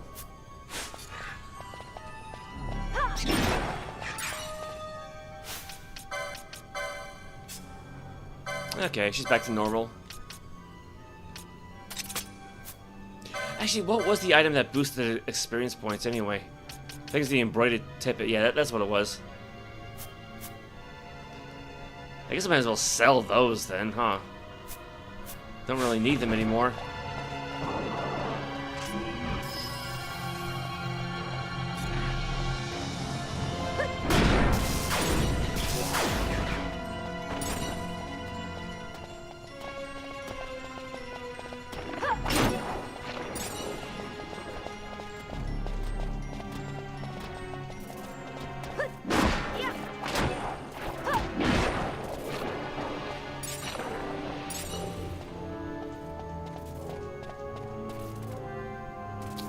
I don't know what Penelo's trying to target. What is she? Okay.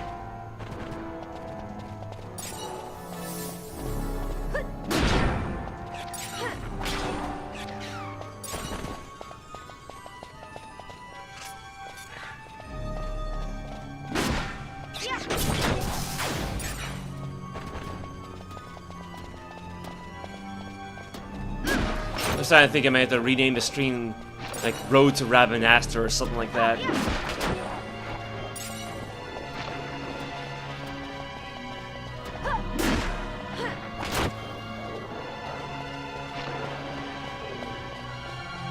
I mean, upside, it would be relatively easy to timestamp because not a whole lot happened.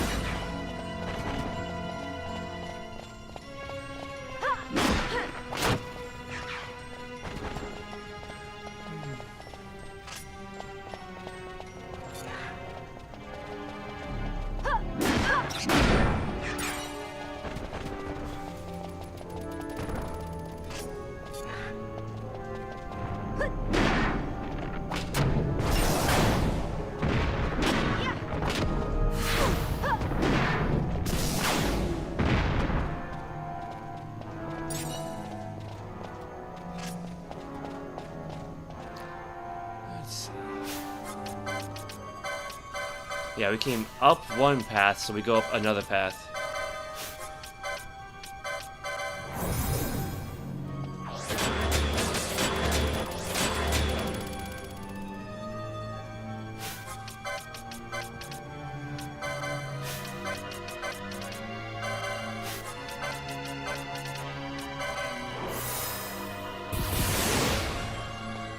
I mean, yeah, thankfully these baddies aren't all that strong, so we don't need to go overboard.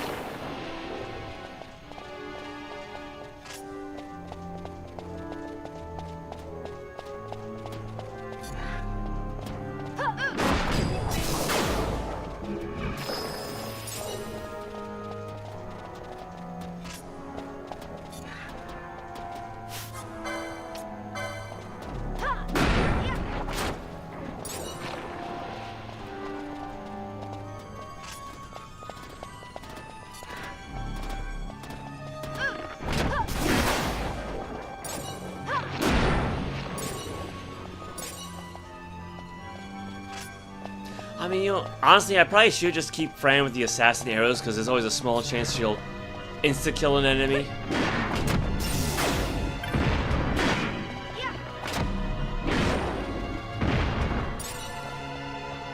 Because otherwise, the only reason I use the Artemis arrows is simply because they're the strongest ammunition for bows.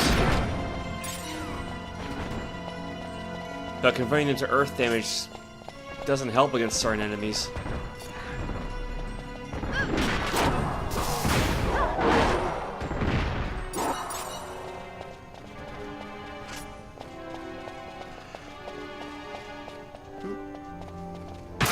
There it is.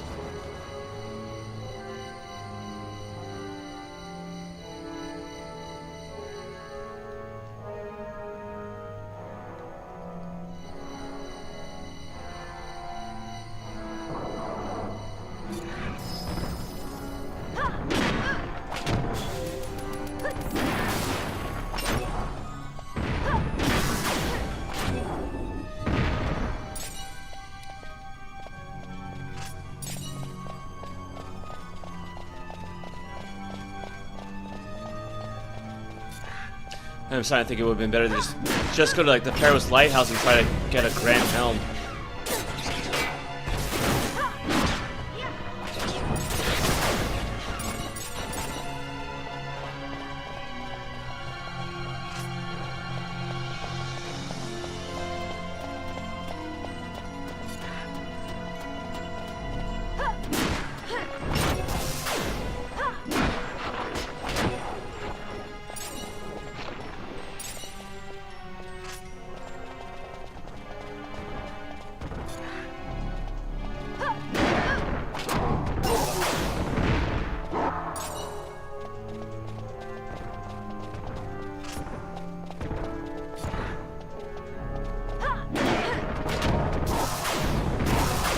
I can't quite remember the last time I actually played this for the story mode. I mean, besides it being, you know, last year, like, I think I played this Then I want to say I played Ultima 4 Quest of the Avatar. Then I played Final Fantasy... No, I think I got that backwards. I think I played Ultima 4 first. Then I played Final Fantasy XII.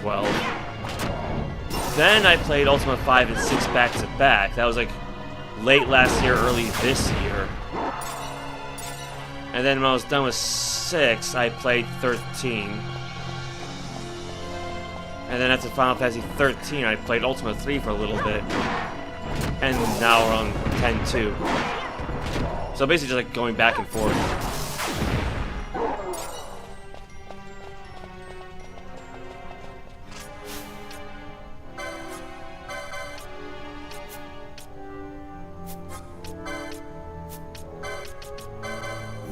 Like I say, once I'm finally done with 10-2, you know, for the most part, I'll probably start with Ultima Underworld. Because that's also one that's really heavily focused on exploration.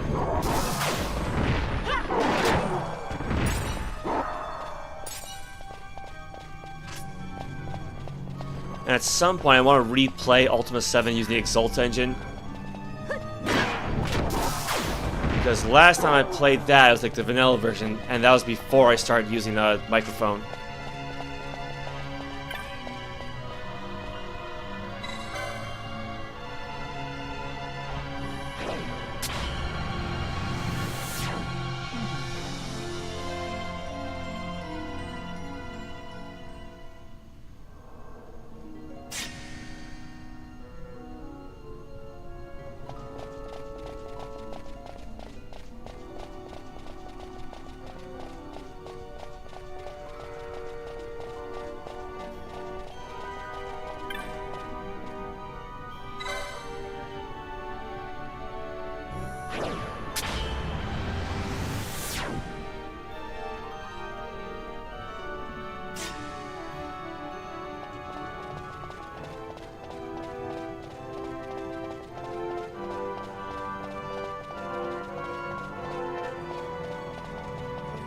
Hey DDR Happiness, welcome.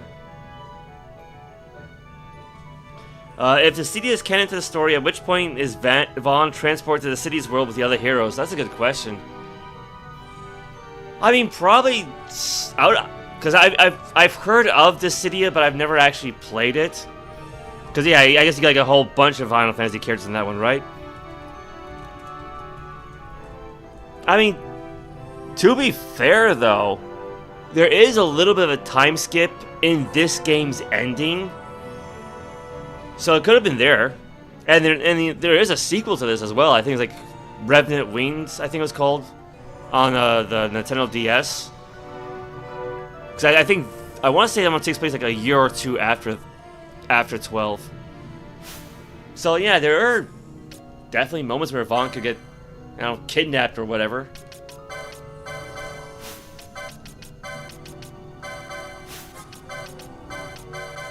Yeah, honestly, I need to track down a copy of Revenant Wings at some point. Like, I don't know how I would live stream it. I mean, I hear there are ways of connecting the 2DS or 3DS to a, like, say, an HDMI capable device, but because I got a whole bunch of Pokemon online matches I want to record from Pokemon Y.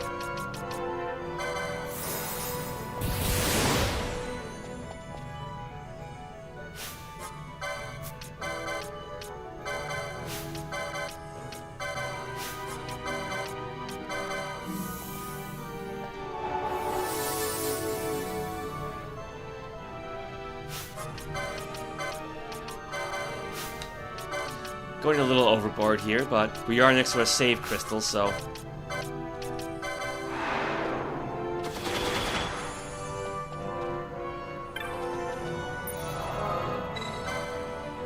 And to be honest, and I'm sure I've mentioned this in the past, back when I was like playing the 3rd edition of Dungeons & Dragons, especially with the epic level handbook, I always actually wanted to add like a giant healing crystal to some, like, you know, ancient world or something like that. Like Like if the party adventurers come to like some ancient city, they'd make like a big healing crystal. So like it wouldn't even be that hard. Like just imbue a giant crystal with like a 10th level mass heal spell, something like that, right?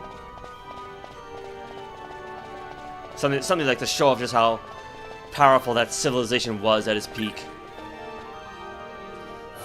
Like say in Greyhawk, you could probably do something like that for like the Sul Imperium or the Black Lunch Empire, if the party ever had to go back in time. Or like say the Empire of Netheril and the Forgotten Realms. Although just don't get a healing crystal confused with the Mythalars. That could actually be very dangerous. So how are you, DDR? Yeah, 'cause I don't really plan on playing this for too much longer today. Although I do recall there's actually a big monster around here. Not like the Behemoth King, but I think there was like something else. Because we took care of that guy already. That was a long time ago.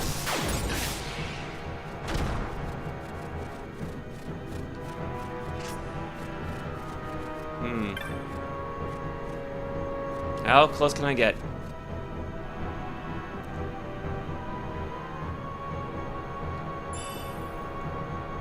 There we go. Oh, yep, I found it.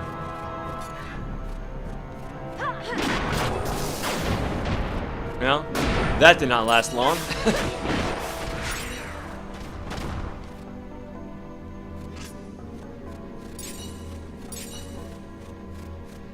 I was hoping for like a slightly better challenge, but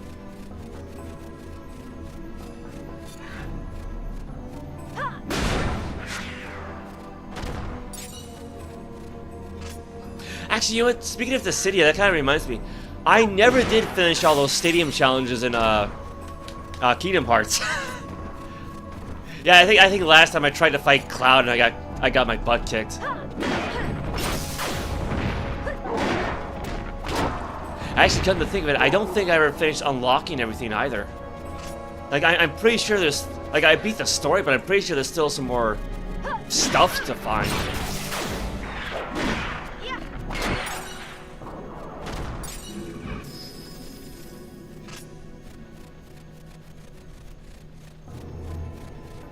Yeah, I think the last time I played Kingdom Hearts was before I had a proper mic.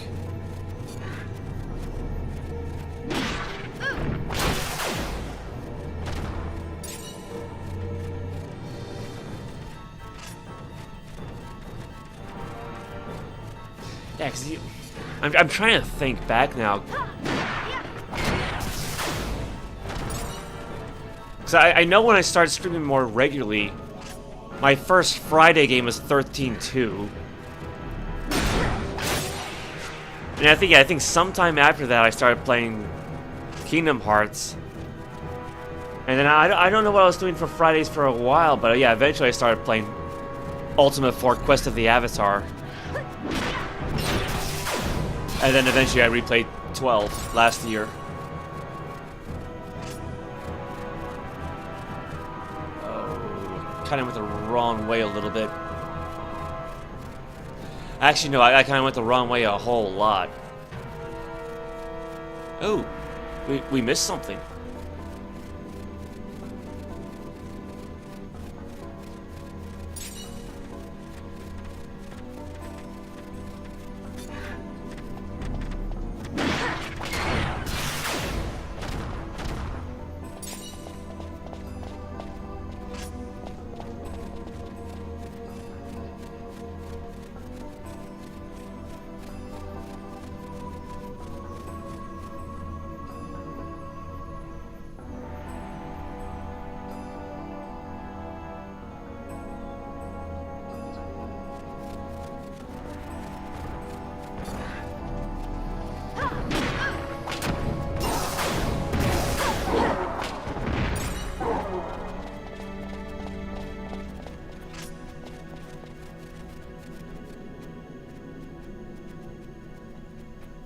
Okay, so you got a bunch of bug monsters in the background. I was wondering what was making those sounds.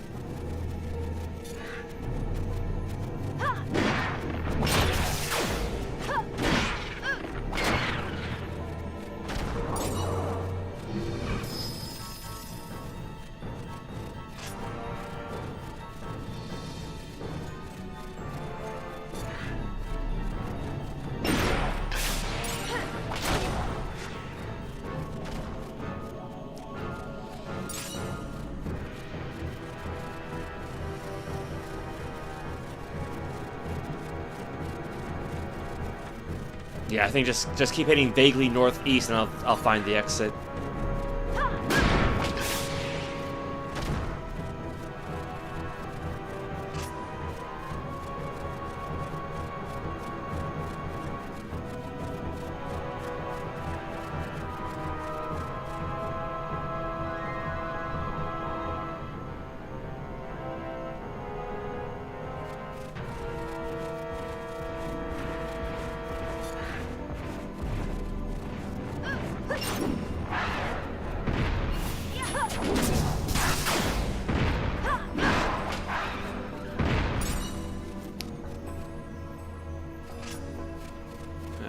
I think there might have been a trap of some kind around here, so I gotta be a little careful.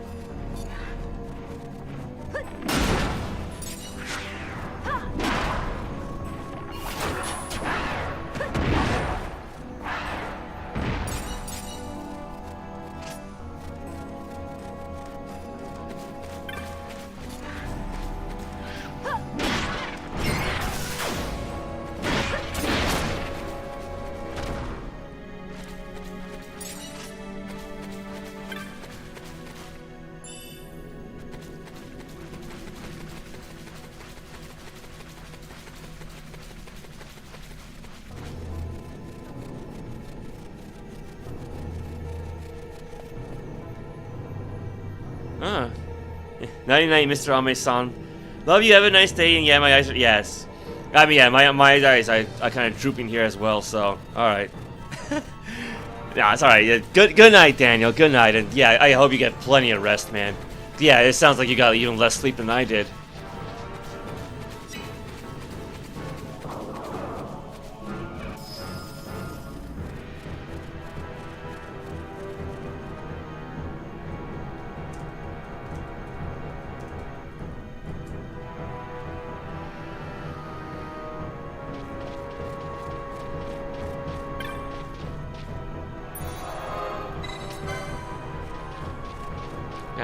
I don't think I really have to worry about saving at this point.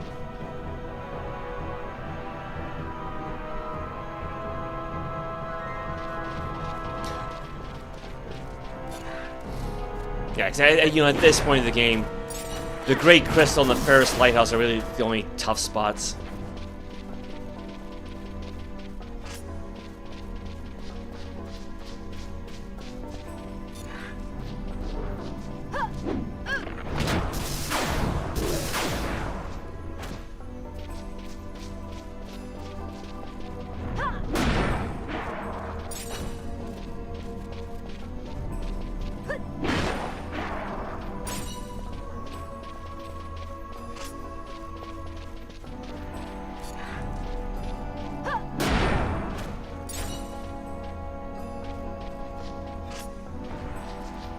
Yeah, the downside to having such a huge open world is that it takes forever to get anywhere.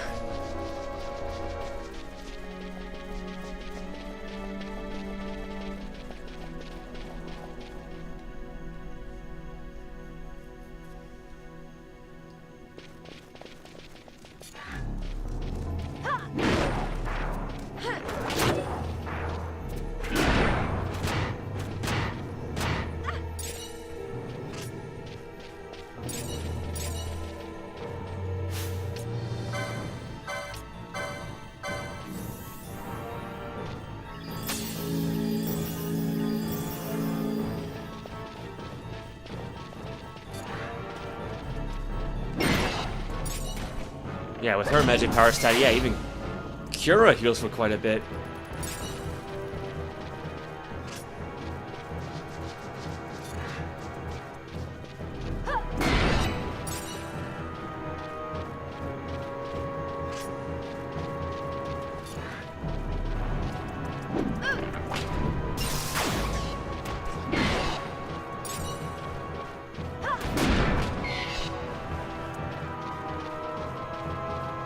And I think that thing was actually a rare monster. That little flowery bunny thing that just popped up.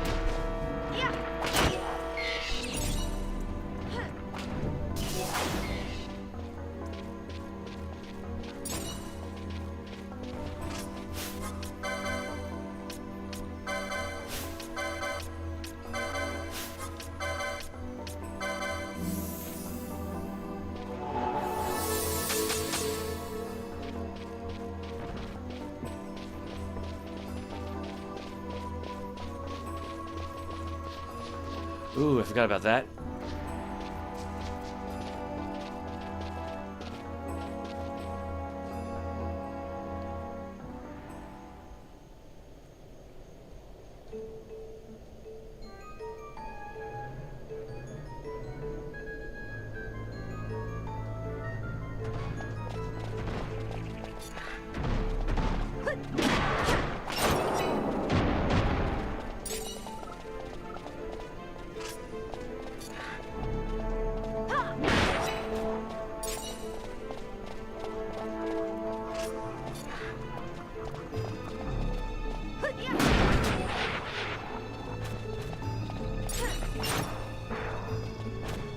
I was gonna get that guy.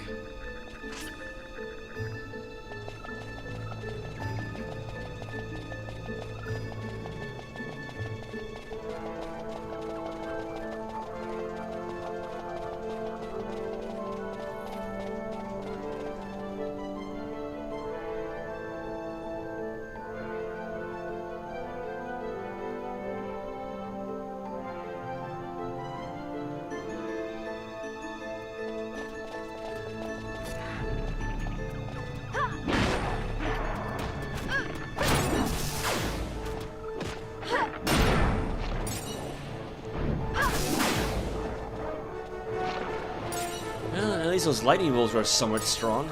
A little bit. Or whatever these guys are called.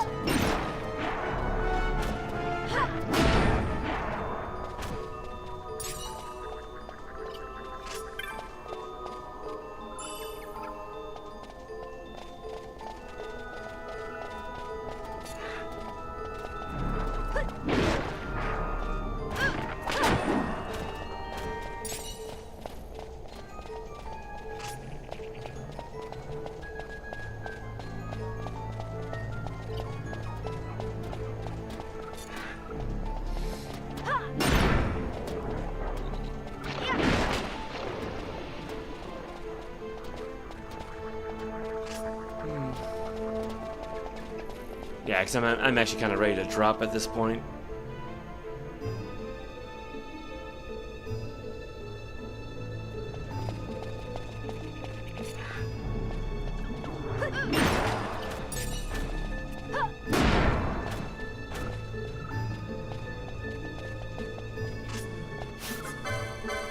Hellhound, that's what these guys are. She missed.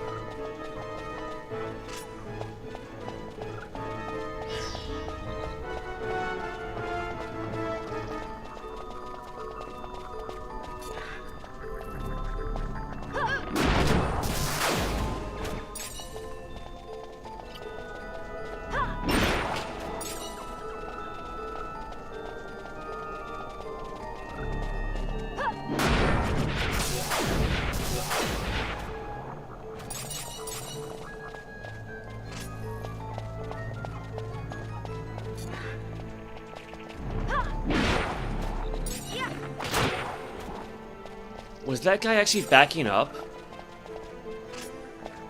I mean, a little hard to tell, but...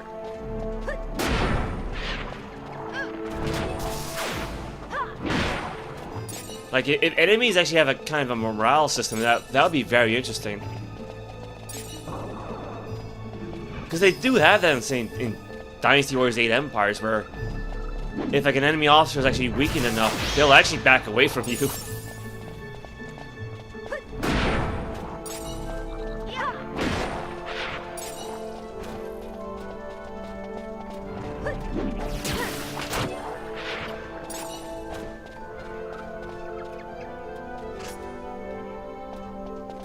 I'll leave that guy over there be.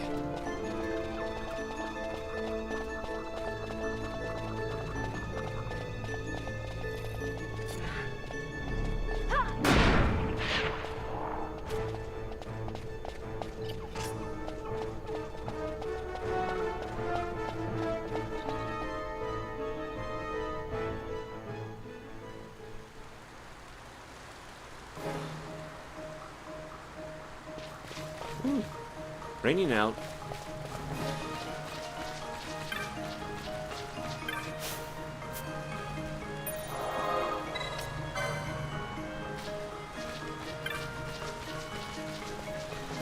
I mean, you know, I know we could just take the stroll home, but that's no fun.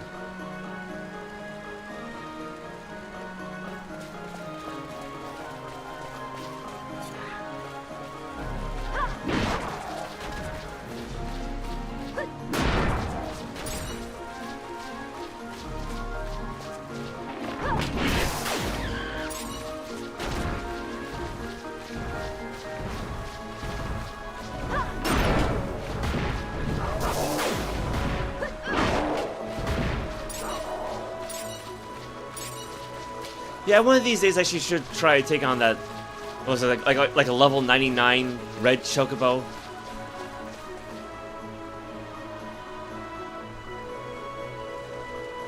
I know you gotta do something in particular to make it spawn, though.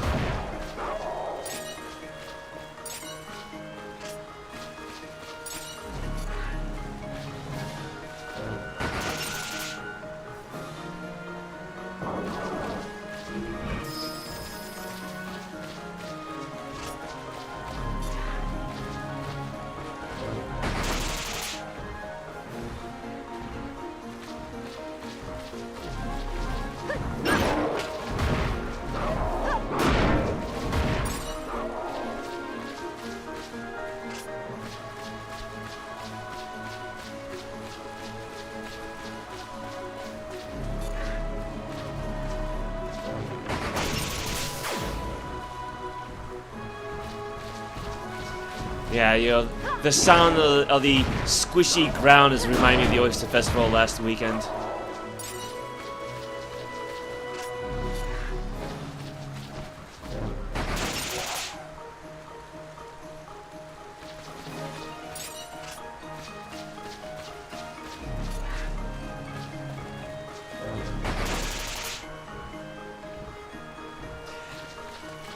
Now, as I recall, my original intention with Ash was to actually use her sword to attack enemies who were nearby, and then magic on enemies who were far away, but that didn't really work.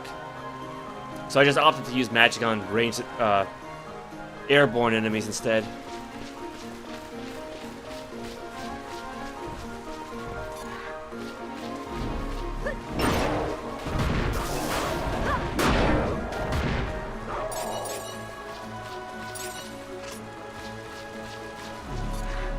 And yeah, if you ever need to grind for license points, those guys are great because, you know, after a while they're not going to be that strong, but they're worth 2 points a pop. So if you got the golden armlet, that's 4.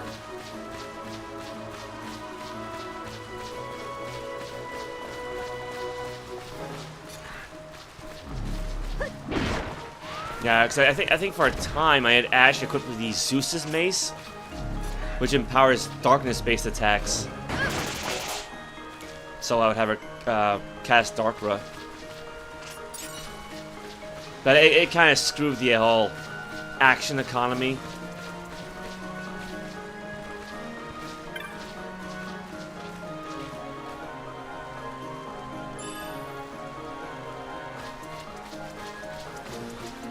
Not to mention the fact that the mace just wasn't all that strong anyway. Even though it keys off only on your magic power stat. And of course, yeah, you know, just like with the fiery arrows, I quote-unquote accidentally sold the Grand Mace, which is like the best mace in the game. Because again, I didn't realize there's only one copy of it.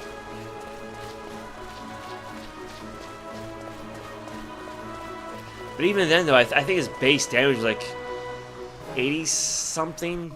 It might not even have been that high.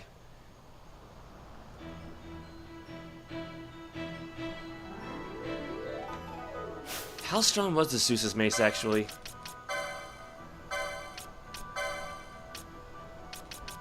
$66. Okay. Yeah, I think the Grand Mace was like 70-something, really. And so, like, when you run through the damage calculations, Ash with Durandal does more damage than if she had the Grand Mace, let alone the Zeus Mace. Even though his strength score is a little bit lower than her magic power score. I think it's like 85. But Durandal's got like a base power of like 99, so...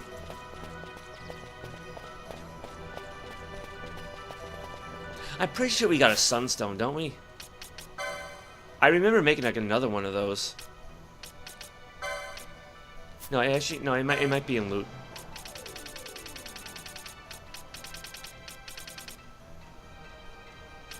All right, I don't see it. I mean, of course, maybe it's not called Sunstone.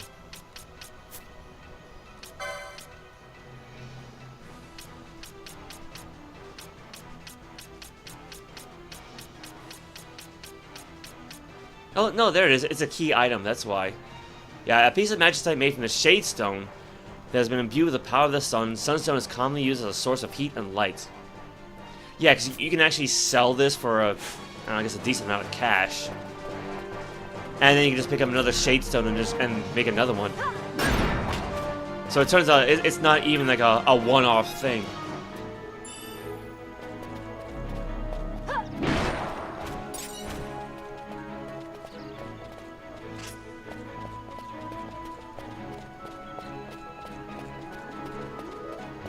Yeah, I think if I keep towards the middle, we'll make it back to Rabanastre. Because it's about 4:30 now.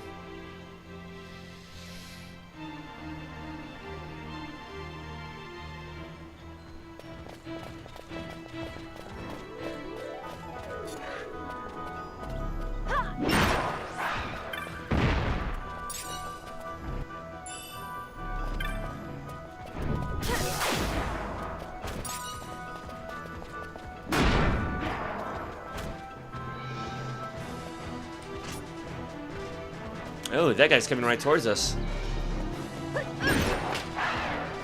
Basically the Final Fantasy version of an owlbear.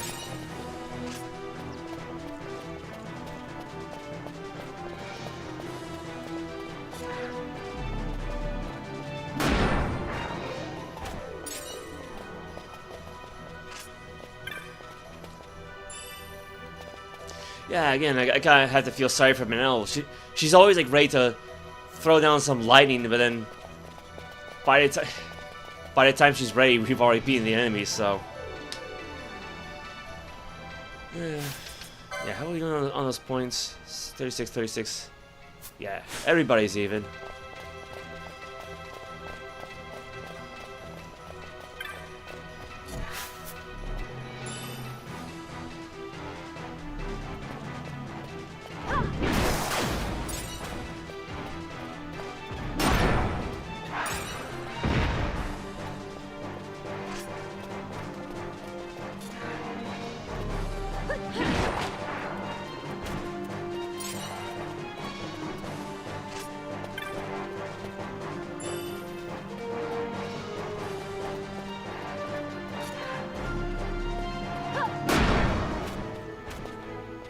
Yeah, that looks like Rabanastre in the distance, so we gotta be pretty close.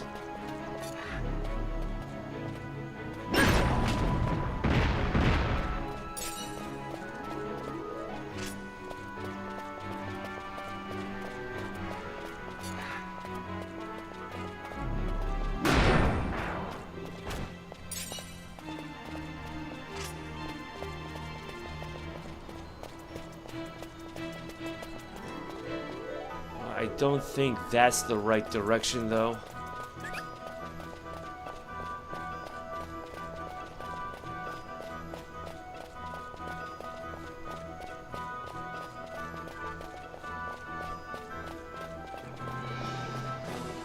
But then again, I mean, yeah, actually, after all, that is the other direction Rabanastre's in, so...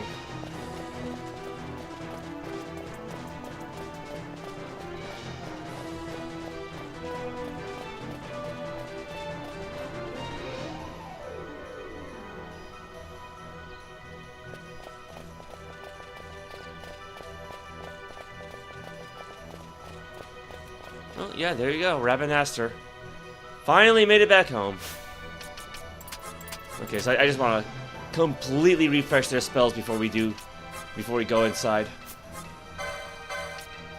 And actually, that includes their Libra, which is not actually a spell, but...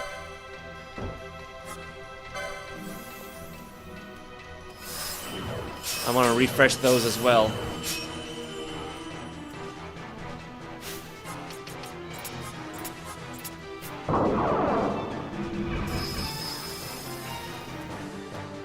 Yeah, that's the thing about Libra. Because it's not a spell, you can't actually cast over it. So if you want to like refresh it, you gotta dispel it first. Which again, it's funny. It's not a spell, but you can dispel it.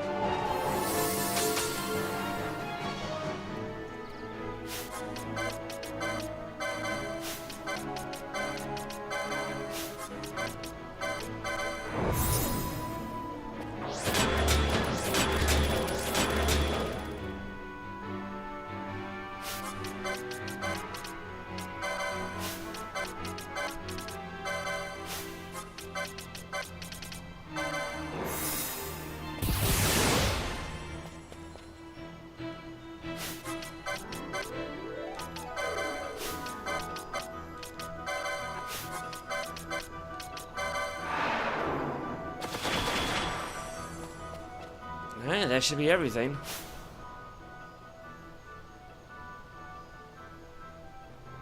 Yeah, I keep forgetting just how many more magic points Penelo has compared to everyone else.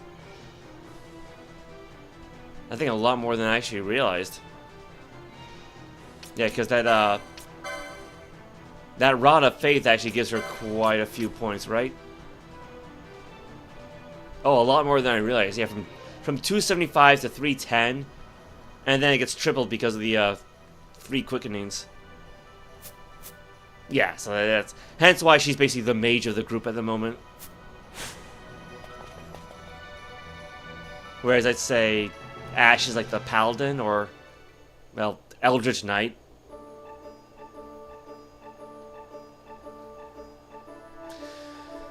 Oh man. Yeah. Took me 4.5 hours to get back home just because I kind of sort of went the wrong way, right? Yeah, let's go through the Great Crystal. That's a great idea.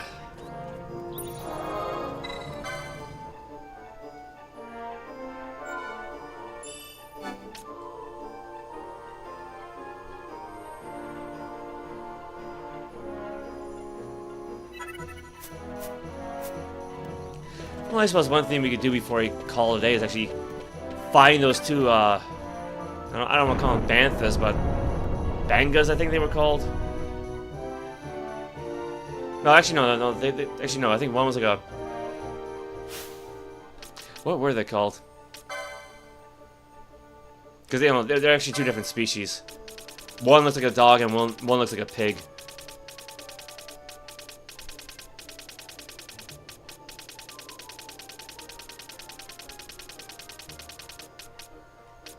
Oh, I could have just done that the whole time. Yeah, I think it's like a Seek. I think Seek's the pig one, and Bonga's like the dog one.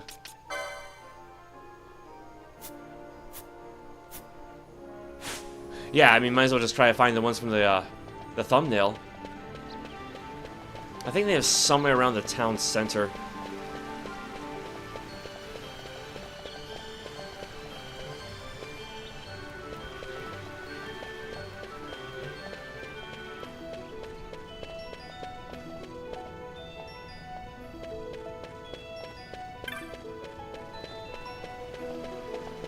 Yeah, I always forget just how huge this place is.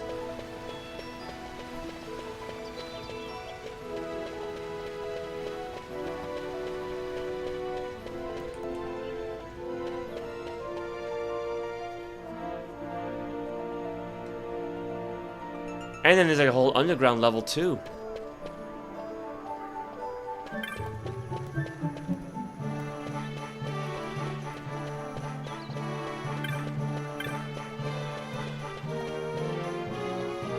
Actually, yeah, where did I see these guys?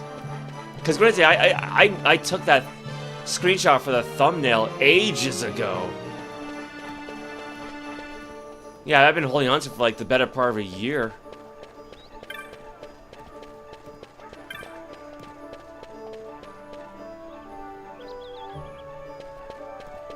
I mean, thankfully they'll be easy to spot because one of them's laughing.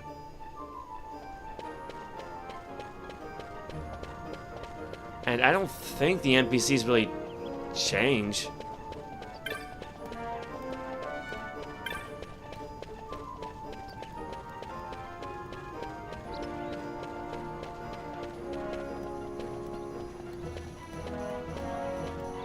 No, it's not those two. I cannot interact with them.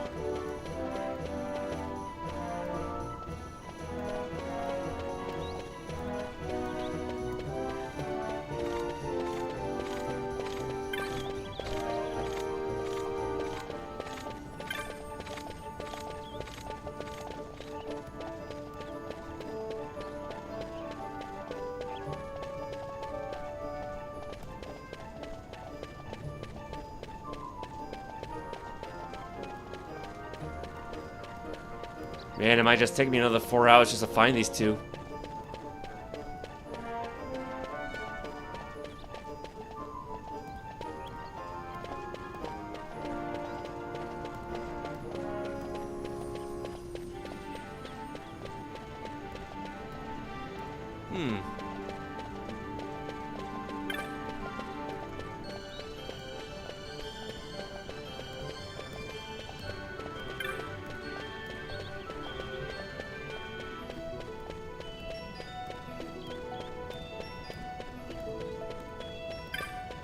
Yeah, because I thought they would have been around the city center, but like,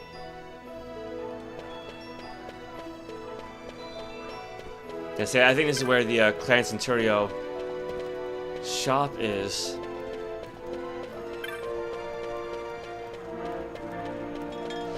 Yeah, there it is.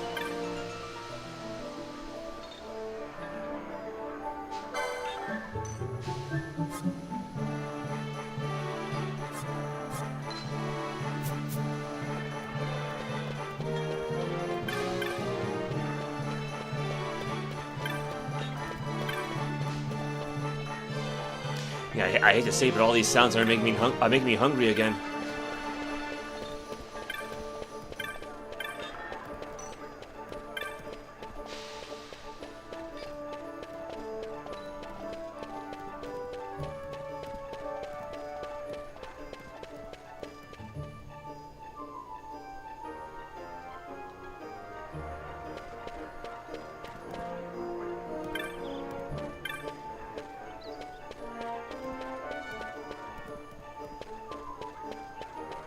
I'm not even really sure where I am at this point. Although I do know you can't actually go down that way, which is kind of a shame. Yeah, it's like this city's so big and there's so much you can't explore.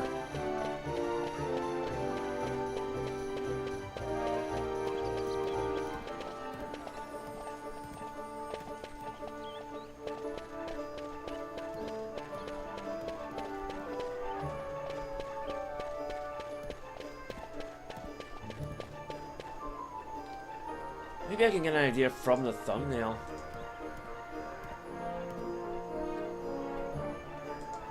Yeah, so they should be found in front of a building that will look something like this.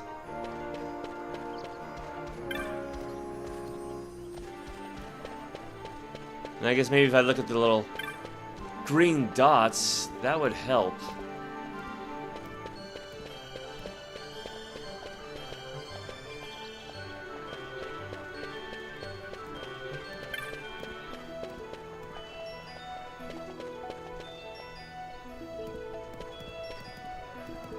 Yeah, I don't think it was them. I just went down that way.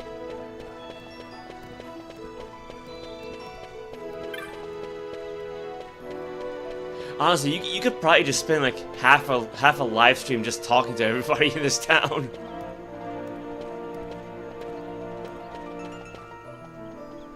What's this little guy up to?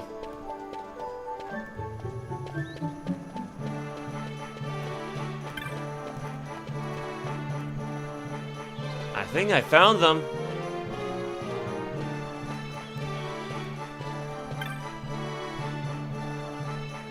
My friend here says that 4 to 30 revelers came through the southern plaza during the big fete. I don't know how to pronounce that. But even if you count the bards, of course he could be counting the spoony bards too.